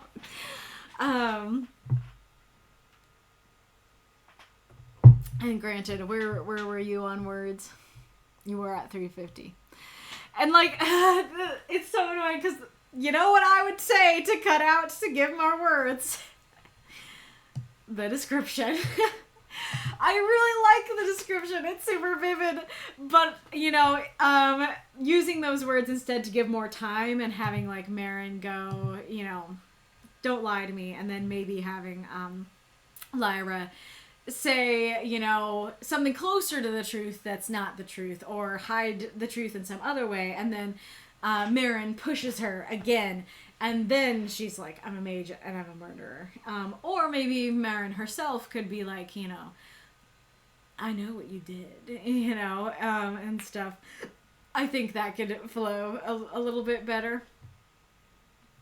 This isn't too bad. I didn't really notice it on my first read. It just, but it's definitely something I noticed on subsequent reads. I like her boots hit the floor. That's a great little description there. Yeah, and I already talked about the twist. Let's go back to your questions. I wanted to better myself with third-person perspective. How did I do? 90%, I think you did great. Or 99%, I think you did great. I would not have guessed that this is not a perspective you usually write in. I think it worked quite well. I liked it a lot. The 10% or the 1% is, "This used to say my." And that definitely feels like one of those things that, you know, is cluing me in that you might not have done a second read of the story. So please do a second read to catch those things. But yeah, so mostly was completely fine until we got a stray my. What do you think of Lyra and Marin? I like them. I'm interested in them. Yeah, I like pirates. I would totally be interested to read more about these pirates. I'm interested in where their relationship will go with those clues of the motherliness, and then the "I was there to do that too," you know, is seems like they might have a mentor relationship, and so I'm definitely interested to read more about that. They seem like awesome, tough girls. Did I miss the mark or offer the wrong focus or perspective? Does Marin's motive and thoughts seem clearly conveyed? I don't think there was an issue. I feel like if I have mentioned something that has clued you in that you missed the mark, then that would tell you, but I don't necessarily know what your mark was to know if you missed it. But I like what you wrote. I like what's here. It worked for me. If the mark was the prompt, there is an element of the prompt being like a little bit tacked on that, like, the story as a whole isn't really about poisoning. It's just like, at the end, I poisoned this guy. Because the twist is so fun, and because they're both doing it, and like, it's like, oh, like, you were more artful than I because you did it. You know, it does work. It does work much better than it would have if like, I don't know, like you were listing a bunch of things that, you know, she did and poisoning was one of them. Then I'd be like, well, that doesn't really work. So it does work, but it does feel like it could be a little more integrated in the story as a whole. Marin's motives and thoughts. Let me think. I feel like I get clues, but not the full picture, because like I said, I'm interested about the motherliness and like her being like, I was there to do it too. But that doesn't quite tell me what her motive is or what her thoughts are. It just tells me that, like, might be a mentor type relationship going forward. Like, she's definitely not a totally cold hard captain. Tells me the Duke probably actually did suck. It wasn't just one person's opinion. Yeah, I hope that answers that. Let's see what folks have been saying. The desk's at top. That would be better, but yeah, just the desk would be best. It's an indicator that she's slightly looking up. Gotcha. So, wait a second, but it says without looking up here.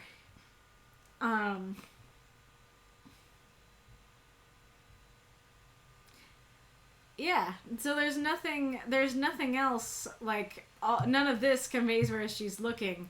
And then, so we go from without looking up to it dripping off her chin. So if you went to convey that she is looking up, I would definitely remove the without looking up. I had to get the middle about the blood drizzle fair. The things we say in this group. Hey, mothers can be boisterous. Fair, that's fair. That's true. Marin is the reason Lyra fled the city the previous night. This is fairly early in a calm summer morning. Interesting. Well, what did it talk about her fleeing the city the previous night? Because she says home. That doesn't necessarily mean that city over there, you know? So, like, but is that what she's saying? Like, you forced me to flee my home and I'm lying about it? So I was aiming for Marin to be sitting and slightly impressed on having just caught the fish that she was after. Yeah, I did get that impression that she's, like, impressed by Lyra, but she's also, like, kind of proud of herself for, you know, catching her and stuff like that. Oh, you did! 3 read-throughs. Oh, gotcha. Well, that's good. I'm glad you did that. You got it. It was a potential mentorship, resourceful potential. Makes sense. It was cut. The murder was the typical bite-time deal. Oh, nighttime deal. I'm not sure exactly what you mean there, but it sounds like the more stuff about the poison was cut. That's fair. Very fair. Oh, Galler says he couldn't appear because his internet sucks. So that does suck. There's always the VOD, though. I didn't see this before about the buzz coming out of his mouth in Galler's story. Wolf was like, I was thinking more of bees coming out of his mouth. Why, like, was it on a stream or was it something else? It might have been something else, but twice now I have had a need for the image of Persephone vomiting bees in Lore Olympus. Somebody find, you know, the bees coming out of her mouth. Shot. Deathside needs to hop out for an errand. Good luck on your errand.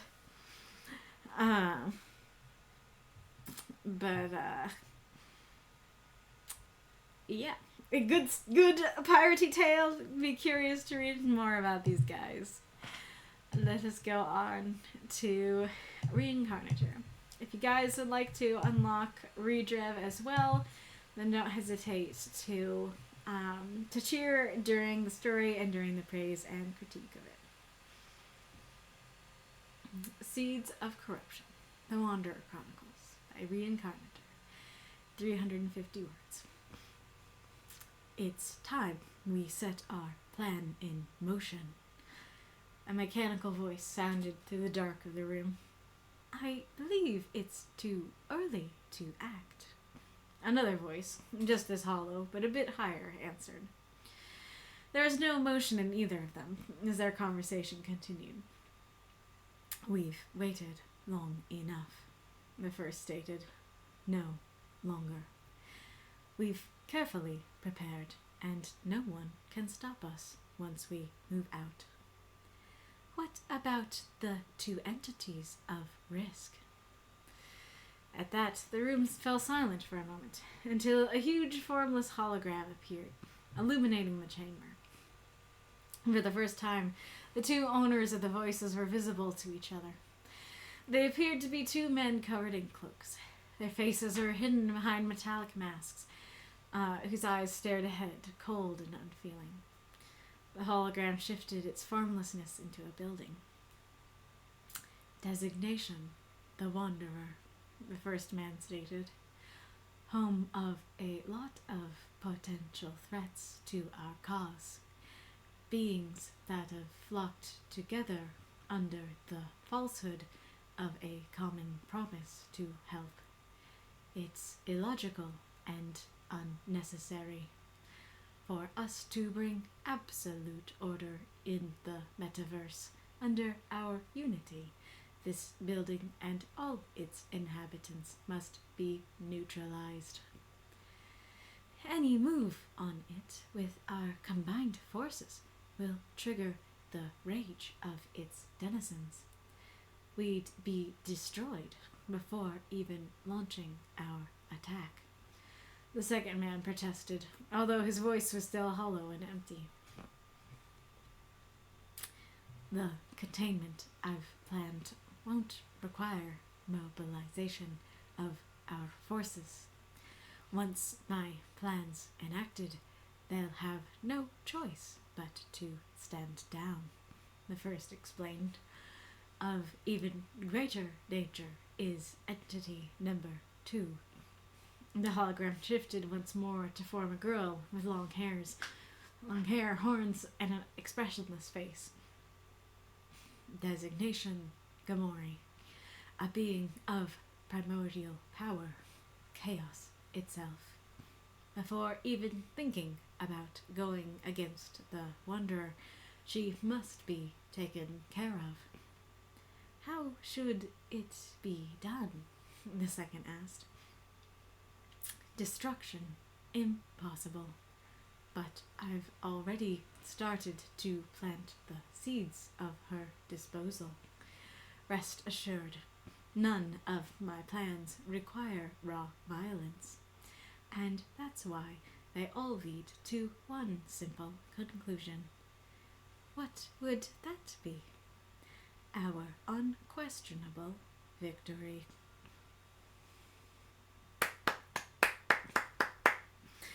Throughout those moths and monsters, cheer for the story if you loved it. Once again, my nose is acting up. Yep.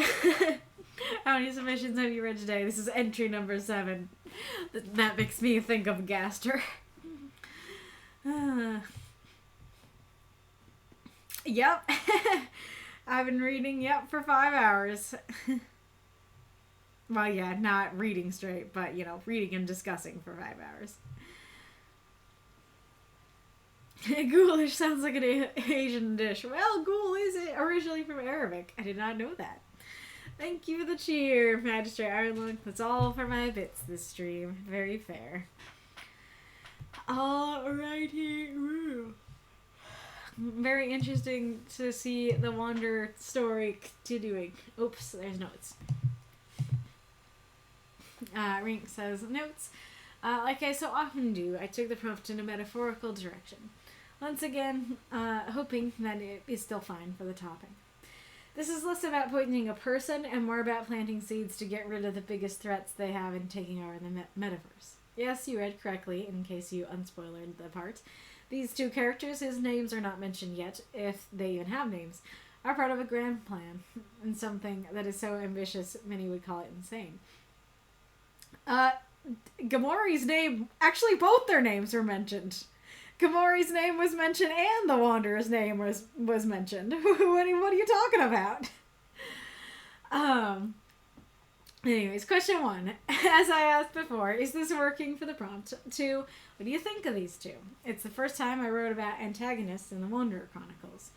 3, what do you think about the none of my plans require violence? In my mind, that was a good way to play into the prompt. Was I right? 3, overall thoughts.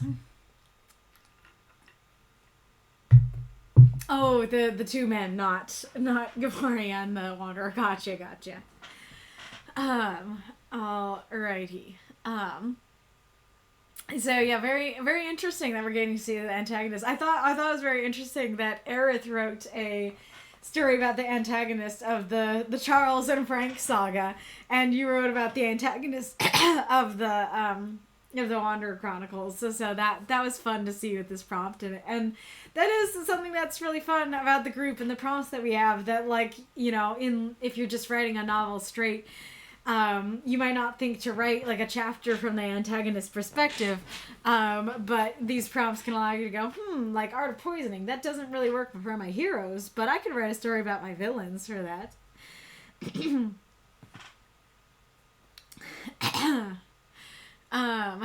And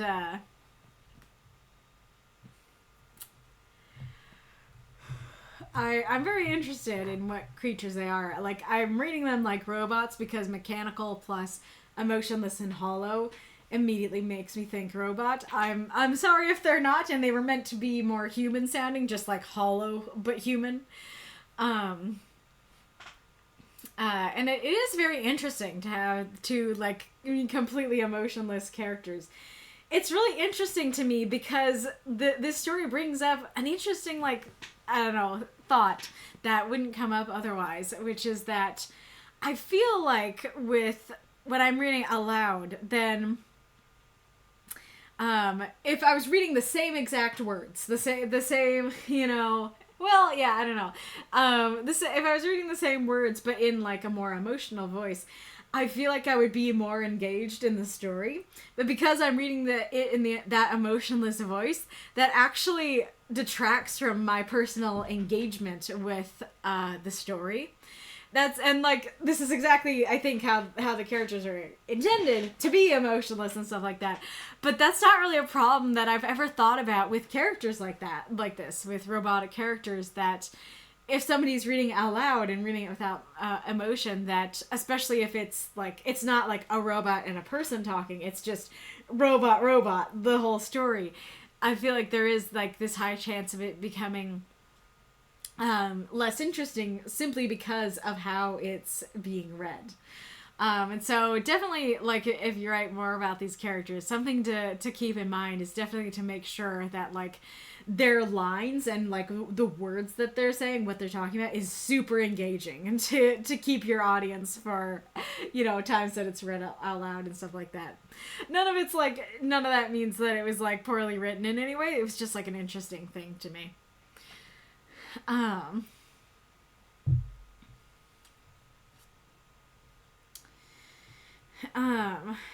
So let's see.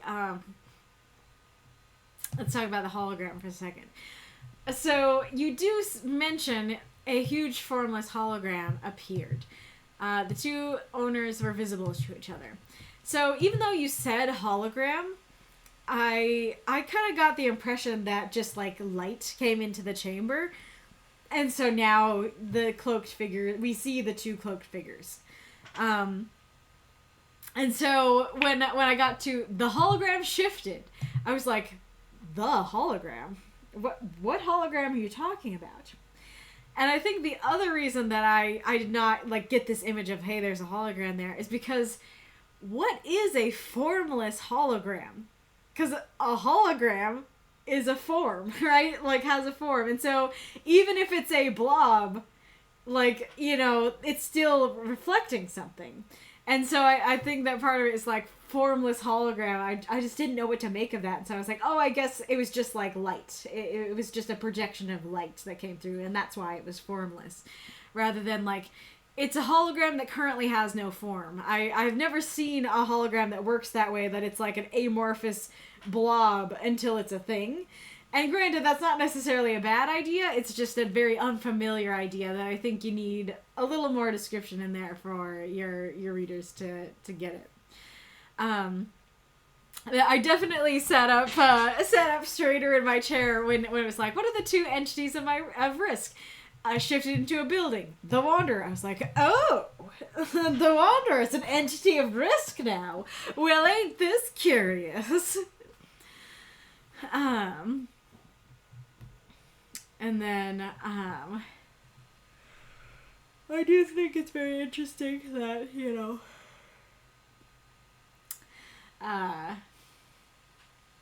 do I hear a kitty?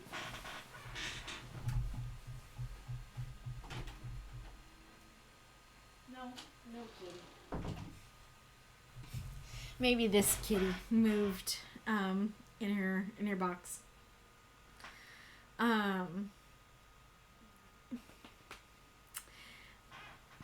So I'm kind of torn on this paragraph because on the one hand, I like it. I like this idea of like, like all these people doing good deeds. What weirdos, you know? That's so illogical and unnecessary. I think that's very interesting. It makes me interesting about this presumably race, you know, that, you know, doesn't like emotion. That's why they're all emotionless robots that, you know, they seem to be either just by default not emotionless, they're by default emotionless. And then they want the rest of the world to be too, the rest of the metaverse to be too, kind of thing. But at the same time, like, I don't fully know what their cause is, and I feel like knowing, like, this is what their desire is would be helpful to the story, because the first time I read it, I definitely was left going, I don't feel like I get the why in this story, and so I do feel like giving me a little bit more of the why would give me a little bit more, like, emotion of it, yeah, and get me into it, you know, more. And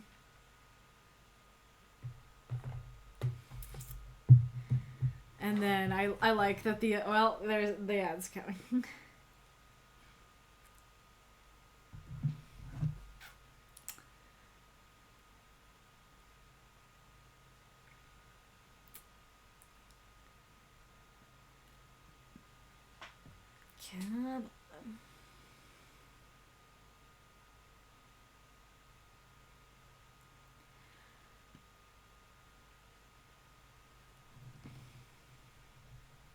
Oh yeah, I guess I can read what Aerith said first.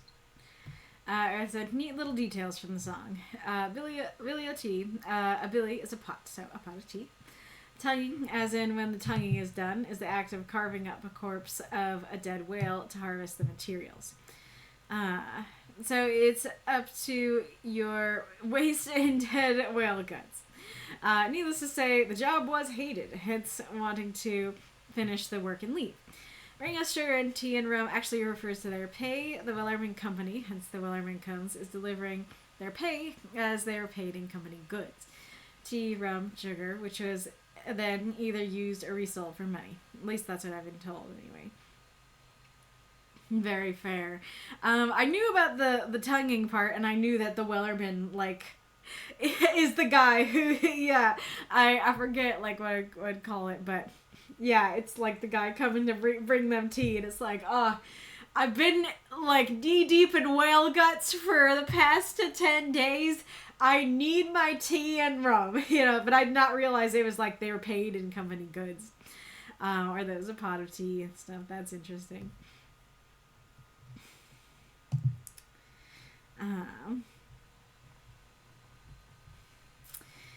But now my nose might make it a problem. Go back over here. Let's try again. See if we can get through it this time. Come on. There once was a ship that put to sea. The name of the ship was the Billy o' Tea. The winds blew up her bow, dipped down, oh low, my Billy boys blow. Soon may the Wellerman come to bring us sugar and tea and rum. One day when the tonguing is done, we'll take our leave and go. She'd not been 2 weeks from shore when down on her a right whale bore. The captain called all hands and swore he'd take that whale in tow. Soon may the Wellerman come to bring us sugar and tea and rum. One day when the tonguing is done, we'll take our leave and go. Da da da da da da da da da da da da da da da da. Before the boat had hit the water, the whale's tail. Before the boat had hit the water, the whale's tail came up and caught her. All hands to the side, harpooned and fought her when she dived down low. Soon may the Wellerman come to bring us sugar and tea and rum. One day when the tonguing is done, we'll take our leave and go. No line was cut, no whale was freed. The captain's mind was not of greed, and he belonged to the Wellerman's creed. She took that ship in tow. Soon may the Wellerman come to bring us sugar and tea and rum. One day when the tonguing is done, we'll take our leave and go. Da da da da da da da da da da da da da da da. For 40 days or even more, the line went slack, then tight once more. All boats were lost, there were only 4, but still that whale did go. Soon may the Wellerman come to bring us sugar and tea and rum. One day when the tonguing is done, we'll take our leave and go. As far as I've heard, the fight's still on, the line's not cut and the whale's not gone. The Wellerman makes his regular call to encourage the captain, crew, and all. Blech. As far as I've heard, the fight's still on, the line's not cut, and the whale's not gone. The Wellerman makes his regular call to encourage the captain, crew, and all. I don't know why I can't get that. Soon may the Wellerman come to bring us sugar and tea and rum. One day when the tonguing is done, we'll take our leave and go. Soon may the Wellerman come to bring us sugar and tea and rum. One day when the tonguing is done, we'll take our leave and go. At least I got through it. I'm so mad that one note I can't seem to get. I'll have to listen to it and sing it some more. I hear the blackboard falling off. I hope you enjoyed. Yeah, there it goes. I got some hype from Marks and Curry, and I appreciate that. Okay.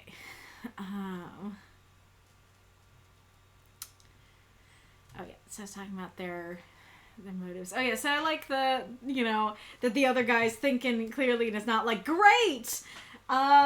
I've got my knife, let's go. He's like, hey, wait a second, like, let's think about this. If we attack, then rage. Then it will incite the rage of the denizens. I was about to say the citizens of the Wanderer.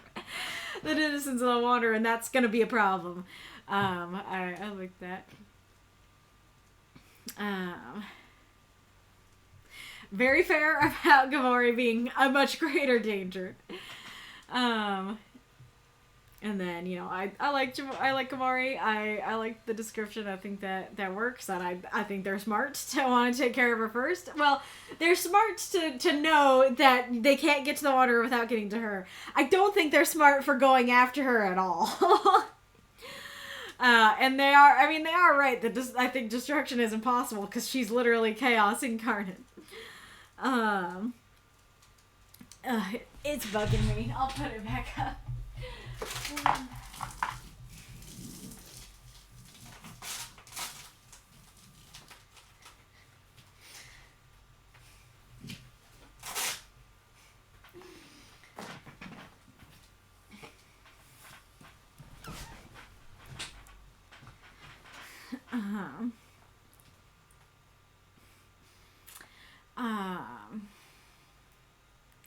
I like the intrigue of, none of my plans require raw violence. That it's like, well, what are they then? Like, this is interesting.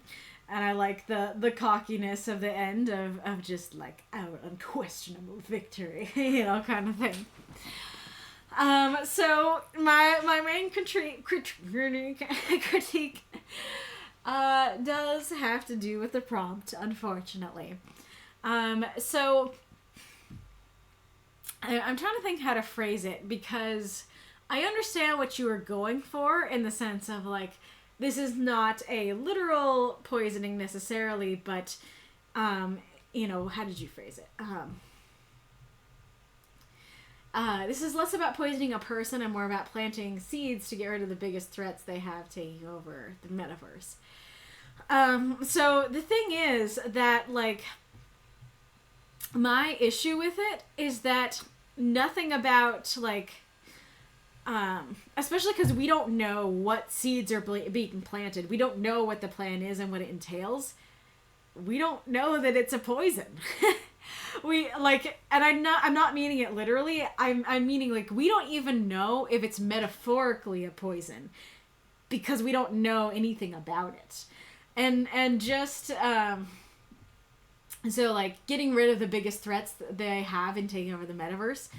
Well, getting rid of threats does not equal poisoning. Like, getting rid of threats can be, like, you can get rid of a threat with an axe or with poison. And so, just by saying, oh, my plans don't require raw violence, again, that doesn't necessarily mean that it's poison. That doesn't necessarily mean that what follows will be some kind of poisoning.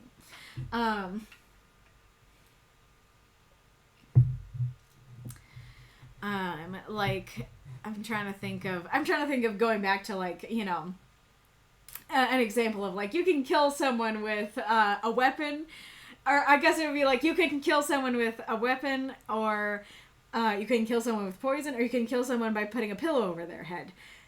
I don't know if they're going for the pillow or if they're going for, you know, the poison. I guess pillow is not the greatest example because that is still raw violence. But, you know, there are ways to kill someone without raw violence that aren't poison. And, like, in this case, they can't even kill her. And so I don't even know what they're trying to do to her. So I don't know what they're trying to do, and I don't know how they're doing it. And so without that info, I can't say that it's poisoning. Even metaphorically. I can't say that it's even metaphorically poisoning. And so, like, I feel like, you know, maybe some of the setting, some of the, you know, with the cloaks and stuff, or maybe some of the intro about, like, waiting a while and stuff. Maybe just starting with, like, yeah, you could just start with what are the two entities of risk. Actually, that would work quite well. And then using these words to instead explain a little bit more about their plan, or enough about the plan so I can definitively say, at least metaphorically, this counts as a poisoning, would help a lot. Yeah, I said here, does this mean they're gonna cancel her? Does this mean they're gonna plant a literal seed under the Wanderer that yoinks her out of the universe? Yeah, so, like, I have been planting the seed, like, I've already started to plant the seeds of her disposal. Could mean so many things. That could mean, like, oh yes, I've already started to turn the denizens of the Wanderer against her. Or that could mean, yeah, I literally planted a plant underneath the floorboards of the Wanderer, or, like, in a planter in the Wanderer, and it's gonna grab her and yoink her out of the universe at some point. You know, like, it could mean so many different things, and, you know, sure, her getting canceled could be a social poison, but her getting yoinked by a plant, I wouldn't really call poisoning, you know, that kind of thing. So I really need more info. There is the conclusion. Let's see what your other questions were.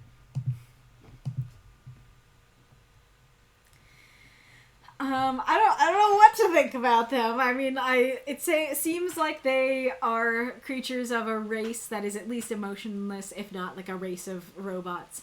And my guess is that they want to, like, eradicate emotion from the world, or the metaverse, like, sort of thing. And so I'm definitely curious about them. I'm definitely wondering why, you know, other than they're robots, you know, if I'm correct, why they're like that, why they want to do that, and stuff like that.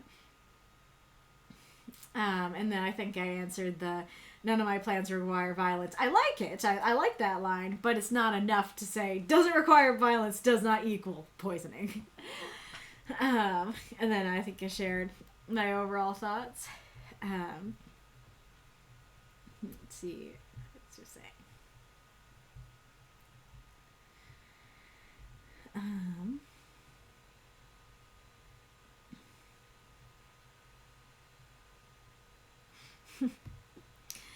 I find it interesting how you voice them. I had a hollow and metallic voice in my mind without emotion, but still talking through without cutting off. The two are basically part of the group that has, well, not to spoil too much, but they are not real robots. Well, interesting. That is very curious. Yeah, I don't know exactly how I could do a hollow metallic voice, make my voice do a metallic voice without, you know, doing those things. Because, like, just saying, it's time we set our plan in motion. I believe it's too early to act. I guess that would work. It's not metallic, but maybe that's more of what you wanted. Mr. Smith from The Matrix. Yeah. What, that's the, like, Mr. Anderson sort of thing. I could probably have written it better. I was thinking of wibbly wobbly stuff. There. You're correct, it was a blob until it formed into a real form of object.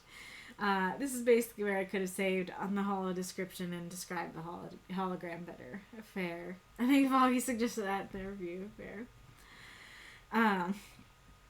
Meg, I think it's neat the building is considered a threat rather than its patrons, aside from Gamora.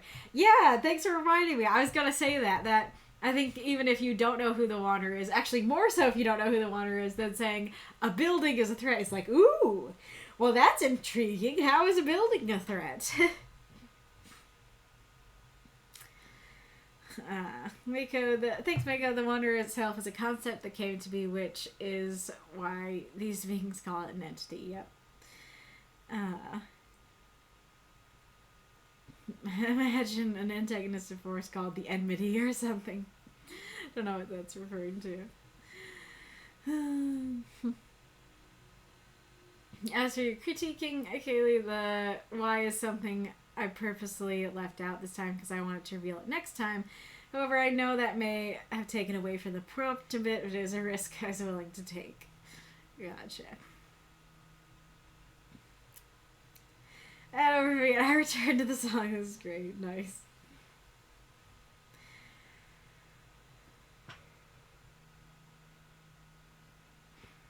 Yeah, nuts. I expected that it may not work 100% of the prompt. Very fair.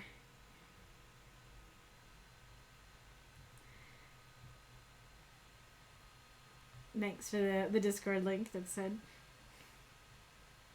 Get off both ends of a metal can and speak through that. That might sound hollow and metallic. That's true. Yep, yeah. Alrighty, Roo. Fun new installment in the Wanderer Chronicles. Very perfect universe name. Alright. You're welcome. Yeah, I always, after the stream, I always am very crashed out. But, like, during the stream, I'm okay. At least for, well, I mean, I am tired, but not that crashed until I shut it off.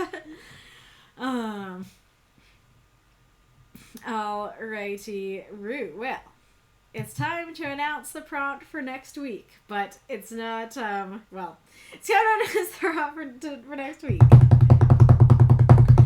But it's a little weird, because usually I would be putting up a screen of the poll and what the different options were and what was voted, but I won't be doing that this week because this is a special week. Which I was mentioning earlier, that this is the anniversary of A Moth in the Archive being created. It's kind of like these weeks, nebulously, are the anniversary. And so I want to do something fun for the anniversary. And so it actually is just gonna be what I talked about in the last stream. It's basically gonna be like, I kind of want to call it like a past prompt palooza or something like that. I don't know if palooza is the right word, but you know, past prompt something. Where we had a prompt for April Fool's that was redo a past prompt. So like a prompt that you have written for before, but like maybe you weren't happy with your story and you want to write it better, or maybe, you know, you got a new idea for that prompt and you want to write that. And then we've also had, it was also another thing for April Fools, a Mr. Prompt. So, like, you can go back and do a prompt that you missed in the past, whether because you were sick that week or because it was before you arrived. Just a prompt that you never wrote for, do that. And so I want to do that again, but instead of for an April Fool's thing, I'm making this an anniversary thing. So I think we were talking about it last week, and we all thought that was rather fitting for the anniversary to be able to look back on last year and the years previously, the prompts we've done before, and just kind of appreciate how far we've come, and then write for stuff that we missed. So We have 200 plus. Choose one. Again, the Mr. Prompt be a Tail Foundry prompt. Yes, it can be any of the prompts. All the prompts should be in the prompt lists. Yeah, so if you don't have it turned on, there's an actual archive in the archive that has a forum post for all of the prompts, all the way back into the first one, and so any of those prompts you can pick.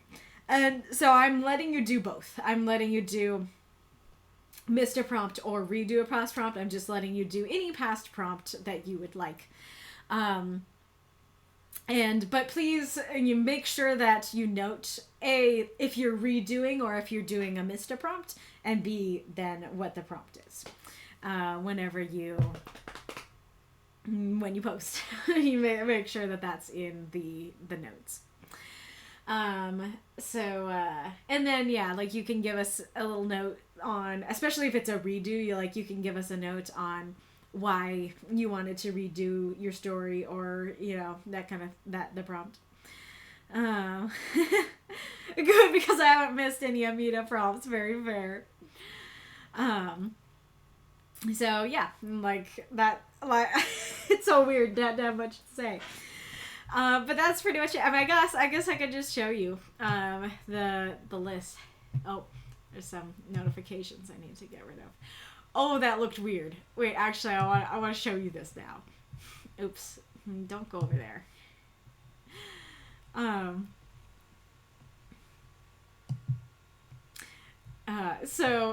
Here. Zooming in. So I maybe won't do it now that I've zoomed in, but I went over here to get my stuff. Yeah, that feels so weird. I've never had that happen, where 2 unread messages come down like that. I don't know. It feels weird.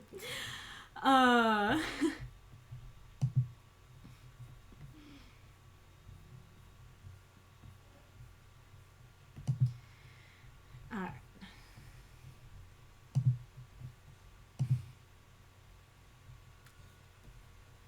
Ooh, somebody posted a Valentine's event. Yay. Or a Valentine's story, I mean. I guess I'll stay in the stream chat. Let's see, can you... Well... it doesn't show up great. Okay, so I guess I do need to put it like... I need to put it like... this for you to see them, but so yeah, you can open up all the way from the 2019 prompt archive, all the way back from number 1. So yeah, literally. Also, choose your prompt too. Choose your prompt has a bunch of prompts in it. Some of them are ones that were done before, and some of them are not. So you can pick any of the choose your prompt ones. So you can just say, like when you post, choose your prompt, and then the one that you chose. So yeah, all of this.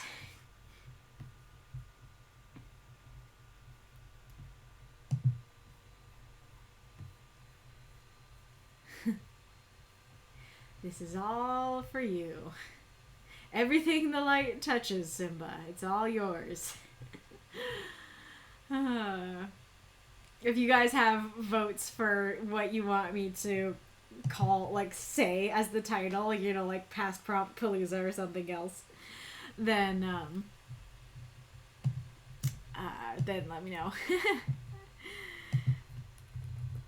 Oh, I went too far out.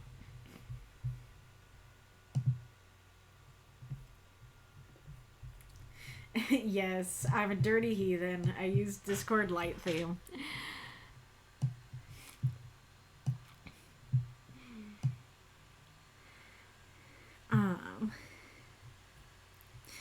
And then,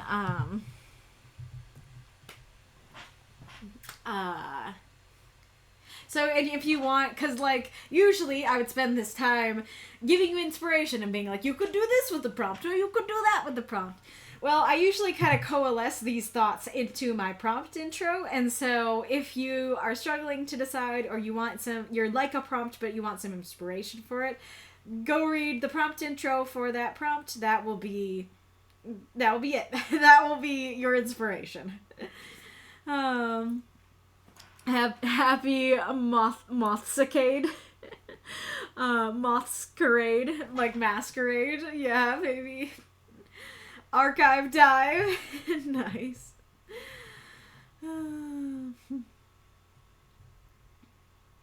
Except for that talk. Yeah, maybe jumping the gun. Any thoughts on a spring event? Yeah, I mean, you guys feel free to like let me know in the events chat if there's anything in particular you want to do for the spring event. I will probably make a poll just like before, after the end of the Valentine's event. My thought is it'll probably be like the Christmas event, that I'll probably create because we have multiple months to do a spring event instead of just a month.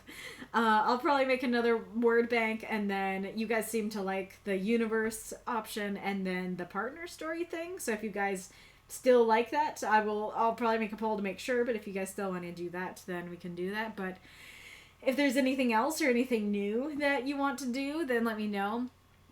I don't know if there's like a particular holiday. Like, I mean, of course there's Easter. And so I don't know if you guys want to make it like an Easter event or a spring/Easter event. I was kind of thinking that that's what it would be. Like before it was winter/Christmas. And so this could be like spring/Easter. But if there's like another holiday in the spring that you want to celebrate, then let me know. And we can think about doing something for that or including that in the list or something like that. Yep, Valentine's has another week now. So the people I've spoken, you all wanted an extension. So the Valentine's event has an extension on it, and yeah, you have another week to submit your stories. Which I'm really glad for, because like my story was pretty much ready on Valentine's Day, and like it's kind of, I don't know if you guys get like this, but like for me, I had this goal to post it on Valentine's Day. And then when, like, I'm really excited about the story, I really like it. But once Valentine's Day passed, then like my motivation for posting it plummeted because I'm so sad that I didn't post it on Valentine's Day. I'm glad that I didn't, because I think I was able to improve it. I think especially this one particular part is much better with the new edits and stuff. And then, like, I was totally going to post it last night just to make sure that I posted it on the 28th, completely forgetting that that I get done with my practice after midnight. And so if that was the deadline, like, I would have totally been out of luck because I wouldn't post it in time. And then I was like still gonna post it last night, and then I realized I didn't have a title and I had no energy to give it a title. So yeah, I'm glad that now we have some extra time for coming up with a title and for jotting down my questions. That is part of the other reason, is that I want to post it with my questions, but I don't know that I'll get to. I might have to post it and then do the questions later.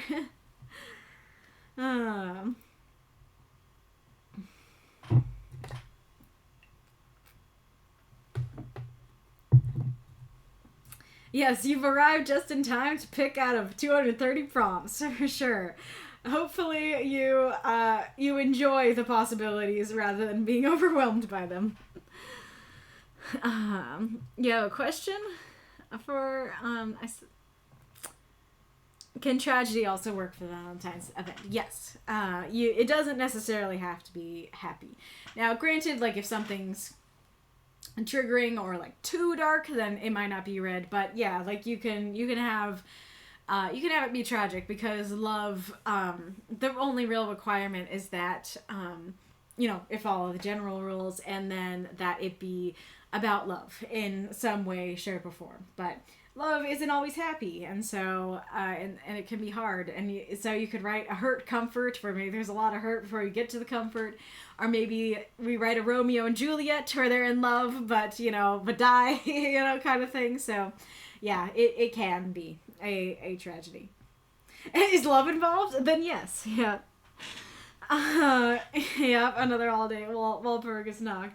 Yeah, it's funny because I actually did a Walpurgis event on my personal server a while back.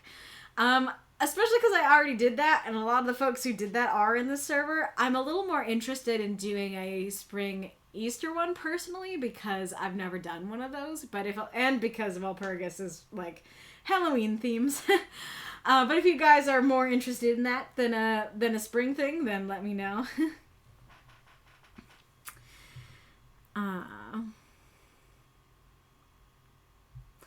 What did Mako say? 3 of them were some variation of do a prompt we already did. Well, yeah, the choose your prompt one had some extras in there, yeah.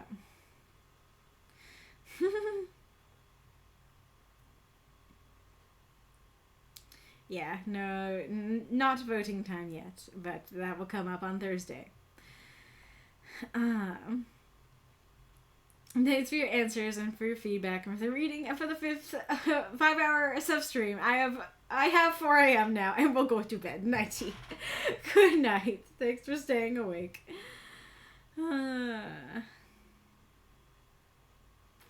Yeah, so choose your prompt, do a prompt you missed, redo it. Yeah, the choose your prompt still works. You must have been in a tunnel when I showed it, but I showed it on screen. Some of them were not ones that they already did.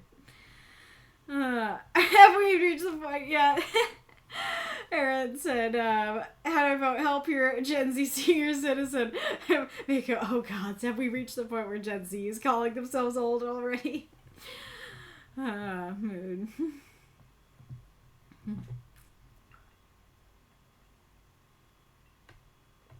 Oh, I didn't even think about that. This says, speaking of time, there was a thought Rejev and I had, and that's that it was a little tricky coordinating between France, West Coast, USA. So perhaps people should list time zones and times available to help pair people up. Really good point. Yeah, don't let me forget to add that. If I put out the survey for partners for the spring event and then it's not on there, message me and remind me to put it on there. I have joint pain and joint pain and my walls pain. Noted. Sounds like you're saying noted about the pain. Alrighty, Ruel. I very much look forward to seeing what prompts you submit and not what prompts you submit. See, this is how you tell I'm tired. What prompts you write for? What prompts you pick and write for? Yeah. Okay. Who do y'all want me to? Oh yeah. Who do you want me to raid? First of all. Second of all, if you were not read here on the stream, you're not out of luck because our Discord is awesome and they do backup readings. So those happen in the writing group chat, the writing group voice chat, and the backup queue. It's first come, first serve, so if you want to be read there, then please just go ahead and submit your story to the backups right now. And you'll be first. Or maybe not first at the moment, but, you'll be early. It's a lot of fun. You chat with people. There's a lot more back and forth. You can submit your story to read it. You can have somebody else read it. You can just hang and lurk. It's a good time. Also, it took me the whole stream to realize you're bright green over on my chat and you're blue over on in the actual recording. Join us or else the moths will give you no rest.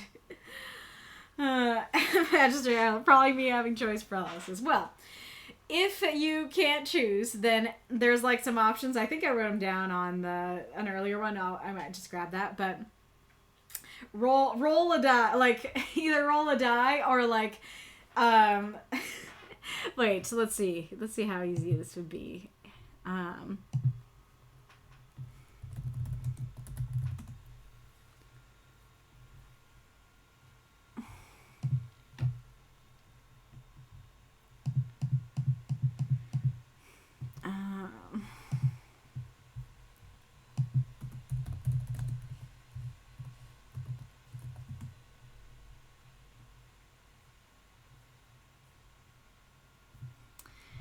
How do we find that?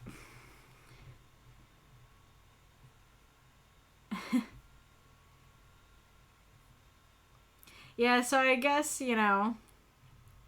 I'm trying to figure out, like, I was gonna do it, but I don't know what all these sites are. But basically, what you can do is, like, either roll a die, or you can, you know, just type in, like, number between 1 and 130, you know, picker, or number generator. And then the number generator you should be able to go through 1 through, you know, 230.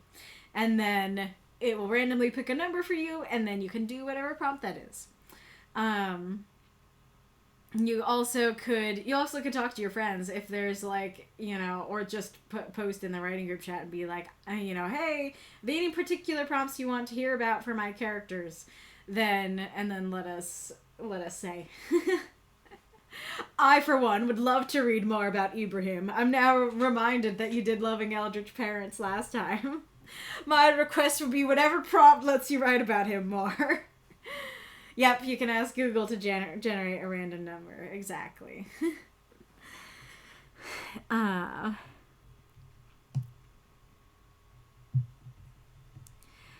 happened to my Discord? What did I do? I did something very wrong.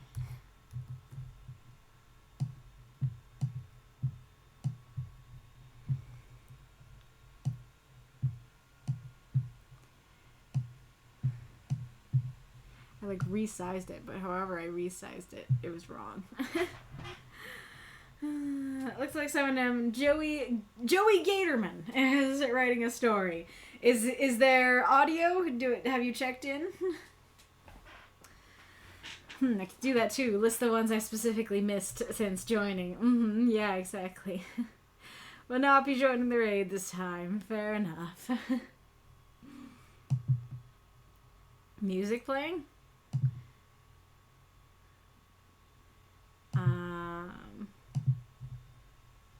I don't know what. Oh, there's music playing in the stream, you mean.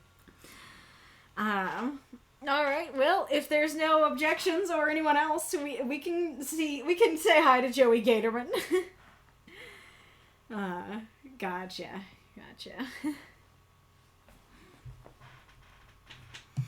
Welcome back, Ghoulish.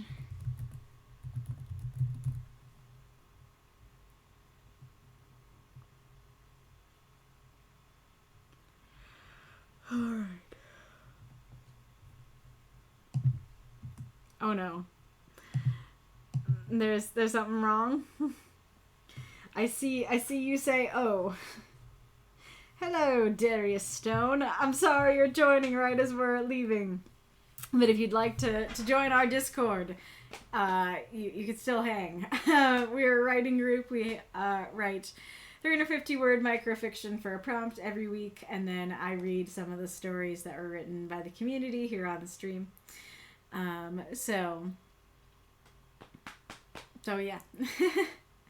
You can you could join the Discord to write stories and talk about stories. Someone else I follow just went live, but I'm not sure if he's appropriate. Fair enough. Well, if we know Joey is writing stories, so we can just head over to his stuff. Follower goal met 160 out of 160. Thank you all so much. Really appreciate that. Oh yeah, I can also remind people here at the end. I should be posting my first videos on the A Moth in the Library and A Moth in the Theater channels this week. So make sure that you're subscribed to those.